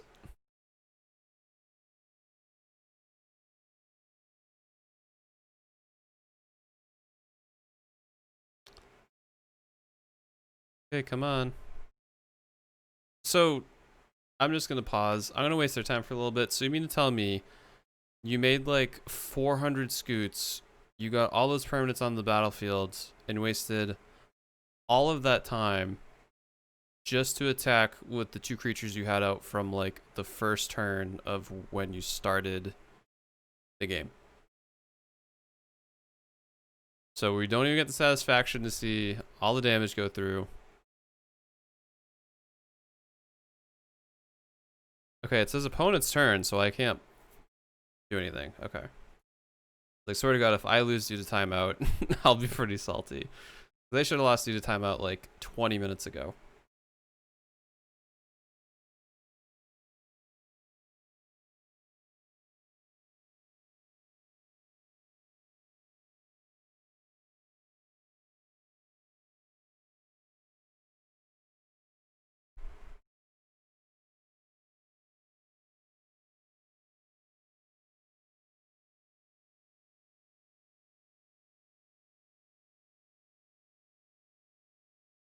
Okay, so I think I'm actually going to report them because they were clearly just waiting till their timer ran out.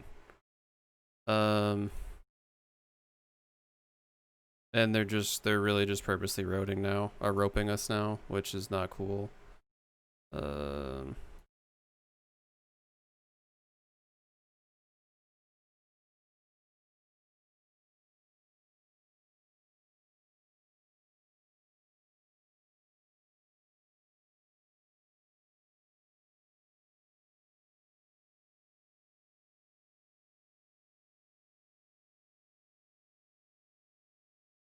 okay.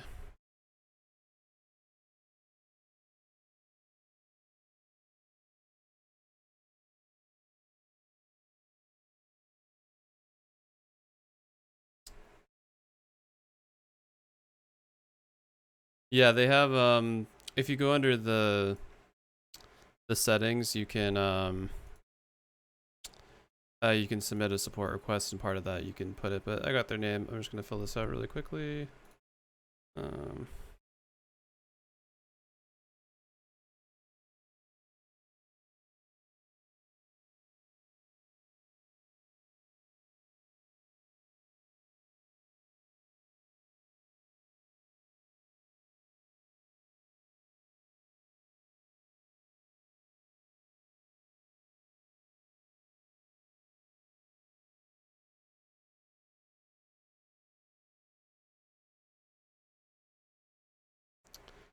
and all right, they're reported. Awesome.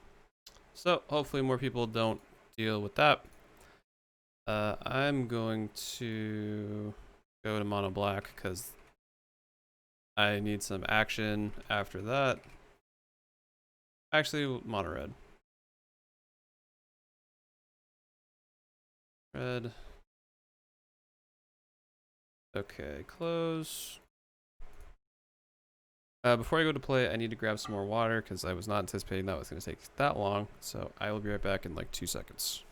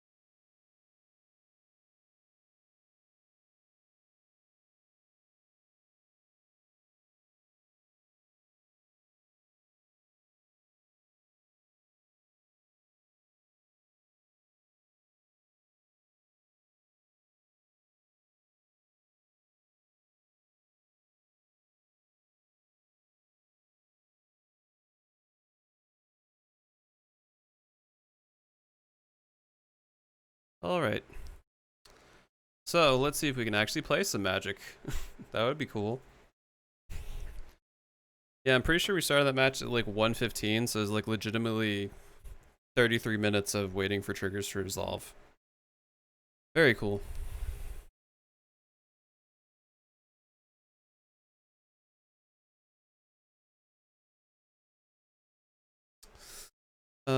Wish I had more creatures in my hand, but I like that we have Desert activating Secure the Critics, so I'm gonna keep it.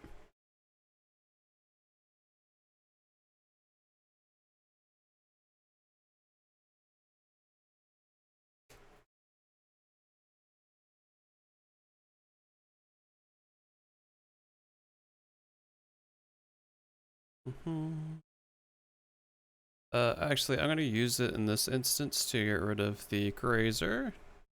I don't want any blockers out.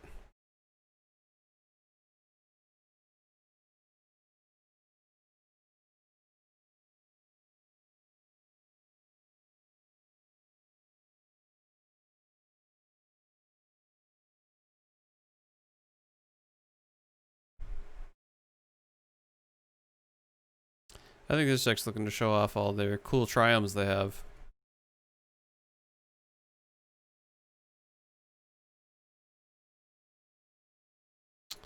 Okay.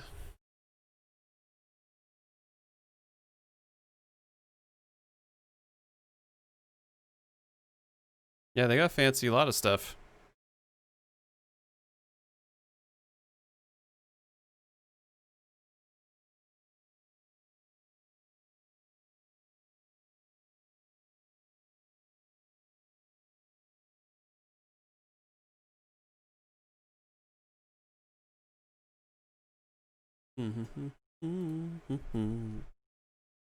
Okay, that's a bit of a bummer. Actually, that's a big bummer.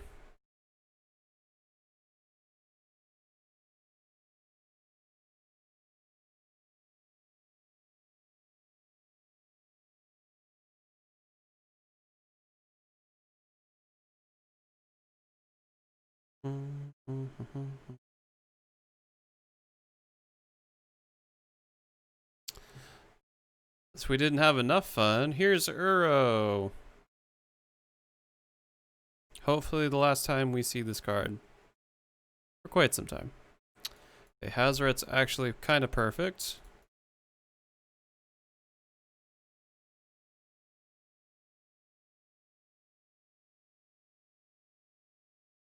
Because I don't think... Oh no, they are playing white. I was going to say, unless they have something in white, they're not going to be able to get us. Oh, JK. Okay, well, at least Liliana's dead.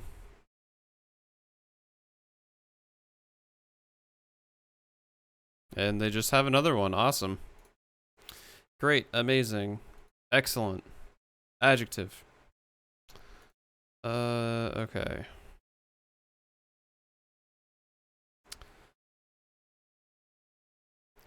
So, I mean, the most I'm going to be able to get them down to is 4 life. Because we have 2 deserts we can sack. Actually, no, I can only do it once.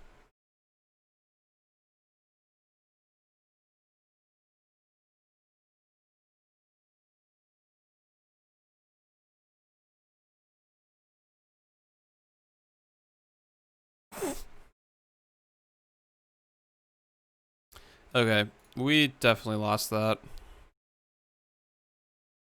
We don't have a good way to recover from that much tempo. Unfortunately.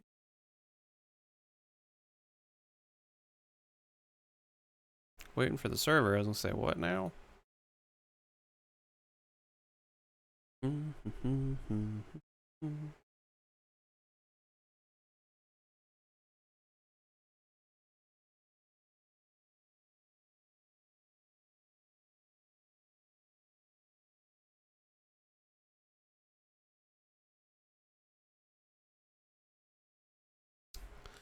Okay, definitely not keeping a 1-lander. We're okay keeping a 2-lander.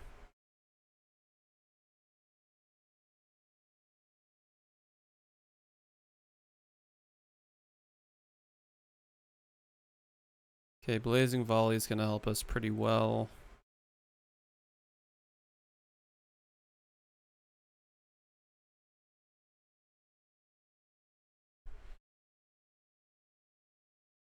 Okay.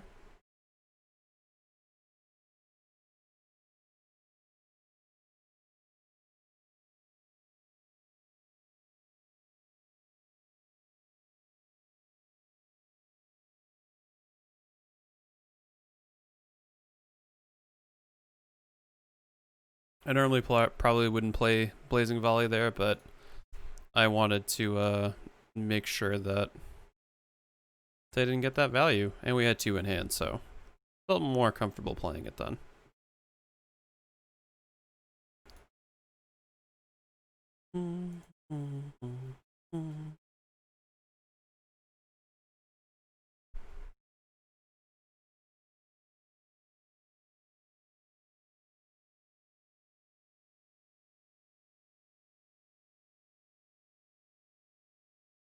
Okay, well, I'm just gonna no, I'm gonna hold off.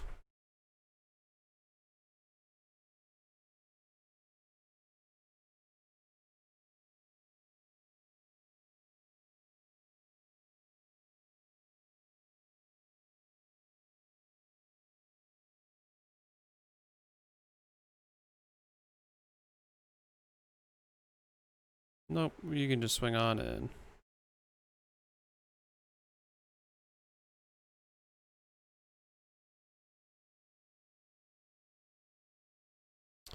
Alright, we're gonna upbraid you this time.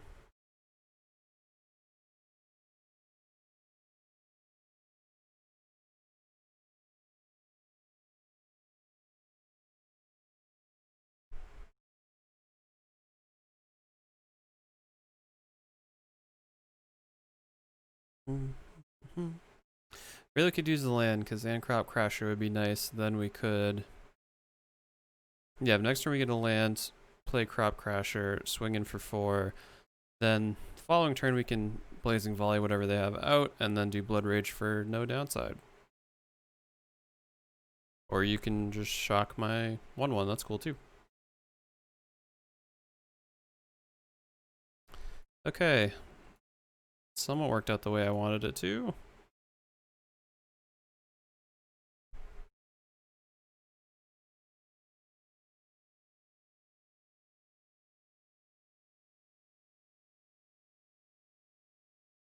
Probably have another shock in their hand if I had to guess, because that's my luck today.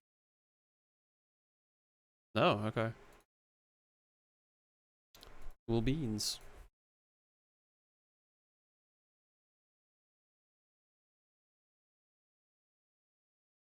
Alright, nice. So we're gonna do this.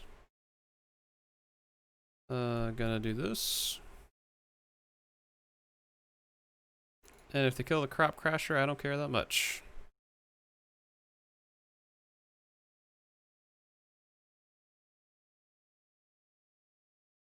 In hindsight, I could have probably exerted it to have it not block, but I really don't want them to build any sort of board advantage or board state that's considerable since they're playing goblins. Perfect. All right. As long as they don't get anything else out, we'll be pretty decent.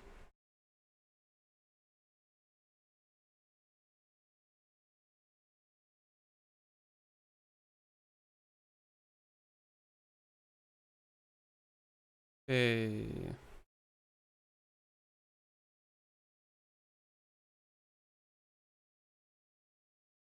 Nice. GG.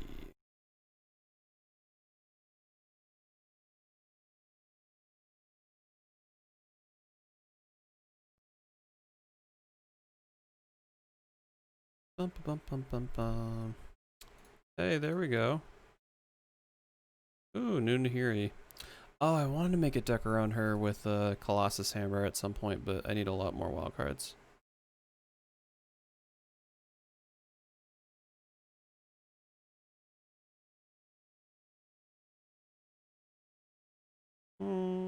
That seems kind of okay, I guess.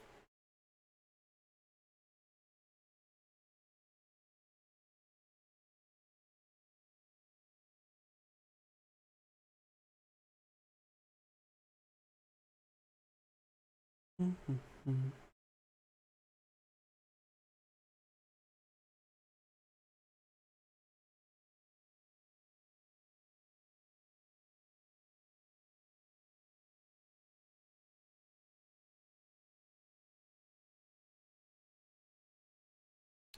right.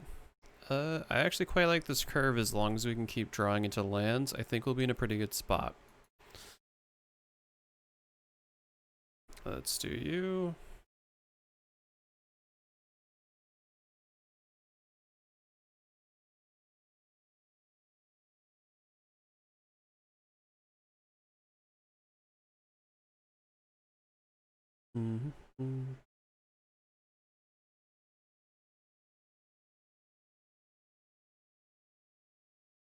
Okay, let's do you. We'll save Kenra if they get a blocker out.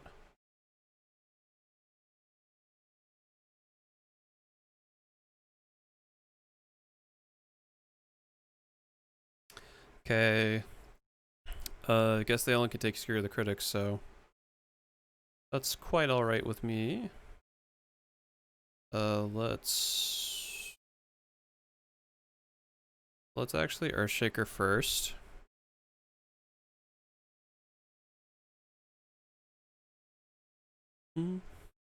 Oh Jesus, I realized my desktop audio has been muted this whole time. Damn you, Scoot Swarm player.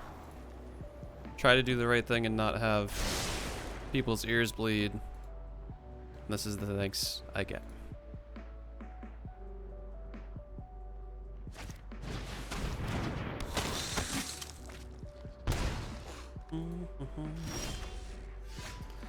Alright, great. We're gonna upgrade this freebooter.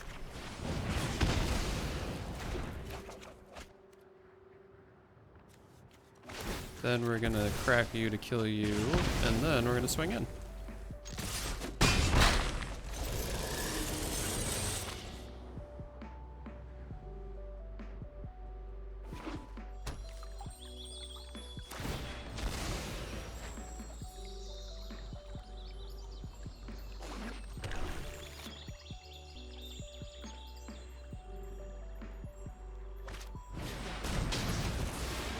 Gotta feel bad that they're Maelstrom pulsing the Earthshaker Kenra. Okay, we're gonna do Blood Rage. We're gonna discard Skewer.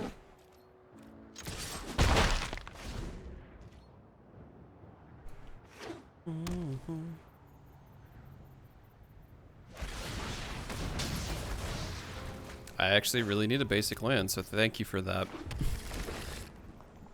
That's actually a huge help.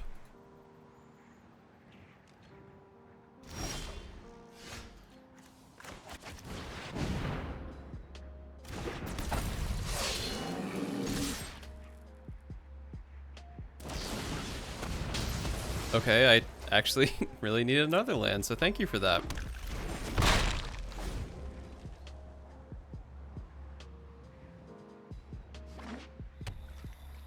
Now if they can make me discard a card from my hand, that would be really cool.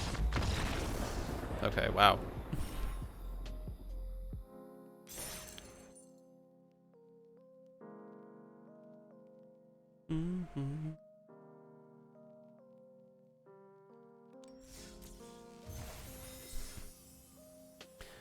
Boop boop bing boop boop bing boop bing.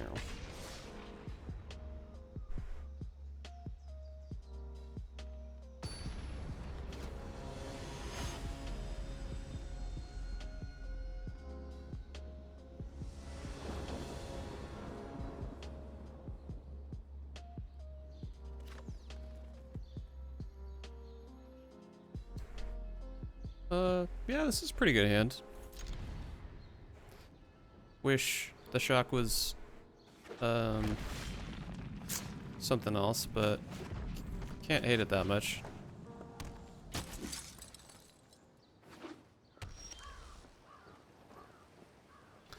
Okay, let's get the ruins out. Let's do another goblin because they can actually pump themselves up pretty good.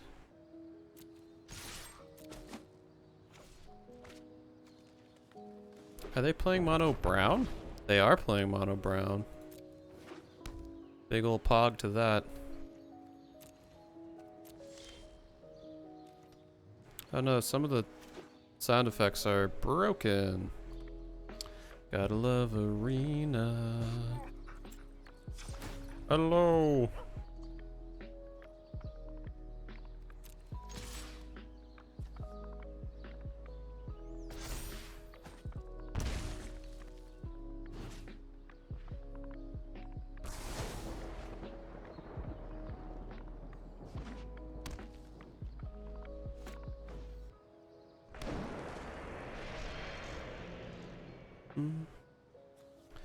Let's do this. Let's do this. And then let's do this.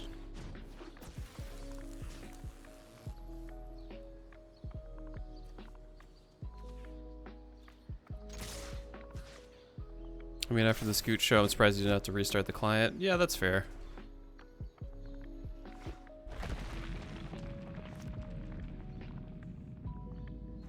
Oh boy, it's Ugin.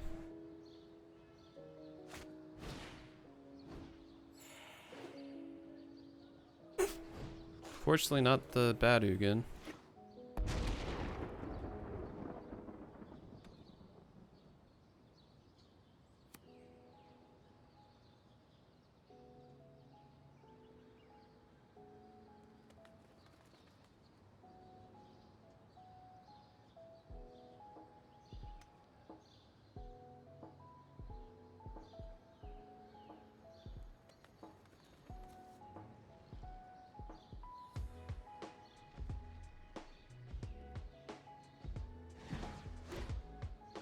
Chaos Wand.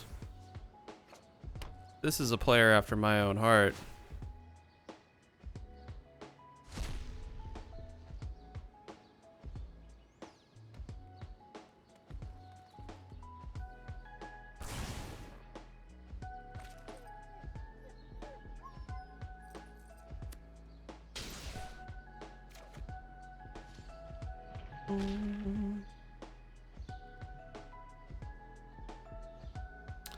Okay, let's see what I can try to do. Let's do this.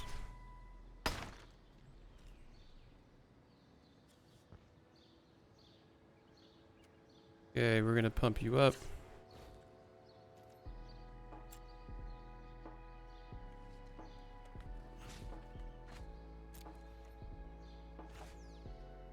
So be it.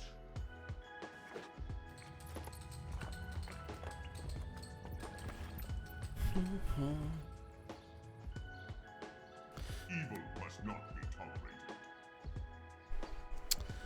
tolerated. Put exile with a silver counter on it.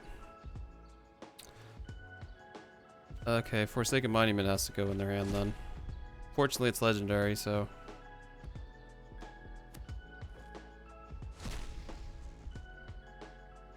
Okay, so they're gonna use that on the Crop Crasher probably.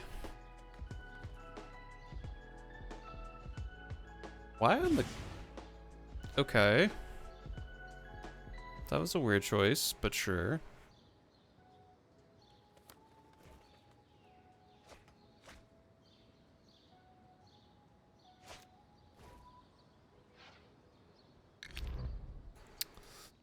Okay, alright,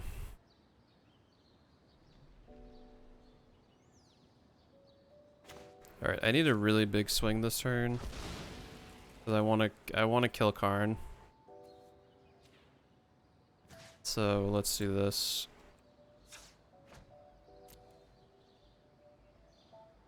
Because if they start getting up God Pharaoh's statue and stuff, I'm gonna be pretty screwed. Oh, hey, and they got Ulamog. Well, that's it for me. Okay, let me restart the client because I find these lack of sound effects disturbing.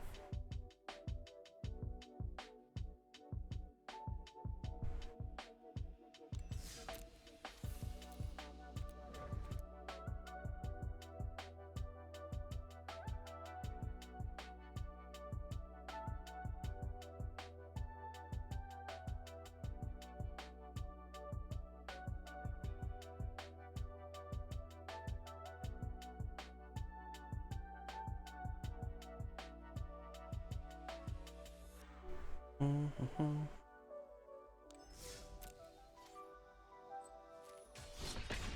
that sounds better.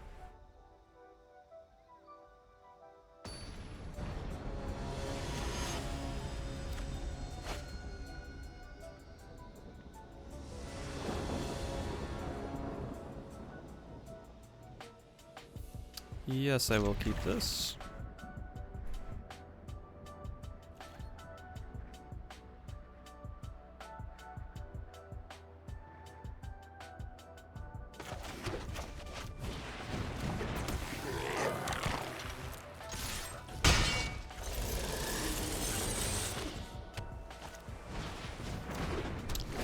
Ooh, is this gonna be Merfolk or Mono Blue Unblockable?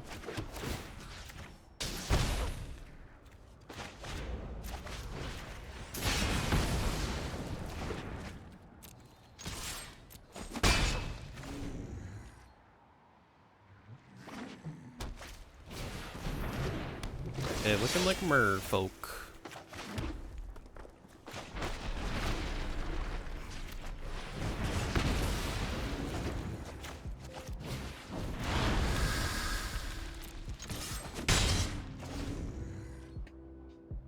Once we get Hazoret out, they're not going to really be able to do a whole lot. I don't think.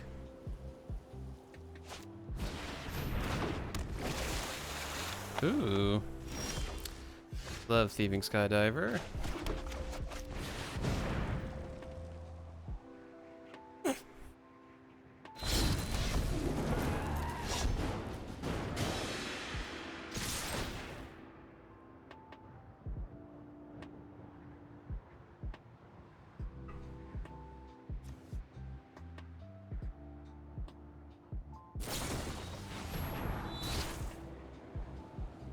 Okay, why are you...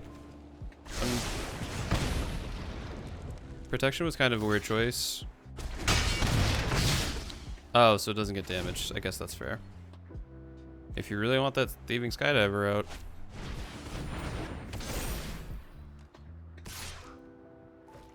And now you're tapped. I must really need the card draw then.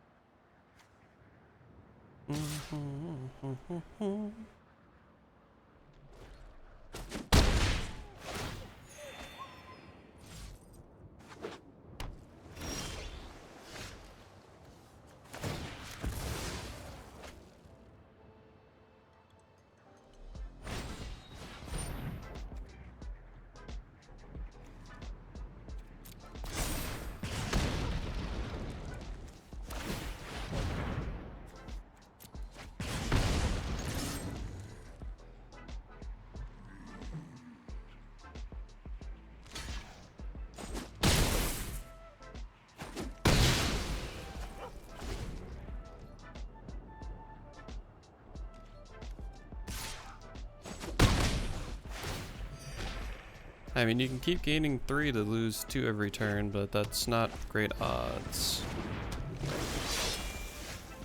Okay, beautiful.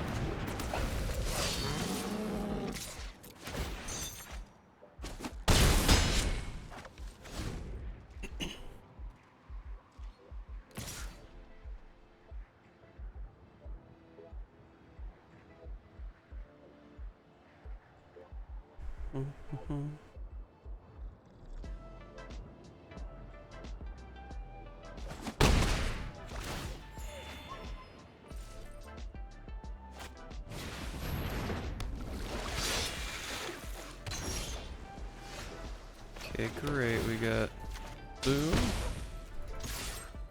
So now they have to block her. They're definitely dead.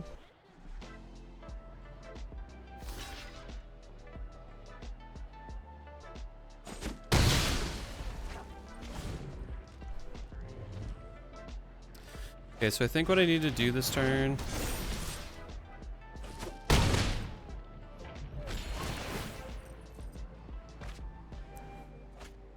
Unless they have something crazy like a board wipe or something to exile Hazaret.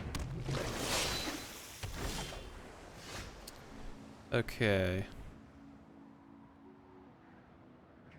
8. Okay, we win. Because I can have it so counter can't be blocked. I can exert. And then have it so river sneak can't block. And we win. Good game.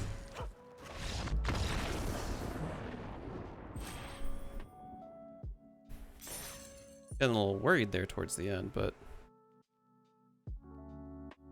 pulled it out.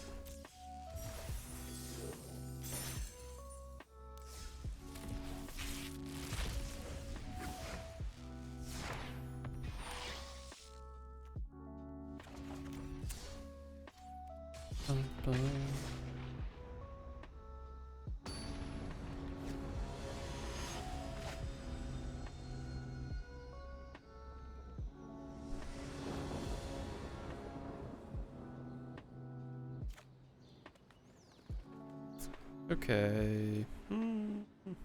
I'll keep this. This seems fine.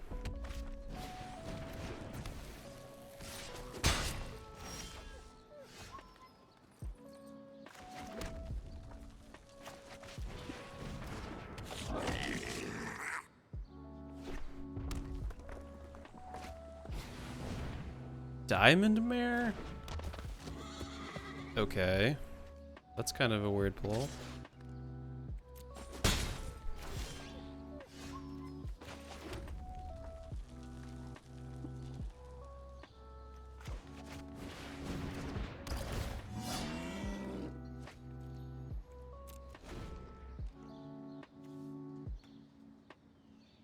Guess for the mirror? Yeah, I guess so, but I don't know.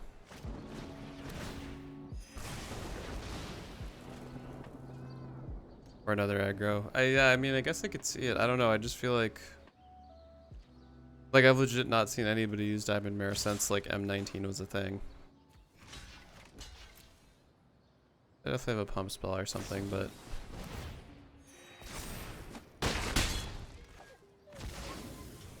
that's fair.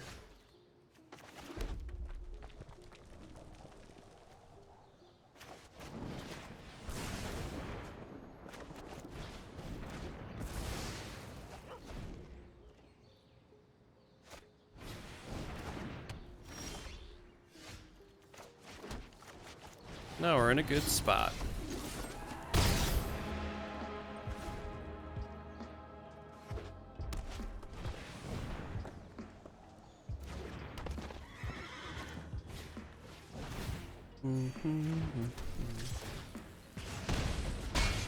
Man, they're really going hard aggro.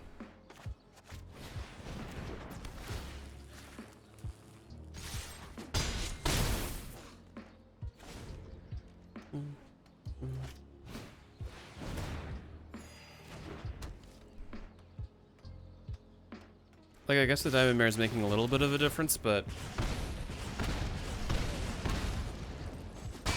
even still, I'm gonna end up greatly out-tempoing them.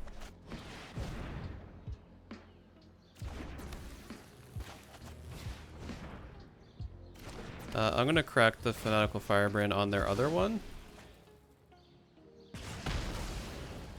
And then just swing out with everything.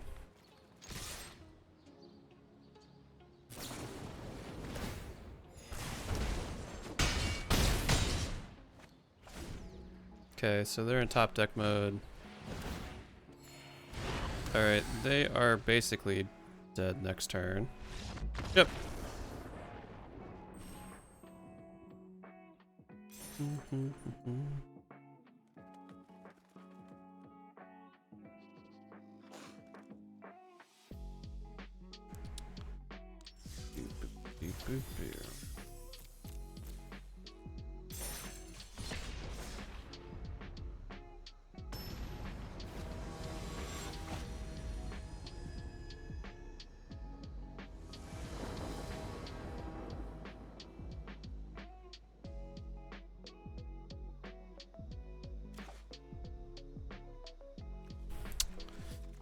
Yeah, I like this.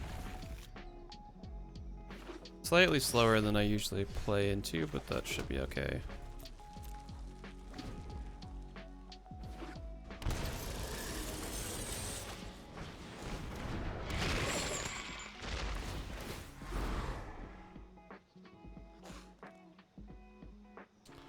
Okay, let's discard Kenra.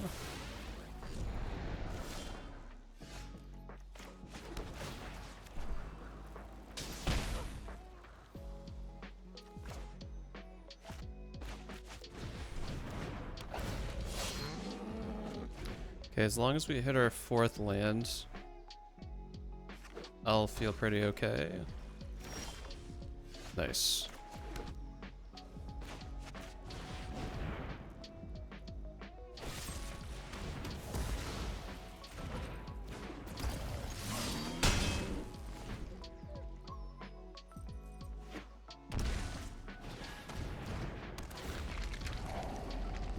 Ooh. Not seen Lazav in quite some time. Okay, fortunately we got a good abrade.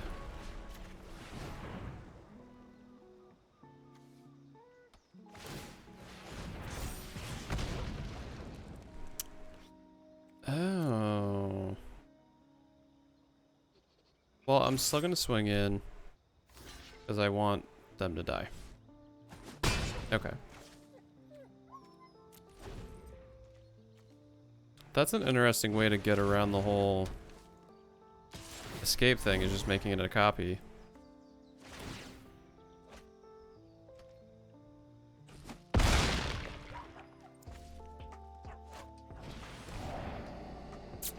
Oh, come on. I hate Thought Erasure. I hate Thoughtseize.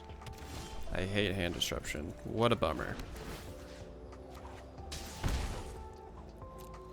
Okay, well I really unfortunately have to push this aggro as far as I can go. Okay, if I draw into a land and they decide to be over ambitious, actually never mind, I'm still dead. Let's do this.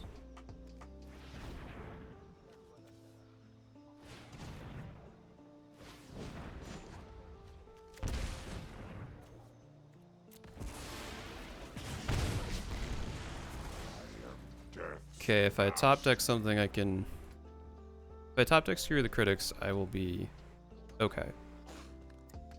Highly unlikely that's gonna happen.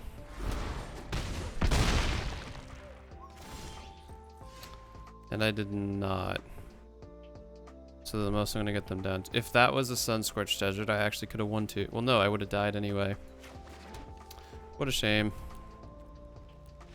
What a shame.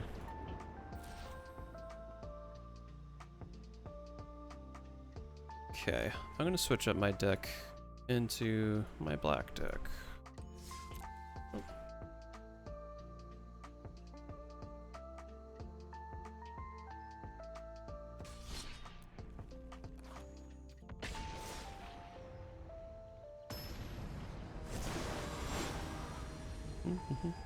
So have you hit Mythic before? I did last season. I got in right towards the end. I usually try to somewhat like to push into it, but if I was closer to like Diamond 1 today, I probably would have just tried to play my best decks, but I don't really enjoy playing in Mythic because it's all the top net decks for like 80% of what you play against, and it's just not really that fun. But I could say I hit it, so.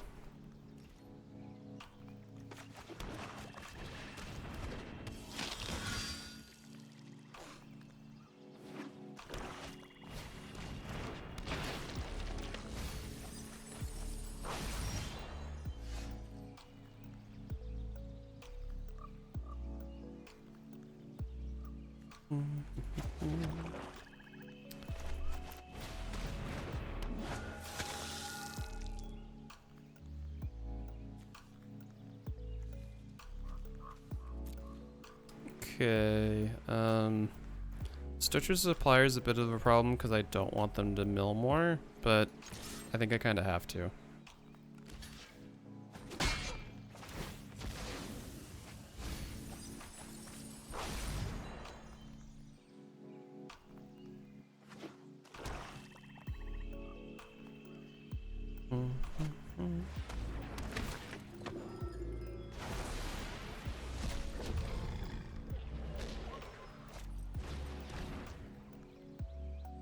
My favorite card. Gotta love Thoughtseize.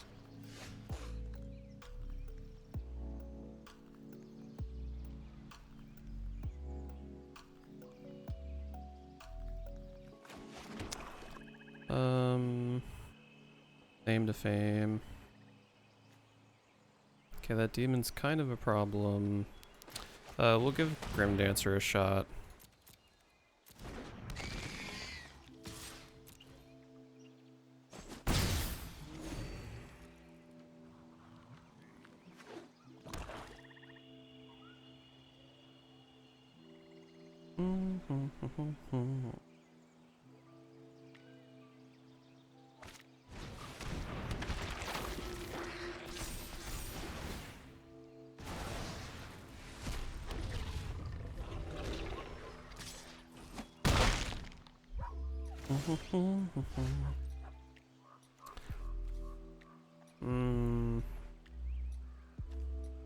Okay, let's do Yorick's Fenlurker. Hopefully I draw into the land to get Obliterator out. I think that'll be some nice pressure off of us if I can hit it.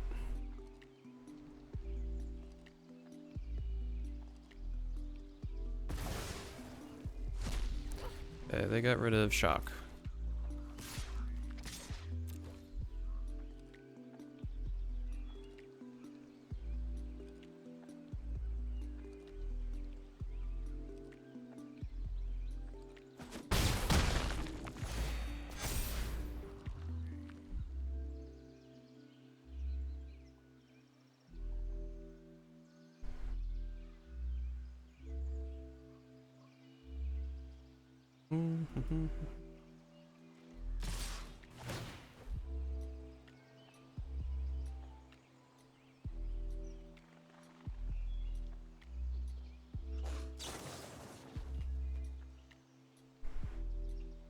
Okay, shocking the Fenlurker? Go off, I guess.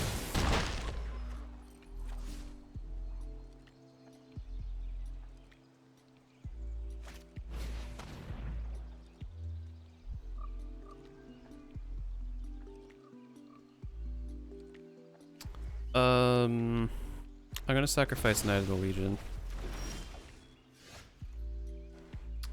Am I really gonna have to Grim Tutor for a land? Well, actually, if I do that, I'm dead. So I need to do Ira. Granted, I could have probably attacked and then Grim Tutored, but I think I'm on the fringe of losing if I do that. Nice.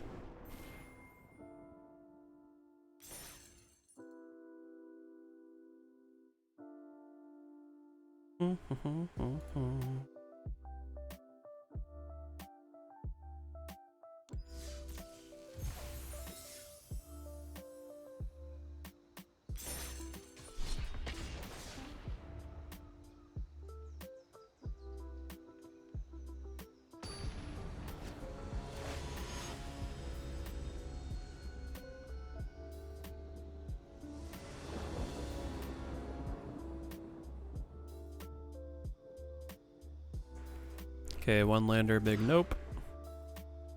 Two lander I can somewhat live with.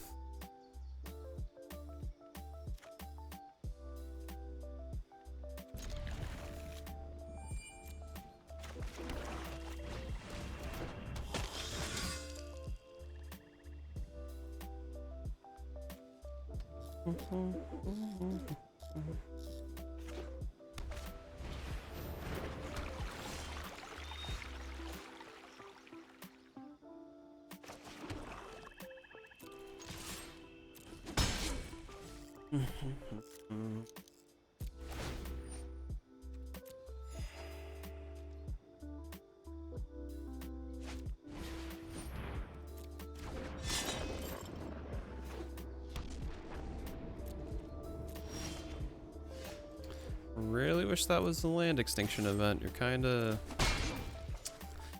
not helping.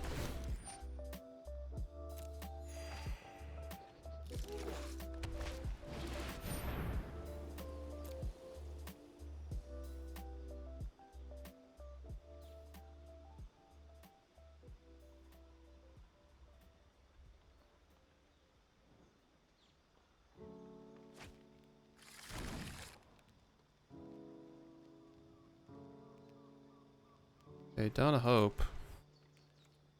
I mean, I guess that's a free draw. Alright, well I didn't want to do this, but I have to village rights to get some lands or I'm going to be way too far behind. Okay.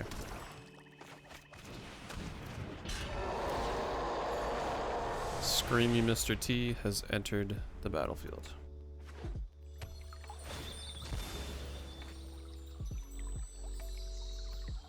What's the Fable? Passage.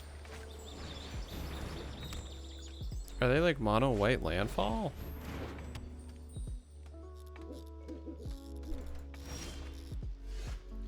Alright, cool. Well, I got a lot of creature removal, just unfortunate they're not really removing anything.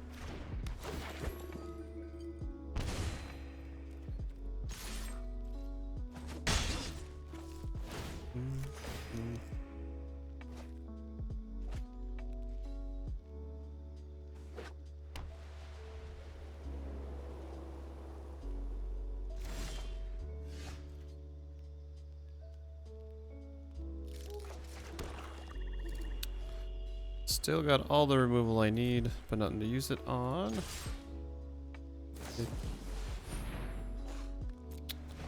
Okay, who are they sealing? That's fair.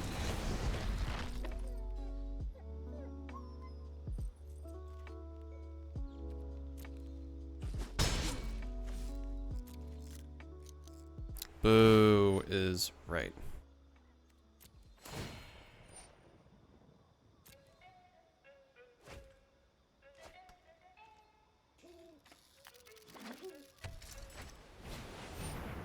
Hey, wow. 6 turns in, they finally get a creature out. Definitely doing this.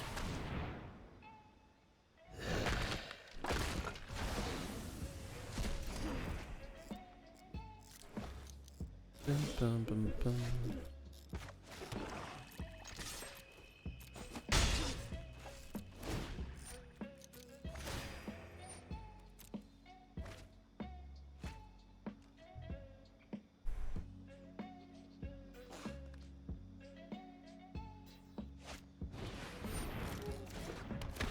Okay, I don't necessarily want to get rid of Impassioned Orator.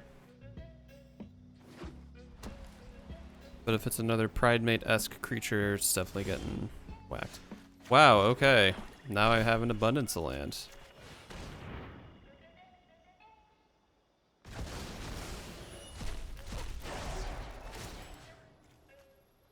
Actually, I don't want to do that. Don't really want to swing in either, because then I'm going to trade, which I don't want to do.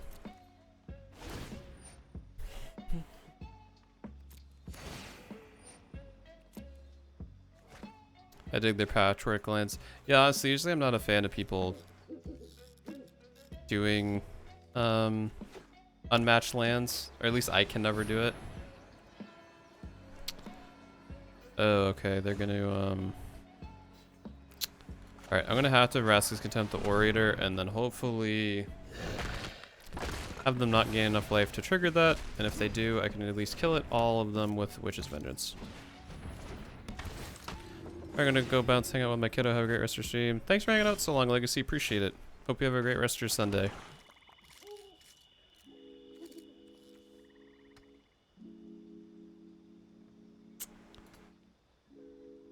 Man, for being... I'm like exclusively getting all my removal, none of my creatures. This stinks.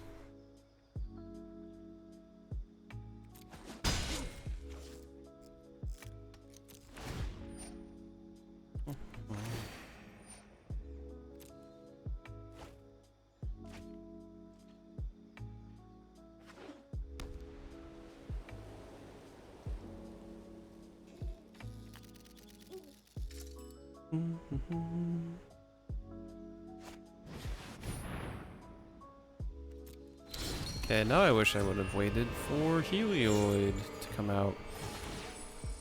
Because now I am pretty screwed.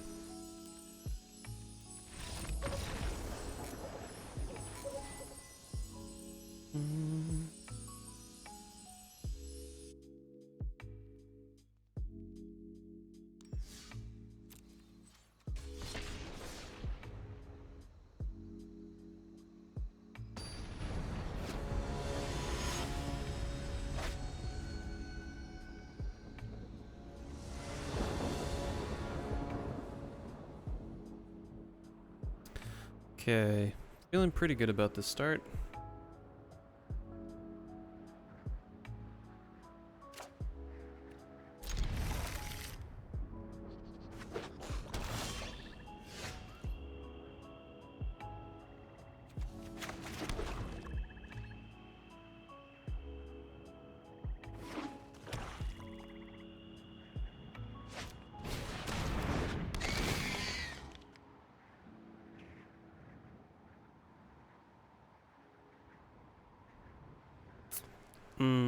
Well, let's get rid of this land because we're kind of at an abundance of lands at the moment. I'll do the same to you.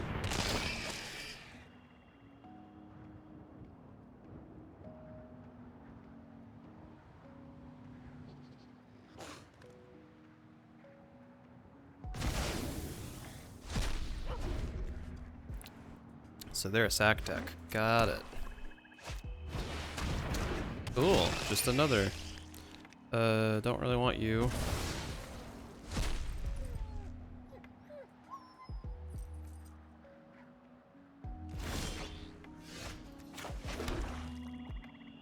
Alright, let's do Grim Dancer. I'm gonna do Death Touch and Menace.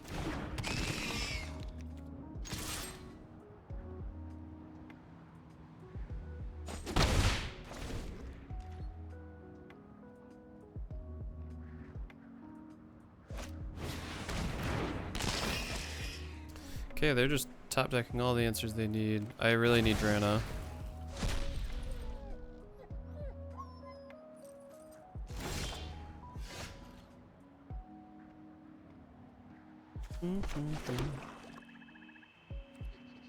Okay, let's do Drana.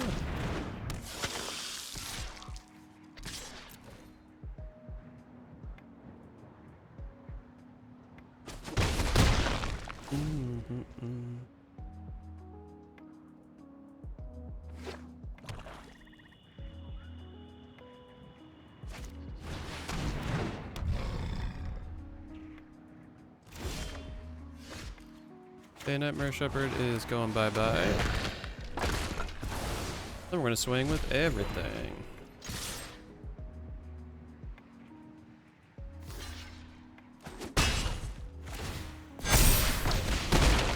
People don't get what Drana does.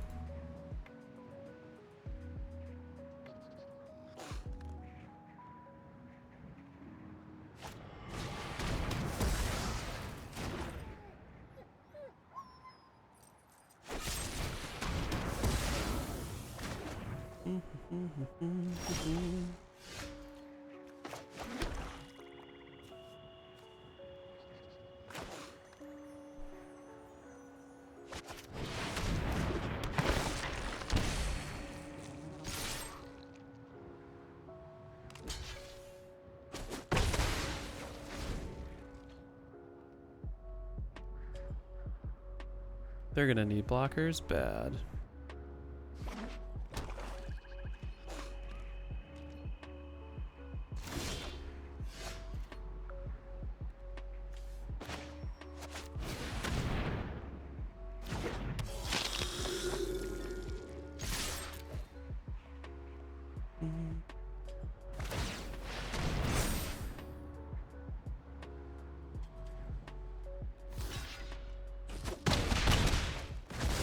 Okay, unless they can gain life and or remove us, we're pretty much in the clear.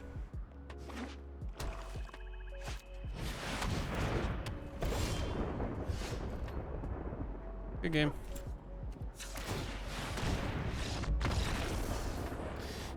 Nice.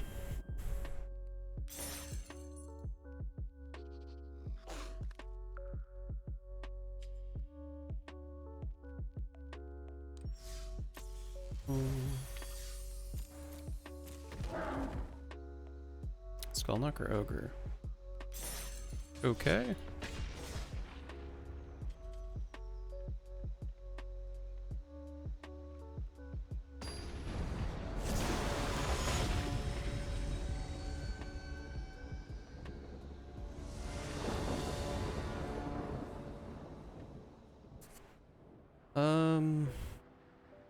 Sure, we'll give it a try.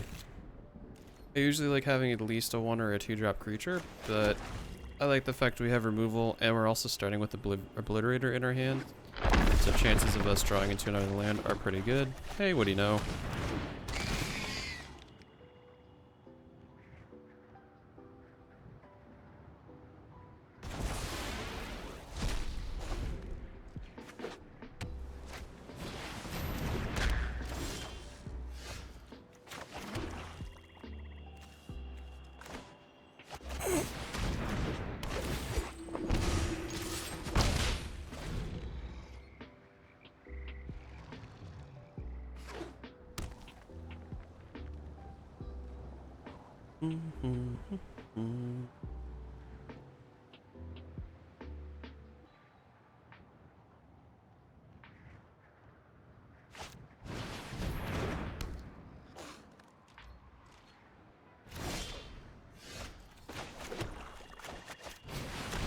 Probably overextending a bit, but it's fine.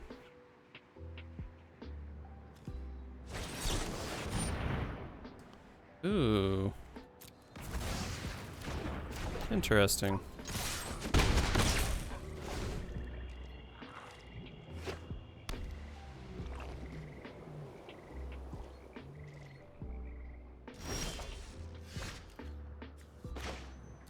Okay, they're probably going to counter veto. I'd be shocked if they don't have one, but at least it's burning through one, which is cool with me.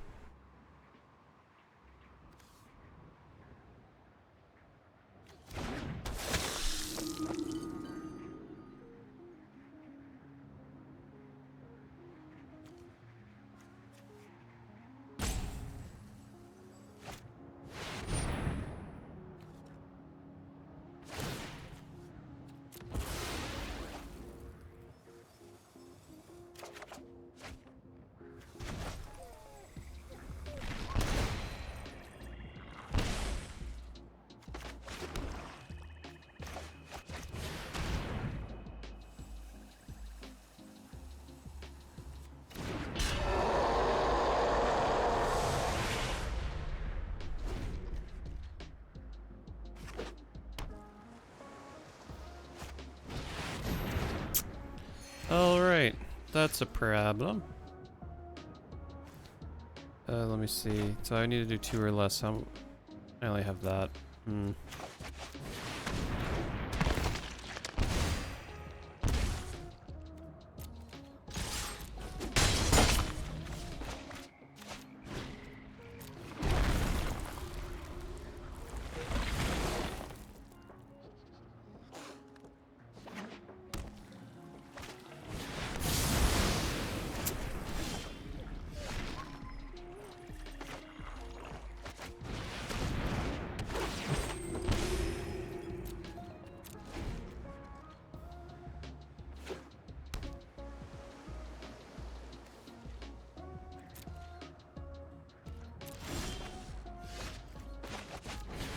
Okay, might be able to squeak this one out. Unless they can draw into it next turn, they're basically dead.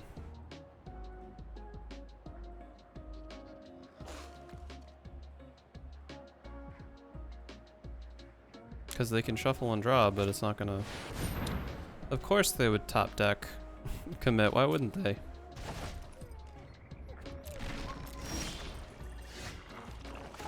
Okay. Got this in the bag, get our little 1-drop. Good game.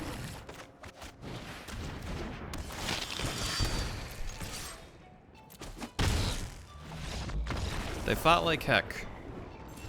That's for sure. Pretty sure they were only a draw or 2 away from getting Approach Second Sun, but yeah.